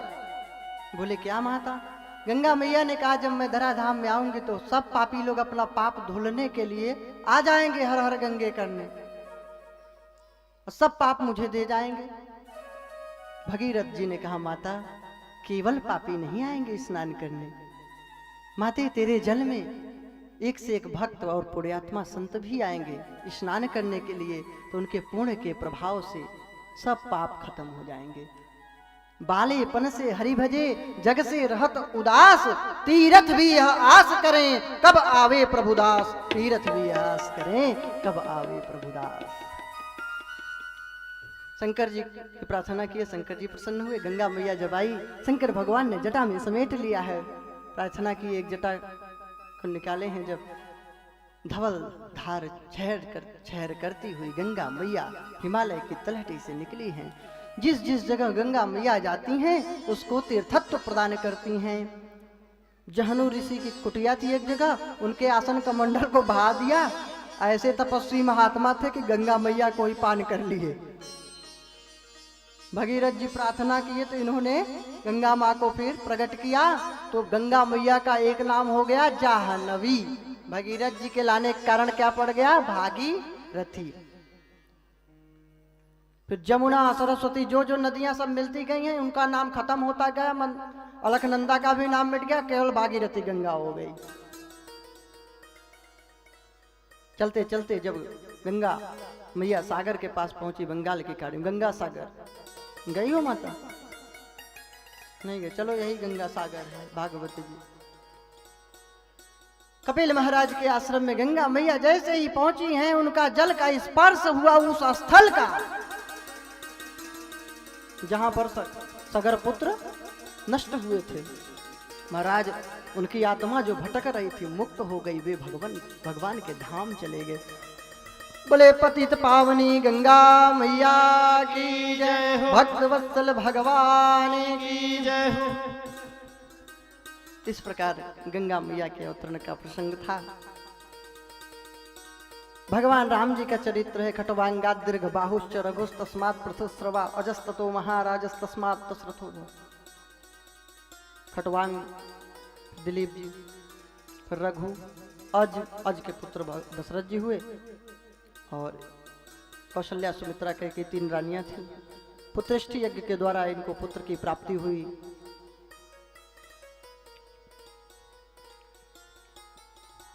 राम, लक्ष्मण, भरत और शत्रुघ्न के रूप में। इसमें सिर्फ 2 अध्यायों में ऐसे संक्षिप्त चर्चा है। भागवत में भागवत जी को की श्रेष्ठता इसलिए है, इसलिए इसको विशाल और महान बतलाया गया है। इसमें सारी कथाओं का समावेश है, संतों का चरित्र, भक्तों का चरित्र और तपस्वियों का चरित्र, सती का चरित्र, भगवान का चरित्र, भगवान के 24 अवतारों का चरित्र। इसलिए इसको सुनने से मुक्ति प्राप्त होती है। तो भगवान राम जी का भी चरित्र है, संक्षिप्त है 2 अध्यायों में। अब कन्हैया को भी आना है, तो अब थोड़ी स्पीड से ट्रेन चलेगी या हवाई जहाज से चलना पड़ेगा, हैं?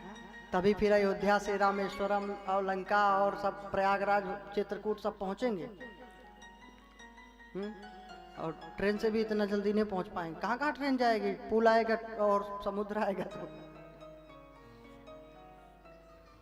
अद्भुत अद्भुत कथाएं हैं। महाराज दशरथ जी का भी अद्भुत प्रसंग है, इसको आपको सुना देते हैं। अज जी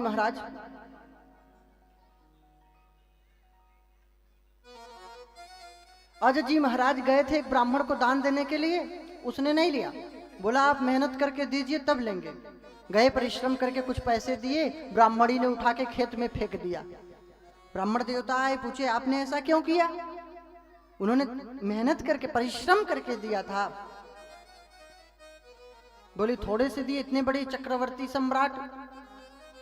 बोले तुमने गलत किया।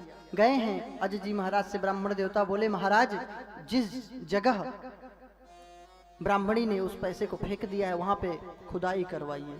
जब खुदाई करवाया गया महाराज, तो 10 रथ धरती के अंदर से प्रकट मिले, और उन रथों के मध्य में एक चमचमाता हुआ सुंदर मध्य रथों के प्रकट हुआ एक बालक, उसका नाम दशरथ रख दिया गया।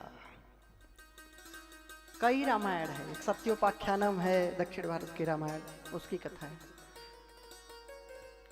और 10 इंद्रियों पर 10 विजय था, इसलिए भी दशरथ, लेकिन ये भी एक कथा है। कथाएं हैं कल्प कल्प की, युग युग की, अलग अलग अद्भुत अद्भुत कथा है। तो ऐसे दशरथ जी को पुत्र की प्राप्ति हुई ऋषि की कृपा से, पुत्रेष्टि यज्ञ के द्वारा। पुत्र नहीं हो रहे थे तो वशिष्ठ जी की शरण में गए। वशिष्ठ जी ने कहा कि आपको पुत्र की प्राप्ति हो जाएगी, ऋषि श्रृंगी को बुलाइए। उन्होंने पुत्रेष्टि यज्ञ करवाया। भगवान खीर लेके प्रकट हुए, उनको वितरण किया गया, औषधि युक्त अद्भुत खीर। तो क्या गर्भ से प्रकट हुए थे क्या? अगर गर्भ से प्रकट हो जाए तो इसमें भी कोई आश्चर्य नहीं है। जब कण कण में भगवान है तो माता के गर्भ में भी भगवान है, ऐसा थोड़ी नहीं है। जब कण कण में भगवान है तो भगवान परीक्षित की रक्षा के लिए गर्भ में प्रवेश नहीं किए थे। उनको एहसास होता था कि पुत्र है गर्भ में, बाकी भय प्रगट कृपाला। चतुर्भुज शंख चक्र गदा पद्म लेकर के कौन प्रकट होगा बताइए विशाल रूप में? अद्भुत तेज देख करके आंखें चौंधिया जाए। तो नवमी तिथि चैत्र मास शुक्ल पक्ष मध्य दिवस में भगवान रामचंद्र जी प्रकट हुए। सुंदर स्तुति होने लगी, सुंदर लोग नृत्य करने लगे, खूब दान पुण्य दशरथ जी करने लगे। बोले रामचंद्र भगवान की जय, भक्त वत्सल भगवान की जय। सब लोग भजन का आनंद लेंगे भगवान राम जी के जन्मोत्सव का। उसके बाद फिर विमान से चलेंगे, फिर लंका इत्यादि सब घूम टहल के फिर मथुरापुरी की ओर।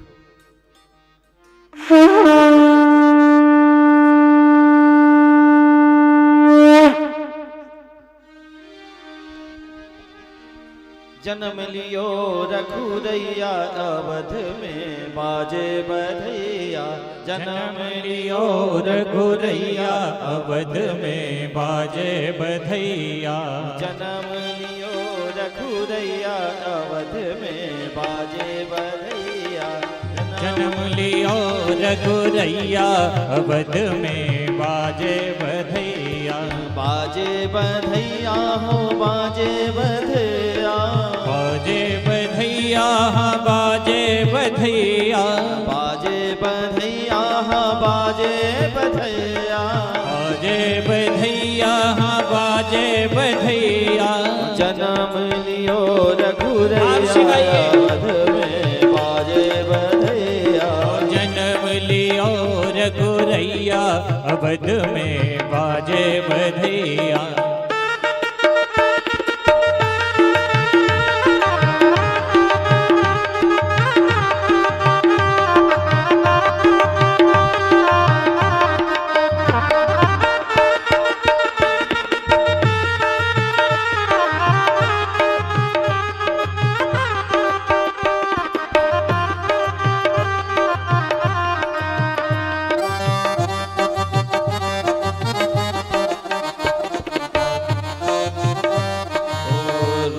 चतुर्भुज प्रभु दिखलाए।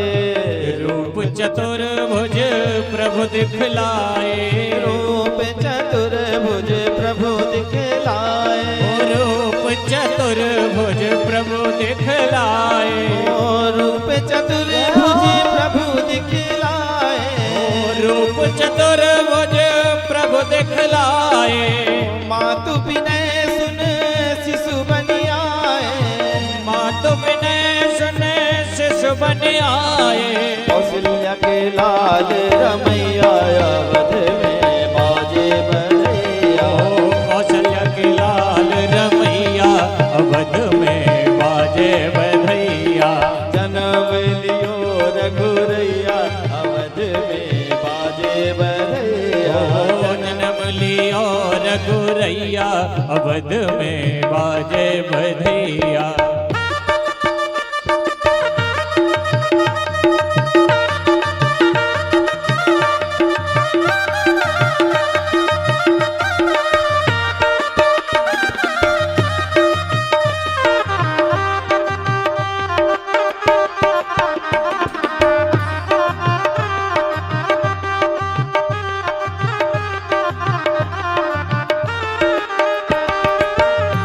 सुत के कहीं न जाए।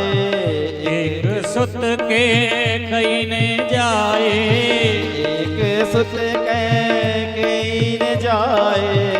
एक सुत के कहीं न जाए। माता सुमित्रा ने दो सुत जाए। माता सुमित्रा ने दो सुत जाए। माता सुमित्रा ने दो सुत जाए। माता सुमित्रा ने दो सुत जाए। प्रगटे हैं चारों भैया अवध में बाजे बधैया।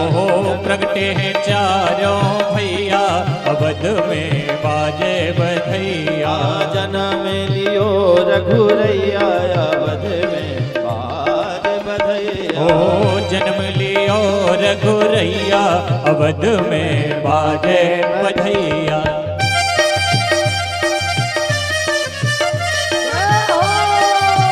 रामचंद्र भगवान की जय हो। बधाई हो।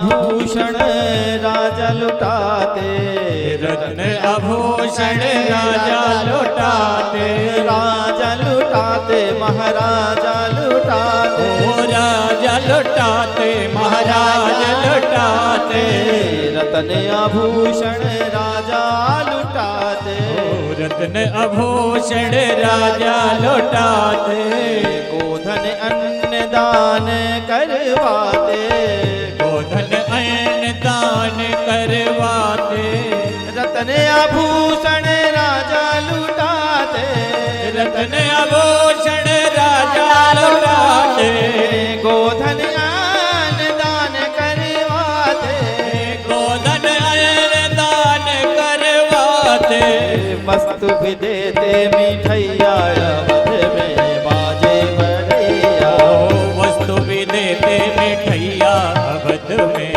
बाजे बधैया, जन्म लियो रघुरैया अवध में बाजे बधैया, जन्म लियो रघुरैया अवध में बाजे बधैया, धातृक तातृक तातृक दिदिक, धातृक तातृक तातृक दिदिक, धातृक तातृक तातृक दिदिक, दिदिनक दिदिनक दिदिनक, जन्म लियो रघुरैया अवध में बाजे बधैया, ओ जन्म लियो रघुरैया अवध में बाजे बधैया, ऋषि मुनि देव देविया आए, ऋषि मुनि देव देवियाँ आए, ऋषि मुनि देव देविया आए, ऋषि मुनि देव देवियाँ आए, ऋषि मुनि देव देविया आए, ऋषि मुनि देव देवियाँ आए, गौरा शिव भुसुंडी जी आए, गौरा शिव कुसुंड जी आए, कांत भी कांत भी गाए बधैया अवध में बाजे बधैया, कांत भी गाए बधैया अवध में बाजे बधैया, जन्म लियो रघुरैया अवध में बाजे बधैया, जन्म लियो रघुरैया अवध में बाजे बधैया, बाजे बधैया रे बाजे बधैया, ओ बाजे बधैया रे बाजे बधैया, बाजे बधैया रे बाजे बधैया, ओ बाजे बधैया रे बाजे बधैया, जन्म लियो रघुरैया अवध में बाजे बधैया, ओ जन्म लियो रघुरैया अवध में बाजे बधैया, अवध में बाजे बधैया, अवध में बाजे बधैया, अवध में बाजे बधैया, अवध में बाजे बधैया, अवध में बाजे बधैया, अवध में बाजे बधैया, अवध में बाजे बधैया। बोलिए भक्त वत्सल भगवान की जय। सुंदर आनंदोत्सव मनाया गया। फिर यज्ञोपवीत संस्कार और गुरुकुल प्रवेश, गुरुगृह पढ़न गए रघुराई, अल्पकाल विद्या सब पाई। अब भगवान तो कृपा करने के लिए गए थे, नहीं तो इनसे बड़ा कौन गुरु है? इनसे बड़ा गुरु जगत गुरु कोई नहीं है। कृष्णम वंदे जगत गुरु, सब ज्ञान तो इन्हीं से प्रकट होता है, लेकिन गुरु की मर्यादा रखने के लिए भगवान गुरुकुल में गए, क्योंकि वे मर्यादा पुरुषोत्तम है। धर्म और मर्यादा की स्थापना के लिए धराधाम में आए थे, वे कैसे अधर्म कर सकते हैं?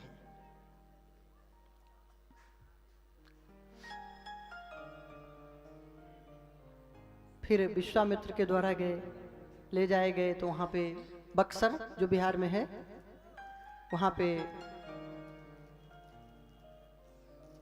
असुरों का जो आतंक था, यज्ञ में विध्वंस करते थे, उन आसुरी शक्तियों का नाश करके विश्वामित्र जी के यज्ञ को निष्कंटक कर दिए। वहीं पे मारीच को एक बिना फण के बाण को मारे थे तो 100 योजन पार समुद्र के गिरा था, इसीलिए वह जो है नहीं जा रहा था।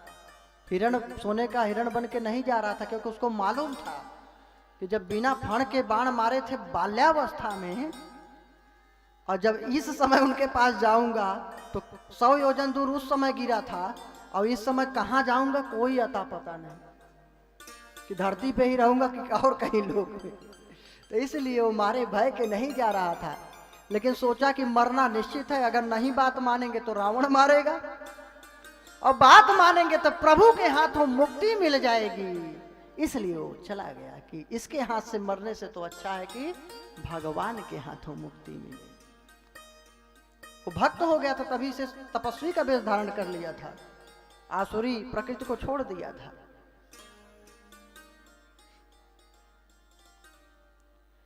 वहीं पे जाते समय ताड़ुका का उद्धार भगवान के द्वारा होता है। फिर अहिल्या का प्रसंग, भगवान तो पतितों को तारने वाले कृपा सिंधु हैं, दयालु हैं। फिर जनकपुर से पत्र आया था, तो वहां पे विश्वामित्र जी लेके जाते हैं, गंगा जी के अवतरण के प्रसंग को बतलाते हैं, जैसे गंगा धराधाम में आई, गंगा के महात्म्य को। फिर जनकपुरी गए हैं, वहाँ पे जनक जी ने स्वागत किया है, पुष्प वाटिका में माता जानकी से मिलन, फिर समुद्र धनुष भंग करना, फिर जानकी माता से विवाह, ये सब का प्रसंग है। फिर अवधपुरी में आगमन, वहाँ पर मंथरा के कुत्सित विचार के कारण और प्रभु की इच्छा के कारण, कहिए कि सरस्वती की प्रेरणा से मंथरा ने बोला, लेकिन सरस्वती किसकी प्रेरणा से बोलती हैं? भगवान की प्रेरणा से। वही सरस्वती, भगवान कृष्ण की बांसुरी कौन है? सरस्वती माता ही तपस्या की। भगवान ने कहा क्या चाहती हो? तो बोली आप मुझे स्वीकार कर लीजिए। तो बांसुरी रूप में भगवान ने अपना लिया। तो सरस्वती को भी फूंक मारते हैं तो बजती हैं। तो कुल मिला के भगवान की इच्छा थी, और रावण इत्यादि को मारने के लिए वन नहीं गए थे ना। दशकंध को मारने को चतुरंगिनी सैन्य होती, निपता होती खासी। दशकंध को मारने को चतुरंगिनी सैन्य होती, निपता होती खासी। मन राखते बंधु भरत को औसे घरे फिर जाते, प्रजा के उपासी। ऋषि और मुनि के उद्धारण को बहुयज्ञ विधान होते सुख राशि। तो किस लिए गए थे? सबरी वनवासिनी होती न जो, प्रभु राम हुना बनते वनवासी। प्रभु राम हुना बनते वनवासी। वे तो सबरी जैसे भक्ता के लिए जाते हैं, केवट के ऊपर कृपा करने के लिए जाते हैं। वनवासी कोल भीलों के ऊपर, जो समाज से वंचित लोग थे, उनके ऊपर कृपा करने के लिए भगवान वन वन घूमे थे। ये है उनकी आदर्श मर्यादा।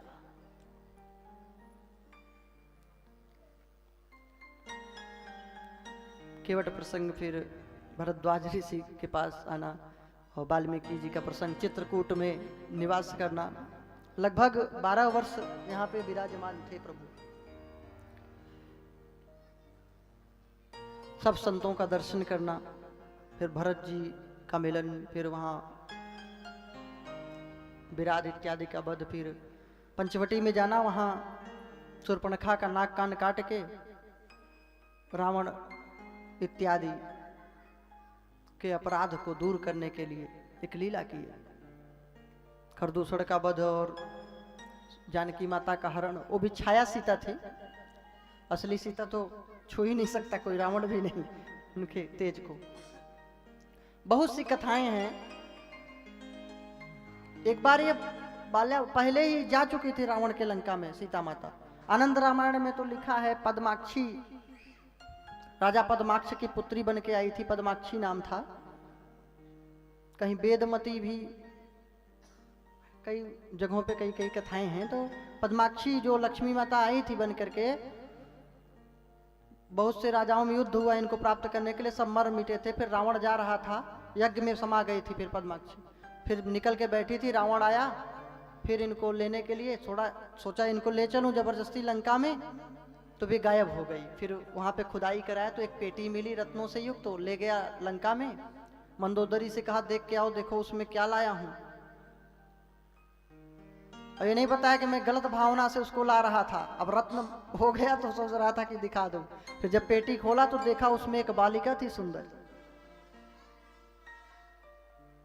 फिर मंदोदरी आई, बताई, रावण घबराया, उस बालिका ने सुंदर आवाज में आदेश दिया है कि मैं अभी एक बार आई हूं, फिर आऊंगी, अब तुम्हारा नाश करके जाऊंगी। फिर वो डर के मारे फिर जनकपुरी में धरती में गड़वा दिया था।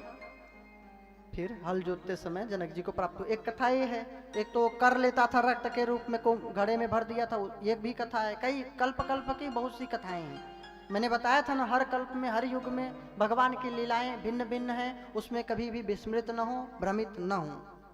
क्योंकि आप जो आज काम करते हैं जरूरी नहीं वह कल भी वही काम करेंगे, वही कपड़ा पहनेंगे, वही रंग होगा, उसी दिशा में जाएंगे। तो भगवान तो मायापति हैं, लीलापति हैं, उनकी लीलाओं का अंत है। कब क्या करेंगे, कैसे करेंगे, ये तो वही जाने। उनकी तो लीलाओं पर सिर्फ आनंद लीजिए, भक्ति में जीवन बिताइए। तर्क कुतर्क करने से आपको कुछ नहीं मिलेगा।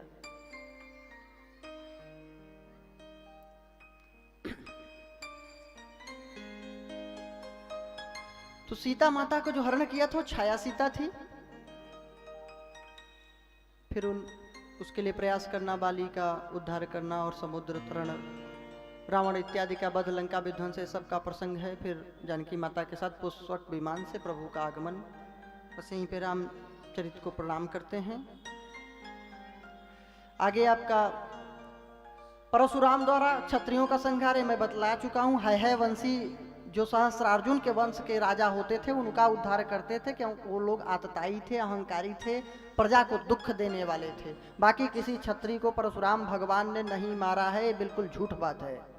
भागवत में साफ लिखा है वंशी क्षत्रिय जो सहस्त्रार्जुन उनके पिता का वध कर दिया था, परशुराम जी के जमदग्नि जी का, गौ माता को जबरदस्ती हरण करके ले गया था, ऐसे आतताई का वध किए थे। और उसके वंश में आने वाले जितने दुष्ट आतताई राजा हुए उनका केवल संहार किए थे, और किसी क्षत्रिय का नहीं। नहीं ये रघुवंश, इक्ष्वाकु वंश, ये सब के वंश को क्यों नहीं छुए? ये लोग कहाँ से आ गए थे? तो ये बिल्कुल हम लोगों को भ्रमित किया गया और ईर्ष्या द्वेष की भावना भरे, आपस में सब लड़े, इसलिए ऊट पटांग की कथा गाई गई। और आज भी कुछ लोग इसको कहते हैं जय परशुराम, हम ब्राह्मण वंशी, हमारे परशुराम। इससे मुझे बहुत दुख होता है।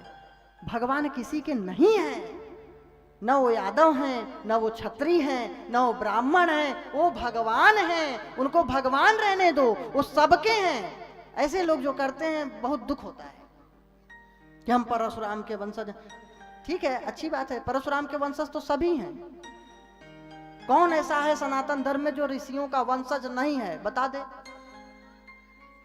नीच ऊंच कोई भी हो, सब ऋषियों की औलाद है। ऋषियों से ही पूरी सृष्टि बनी।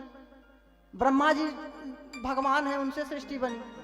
ये तो कर्म के आधार पे वर्ण व्यवस्था बनाई गई जिससे बेरोजगारी न हो, सब अपना अपना कर्म करें, एक दूसरे से आदान प्रदान होता रहे, तो उससे जीविकोपार्जन में कोई बाधा न उत्पन्न हो। इसलिए राजा ने और विद्वानों ने इस निष्कर्ष पे पहुंचे कि वर्ण व्यवस्था बना करके लोगों को बेरोजगारी से दूर किया जाए। भाई अब देखिए, व्यापार वर्ग दे दिया जिसको, उसको बोल दिए बनिया, बणिक, व्यापार करने वाला। जैसे फल बेचने वाले को फल वाला बोलते हो। ब्रह्म को जो जानता था, जो जंगल में तपस्या करता था, बालकों को वेद शास्त्र की शिक्षा देता था, उसको ब्राह्मण बोला गया।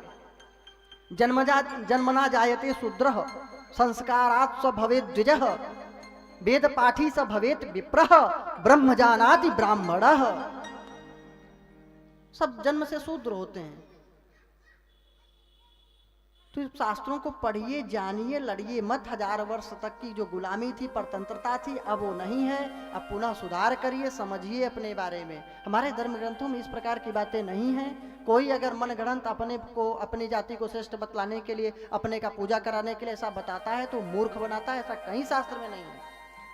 उसमें साफ लिखा है जिस वर्ण के अंदर जिस वर्ण का गुण आए उसको उसी वर्ण का मानना चाहिए। अर्थात अगर व्यापारी व्यापार छोड़ के युद्ध इत्यादि में रुचि लेने लगे तो उसको क्षत्रिय मानना चाहिए। अगर शूद्र नौकरी चाकरी सेवा का कार्य छोड़ के व्यापार का काम करने लगे तो उसको व्यापारी ही मानना चाहिए। तो ये सबको समझिए गहनता से। अब 1000 वर्ष की गुलामी में बहुत कुछ तहस नहस हुआ है। बहुत इतिहास पढ़ने बहुत क्षोभ होता है, बहुत कष्ट होता है, पीड़ा होती है, लेकिन अब तो सुधार सकते हो। भगवान की कृपा से शासन सत्ता भी धार्मिक है, और सब कुछ वातावरण अच्छा ही हो रहा है, मंगल ही, तो अपने को समझना है और धर्म पथ पे चलना है। अपने शास्त्रों को गाली मत दीजिए। ऐसे ही अनाप शनाप के लोग, अन्य धर्मों के फिल्मी जो गंदे कलाकार थे, उटपटांग धर्म के विरुद्ध जहर बो के गए हैं, आपस में लड़िए मत। न ब्राह्मण से धर्म की रक्षा होगी, न शूद्र से, न क्षत्रिय, न वैश्य से। कोई न ब्राह्मण है, न शूद्र है, न क्षत्रिय है, न वैश्य है। सब परमात्मा के पुत्र हैं, ब्रह्मा जी के पुत्र हैं, भगवान नारायण के पुत्र हैं। ब्राह्मणों से मुखमासित बाहु राजन्य कृतः उरुस्तद्वैश्य पदभ्याम शूद्रो अजायत। मुख, हर व्यक्ति का मुख ब्राह्मण है, भुजाएं क्षत्रिय हैं, पेट उदर ये सब जो है व्यापार है, व्यापार सब चल रहा है। चरण जो सबको सहारा दिया है वो जो है शूद्र है। इसी चरण की पूजा की जाती है। सब लोग चरणोदक पीते हैं, चरणामृत पीते हैं, कोई पेटामृत, नाकामृत, कानामृत नहीं पीता। तो ऐसे तो शूद्र श्रेष्ठ है आध्यात्मिक भाव में। शूद्र मतलब जो सबका आधार हो, जिसके बिना किसी का काम ही न चले। जैसे सेवक है, शूद्र कोई गाली नहीं है, नीचा शब्द नहीं है। जैसे बढ़ई के बिना काम चल सकता है, नाई के बिना काम चल सकता है, अच्छा बिना गुरु अध्यापक के काम चल सकता है। तो पहले के जो अध्ययन नहीं, गंदा नहीं, आध्यात्मिक शिक्षा देते थे, वो ब्राह्मण होते थे। अब कोई जुआ शराब खेल रहा है, गाली गलौज करोगे तो ब्राह्मण हो। तो ऐसा शास्त्र की मान्यता नहीं है। एक रूढ़वादिता आ गई, समाज में पाखंड फैला, लोगों ने फैलाया। ऐसा शास्त्रों में नहीं है। आपको नहीं विश्वास है, भागवत खरीदिए, उसका हिंदी में अच्छे से पढ़िए, पूरा रामायण पढ़िए, आपको पूरी बातें हमारी सही लगने लगेंगी। तब एकजुटता की जरूरत है, सनातन धर्म को बचाने की जरूरत है। आज सबके जो लोग अपने धर्म को मानते थे, आज हमको सेकुलर बना के बेवकूफ बना रहे हैं, मैकाले की शिक्षा व्यवस्था के कारण।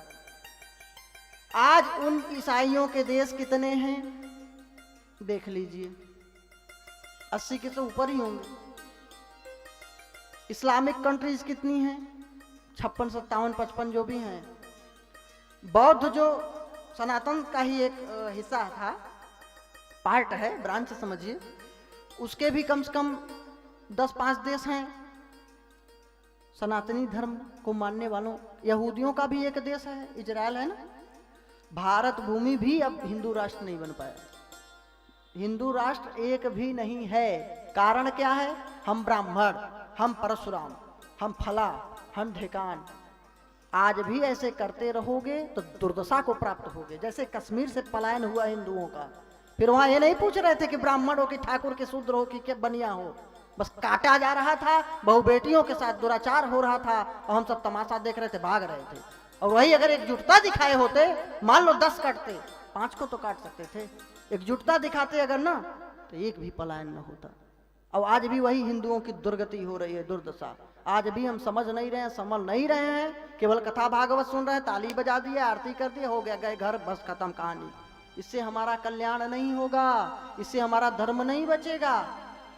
धर्म की रक्षा होगी एकजुटता से, प्रेम से, परस्पर। आइए अब कथा की ओर चलते हैं। ये भी बीच बीच में बताना आवश्यक है आधुनिक समय को देखते हुए, क्योंकि हमने ऐसे भी भारत के कई टुकड़े देखे हैं।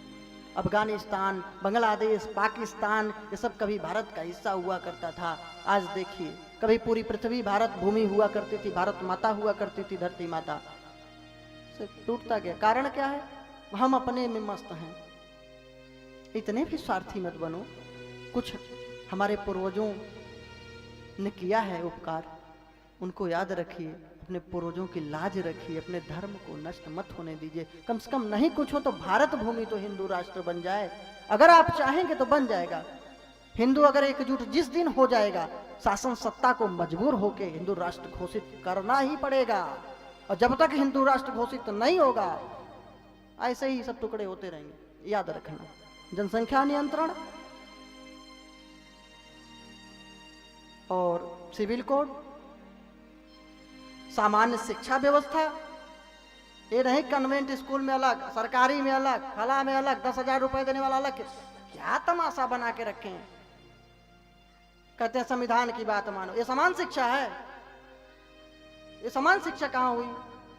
समान शिक्षा मतलब एक किताब, चाहे जिस स्कूल में पढ़ने वाला हो, किताब एक होगी, सिलेबस एक होगा, पाठ्यक्रम एक होगा। तो ये सब जरूरत है, तब देश का उत्थान होगा। आइए कथा की ओर। जय श्री राम। परशुराम जी ने जो है हैहवंशी क्षत्रियों का संहार किया था, उसको गलत ढंग से न लें और न परशुराम को क्षत्रिय न ब्राह्मण, उनको भगवान माने तो आपका कल्याण होगा।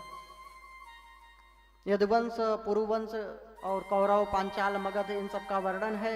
संक्षिप्त तो भगवान कृष्ण जी के वंशज का भी वर्णन है। बस यहीं पे 9वें स्कंद को प्रणाम करते हैं। आइए 10वें स्कंद में प्रवेश करें। महाराज मथुरा के राजा हैं उग्रसेन जी।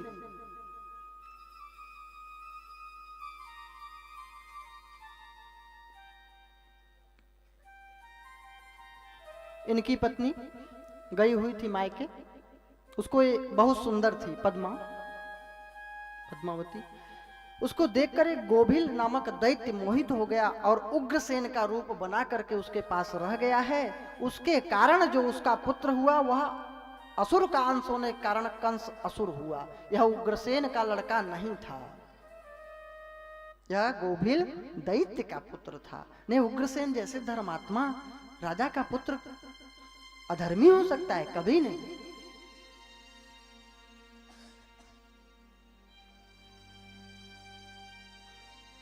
उग्रसेन जी के भाई थे देवक, इनकी पुत्री थी देवकी। उसका विवाह वसुदेव जी के साथ निश्चित किया गया। जब विवाह संपन्न हुआ, नम आंखों से बेटी की विदाई की गई। कंस स्वयं रथ चला करके वसुदेव जी के घर पहुंचाने के लिए चला। तभी रास्ते में आकाशवाणी हुई, अस्यास्ताम अष्टमो गर्भ। अरे मूर्ख, इसकी जो 8वीं संतान होगी उसके द्वारा तेरी मृत्यु हो जाएगी। उठाया तलवार मारने के लिए। वसुदेव जी बोले, एक तो आपकी बहन स्त्री, अभी अभी विवाह हुआ, अबला, इसको मारने से आपको क्या मिलेगा? आपको इसके संतान से दिक्कत है। मैं वसुदेव जी वचन देता हूं, आपको सब संतान ला के दे दूंगा। जानता था वसुदेव जी कभी झूठ नहीं बोलते, मान लिया बात। आए हैं, लेकिन उनके चारों ओर घर के पहरेदार लगा दिया है। पहला पुत्र जब कीर्तिमान नाम वाला हुआ है, वसुदेव जी लेके चले हैं। कंस को दया लगी, छोड़ दिया। तभी उसके मंत्री लोग समझाए हैं कि महाराज 8 बूंद जल लिया है और एक साथ मिला दिया। बोले पहला बूंद कौन है? बोले पता नहीं। कि उसी प्रकार देवता लोग बहुत चालाक हैं, 8 पुत्र लड़कों को रखे हैं एक जगह और कब किसको भेज देंगे पता नहीं, इसलिए सबको मार डालो। पापी कभी पाप से थकता नहीं है। बुला करके वसुदेव जी को, उस बालक को चट्टान पे पटक के मार डाला। बंदीगृह में डाल दिया वसुदेव देवकी को। उग्रसेन जी को भी बंदीगृह में डाल करके स्वयं राजा बन गया।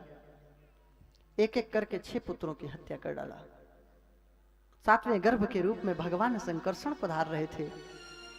बोले लक्ष्मण रूप में मैं जब था तो आप जो है अपने मन का सब करते थे, अब मैं जो है आपको कष्ट नहीं होने दूंगा, मैं पहले जाऊंगा। भगवान कहे ठीक है, तुम ही पहले जाओ।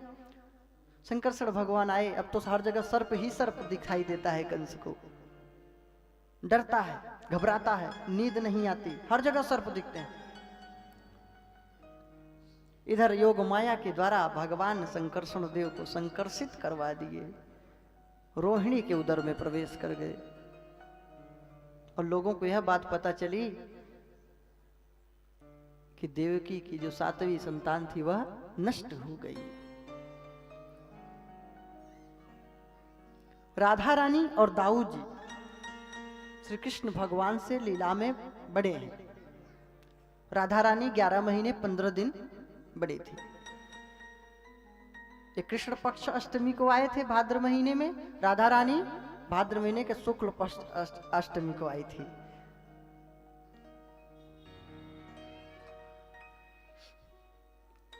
दोनों लोग नेत्र को नहीं खोले थे। इन लोगों ने तय किया था जब भगवान आएंगे, जब कन्हैया आएगा तभी हम सब लोग देखेंगे, नहीं देखेंगे।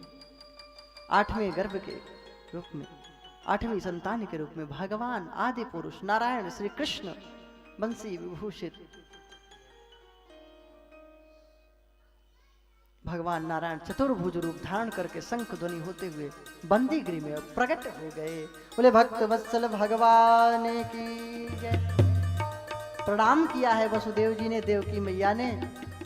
ये प्रश्नी और सुतपा नाम के तपस्वी थे, पूर्व काल में बहुत कठोर तपस्या किए थे। भगवान ने कहा था वरदान मांगो, तो बोले थे प्रभु आप ही मेरे पुत्र बन के आए और कुछ नहीं चाहिए।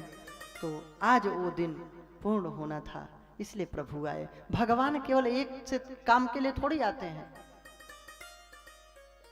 भक्तों पर कृपा करने, तमाम लोगों को वरदान दिए रहते हैं, बात वचन दिए रहते हैं, सबको पूरा करने के लिए आते हैं। असुरों का संहार करने के लिए, धर्म की रक्षा करने के लिए।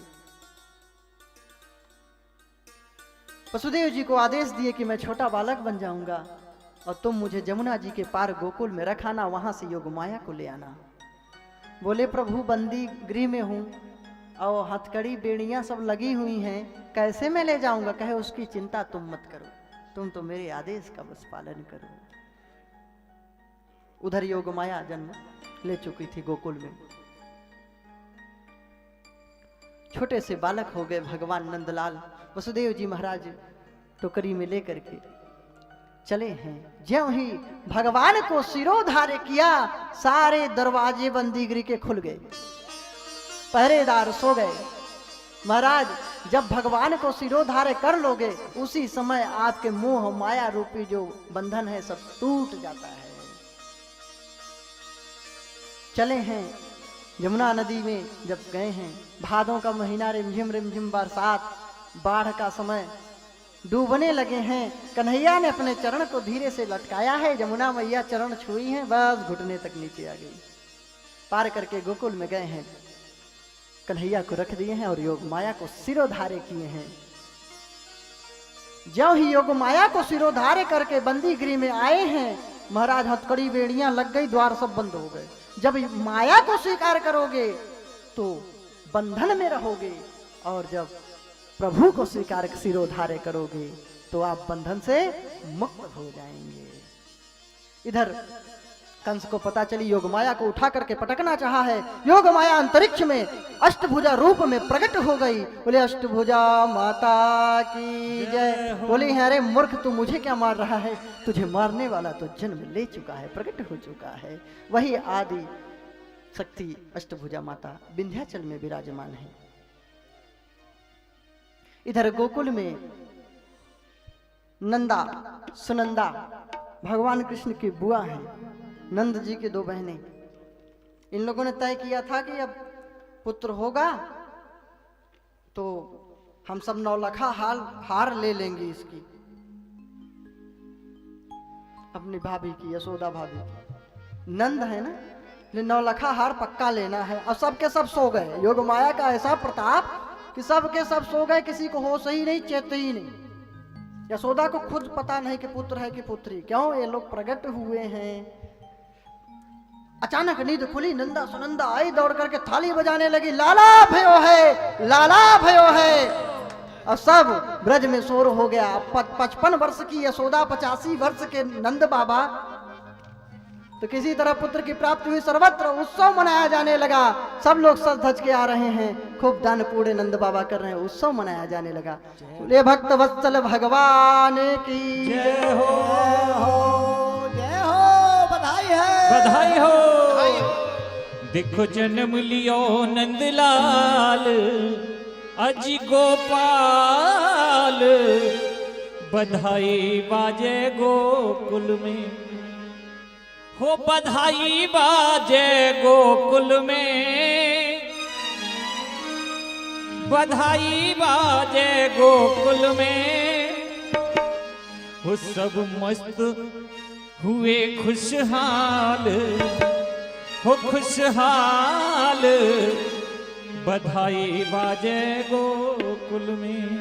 बधैया बाजे गोकुल में, हे बधैया बाजे गोकुल में, ओ बधैया बाजे गोकुल में, बधैया बाजे गोकुल में, बधैया बाजे गोकुल में। हो देखो जन्म लियो नंदलाल गोपाल, बधैया बाजे गोकुल में। देखो जन्म लियो नंदलाल, नंदलाल, बधैया बाजे गो।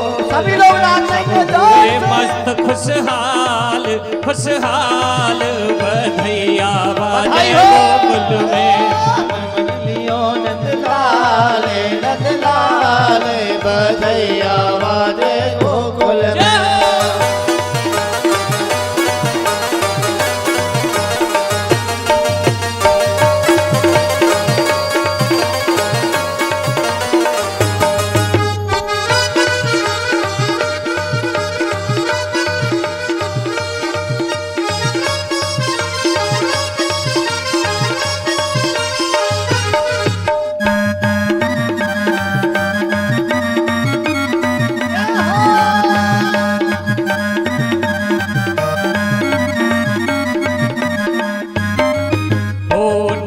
घर में खुशियाँ छाई, नंद के घर में खुशियाँ छाई, सज धज के गोपियाँ भी आई, सज धज के गोपियाँ भी आई। ओ नंद के घर में खुशियाँ छाई, नंद के घर में खुशियाँ ओ छाई, सज धज के गोपियाँ भी आई, सज धज के गोपियाँ भी आई। अब बरसे रंग गुलाल, हो गुलाल बधैया बाजे गोकुल में। अब बरसे रंग गुलाले हाँ गुलाले बधैया बाजे गोकुल में। ओ देखो जन्म लियो नंदलाल गोपाल बधैया बाजे गोकुल में।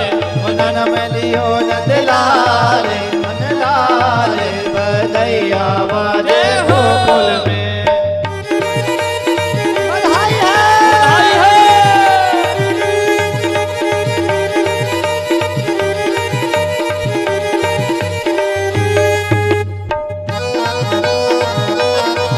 सभी लोग बधाई बोलो, बधाई है।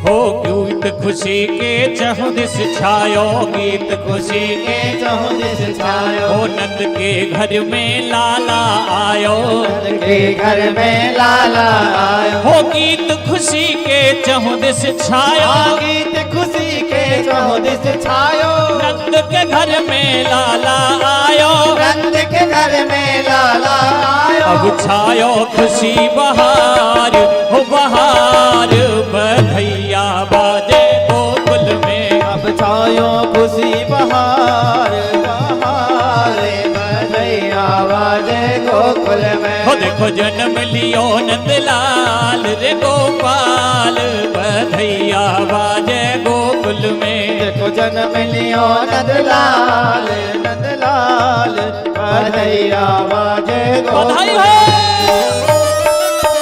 हरि बोल।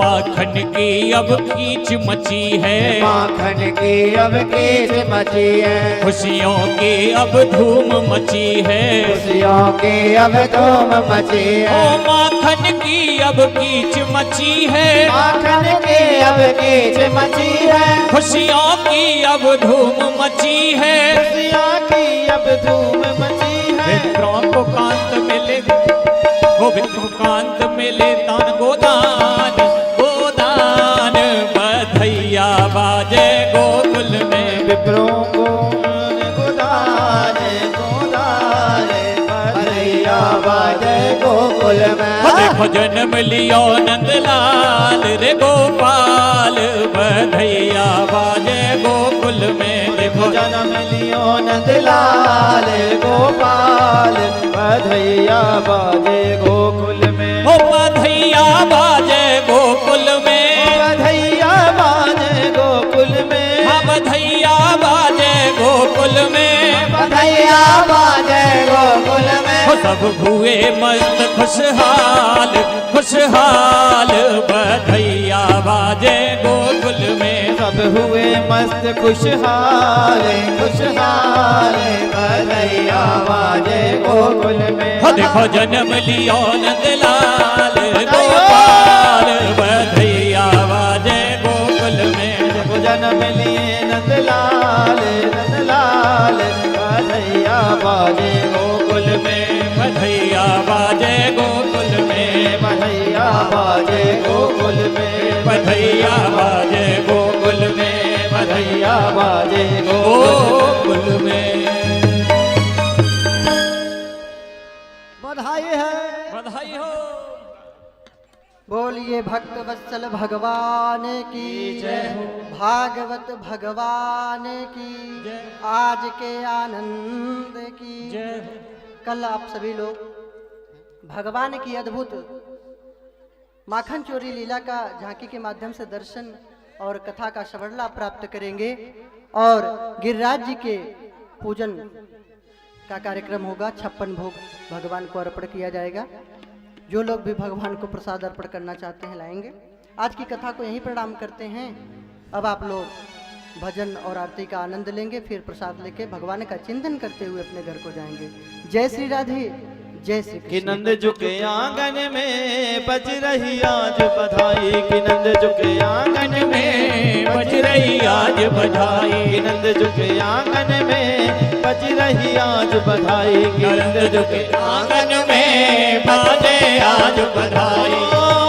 सौ सौ बार बधाई भक्तों। सौ सौ बार बधाई भक्तों। सौ सौ बार सौ सौ बार सौ सौ बार बधाई भक्तों। सौ सौ बार बधाई भक्तों। लाखों लाख बधाई। कि नंद झुके कि नंद झुके कि नंद झुके आंगन में बज रही आज बधाई। नंद झुके अंगना में बज रही आज बधाई। कि नंद झुके अंगना में बज रही आज बधाई। नंद झुके अंगना में बज रही आज बधाई। बधाई है। बधाई हो महाराज।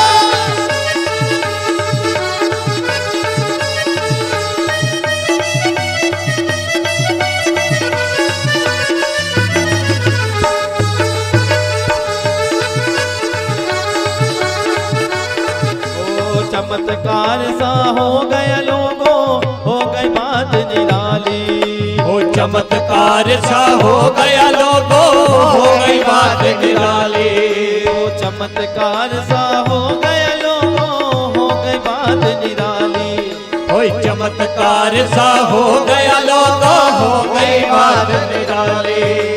रात ही रात में नंद बाबा की रात ही रात में नंद बाबा की दाढ़ी हो गई काली। कि नंद झुके कि नंद झुके कि नंद झुके आंगन में बज रही आज बधाई। नंद झुके आंगन में बज रही आज बधाई। सौ बार बधाई भक्तों। सौ सौ बार बधाई भक्तों। सौ बार सौ सौ बार सौ सौ बार बधाई भक्तों। सौ सौ बार बधाई भक्तों। लाखों लाख बधाई। कि नंद झुके कि नंद झुके कि नंद झुके आंगन में बज रही आज बधाई। नंद झुके आंगन में बज रही आज बधाई बधाई। है।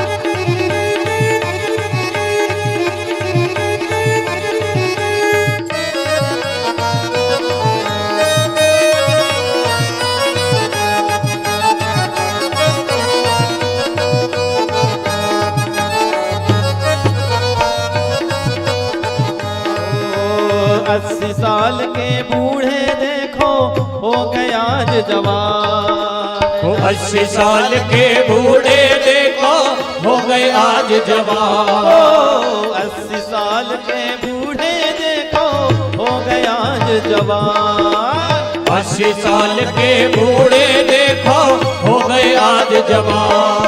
ओ नंदरानी भी युवती बन गई। नंदरानी भी युवती बन गई। नंदरानी भी युवती बन गई। नंदरानी भी युवती बन गई। खुशी से बंद जबान। कि नंद झुके कि नंद झुके कि नंद झुके आंगन में बज रही आज बधाई। कि नंद झुके आंगन में बज रही आज बधाई। ओ बधाई हो बधाई नंद बाबा की बधाई, बधाई हो बधाई नंद बाबा के बधाई, बधाई हो बधाई यशोदा मैया की बधाई, बधाई हो बधाई यशोदा मैया की बधाई, बधाई हो बधाई सब भक्तों की बधाई, बधाई हो बधाई सारे भक्तों को बधाई, बधाई हो बधाई सब भक्तों की बधाई, बधाई हो बधाई सब भक्तों को बधाई, बधाई हो बधाई सब भक्तों की बधाई, बधाई हो बधाई सब भक्तों को बधाई।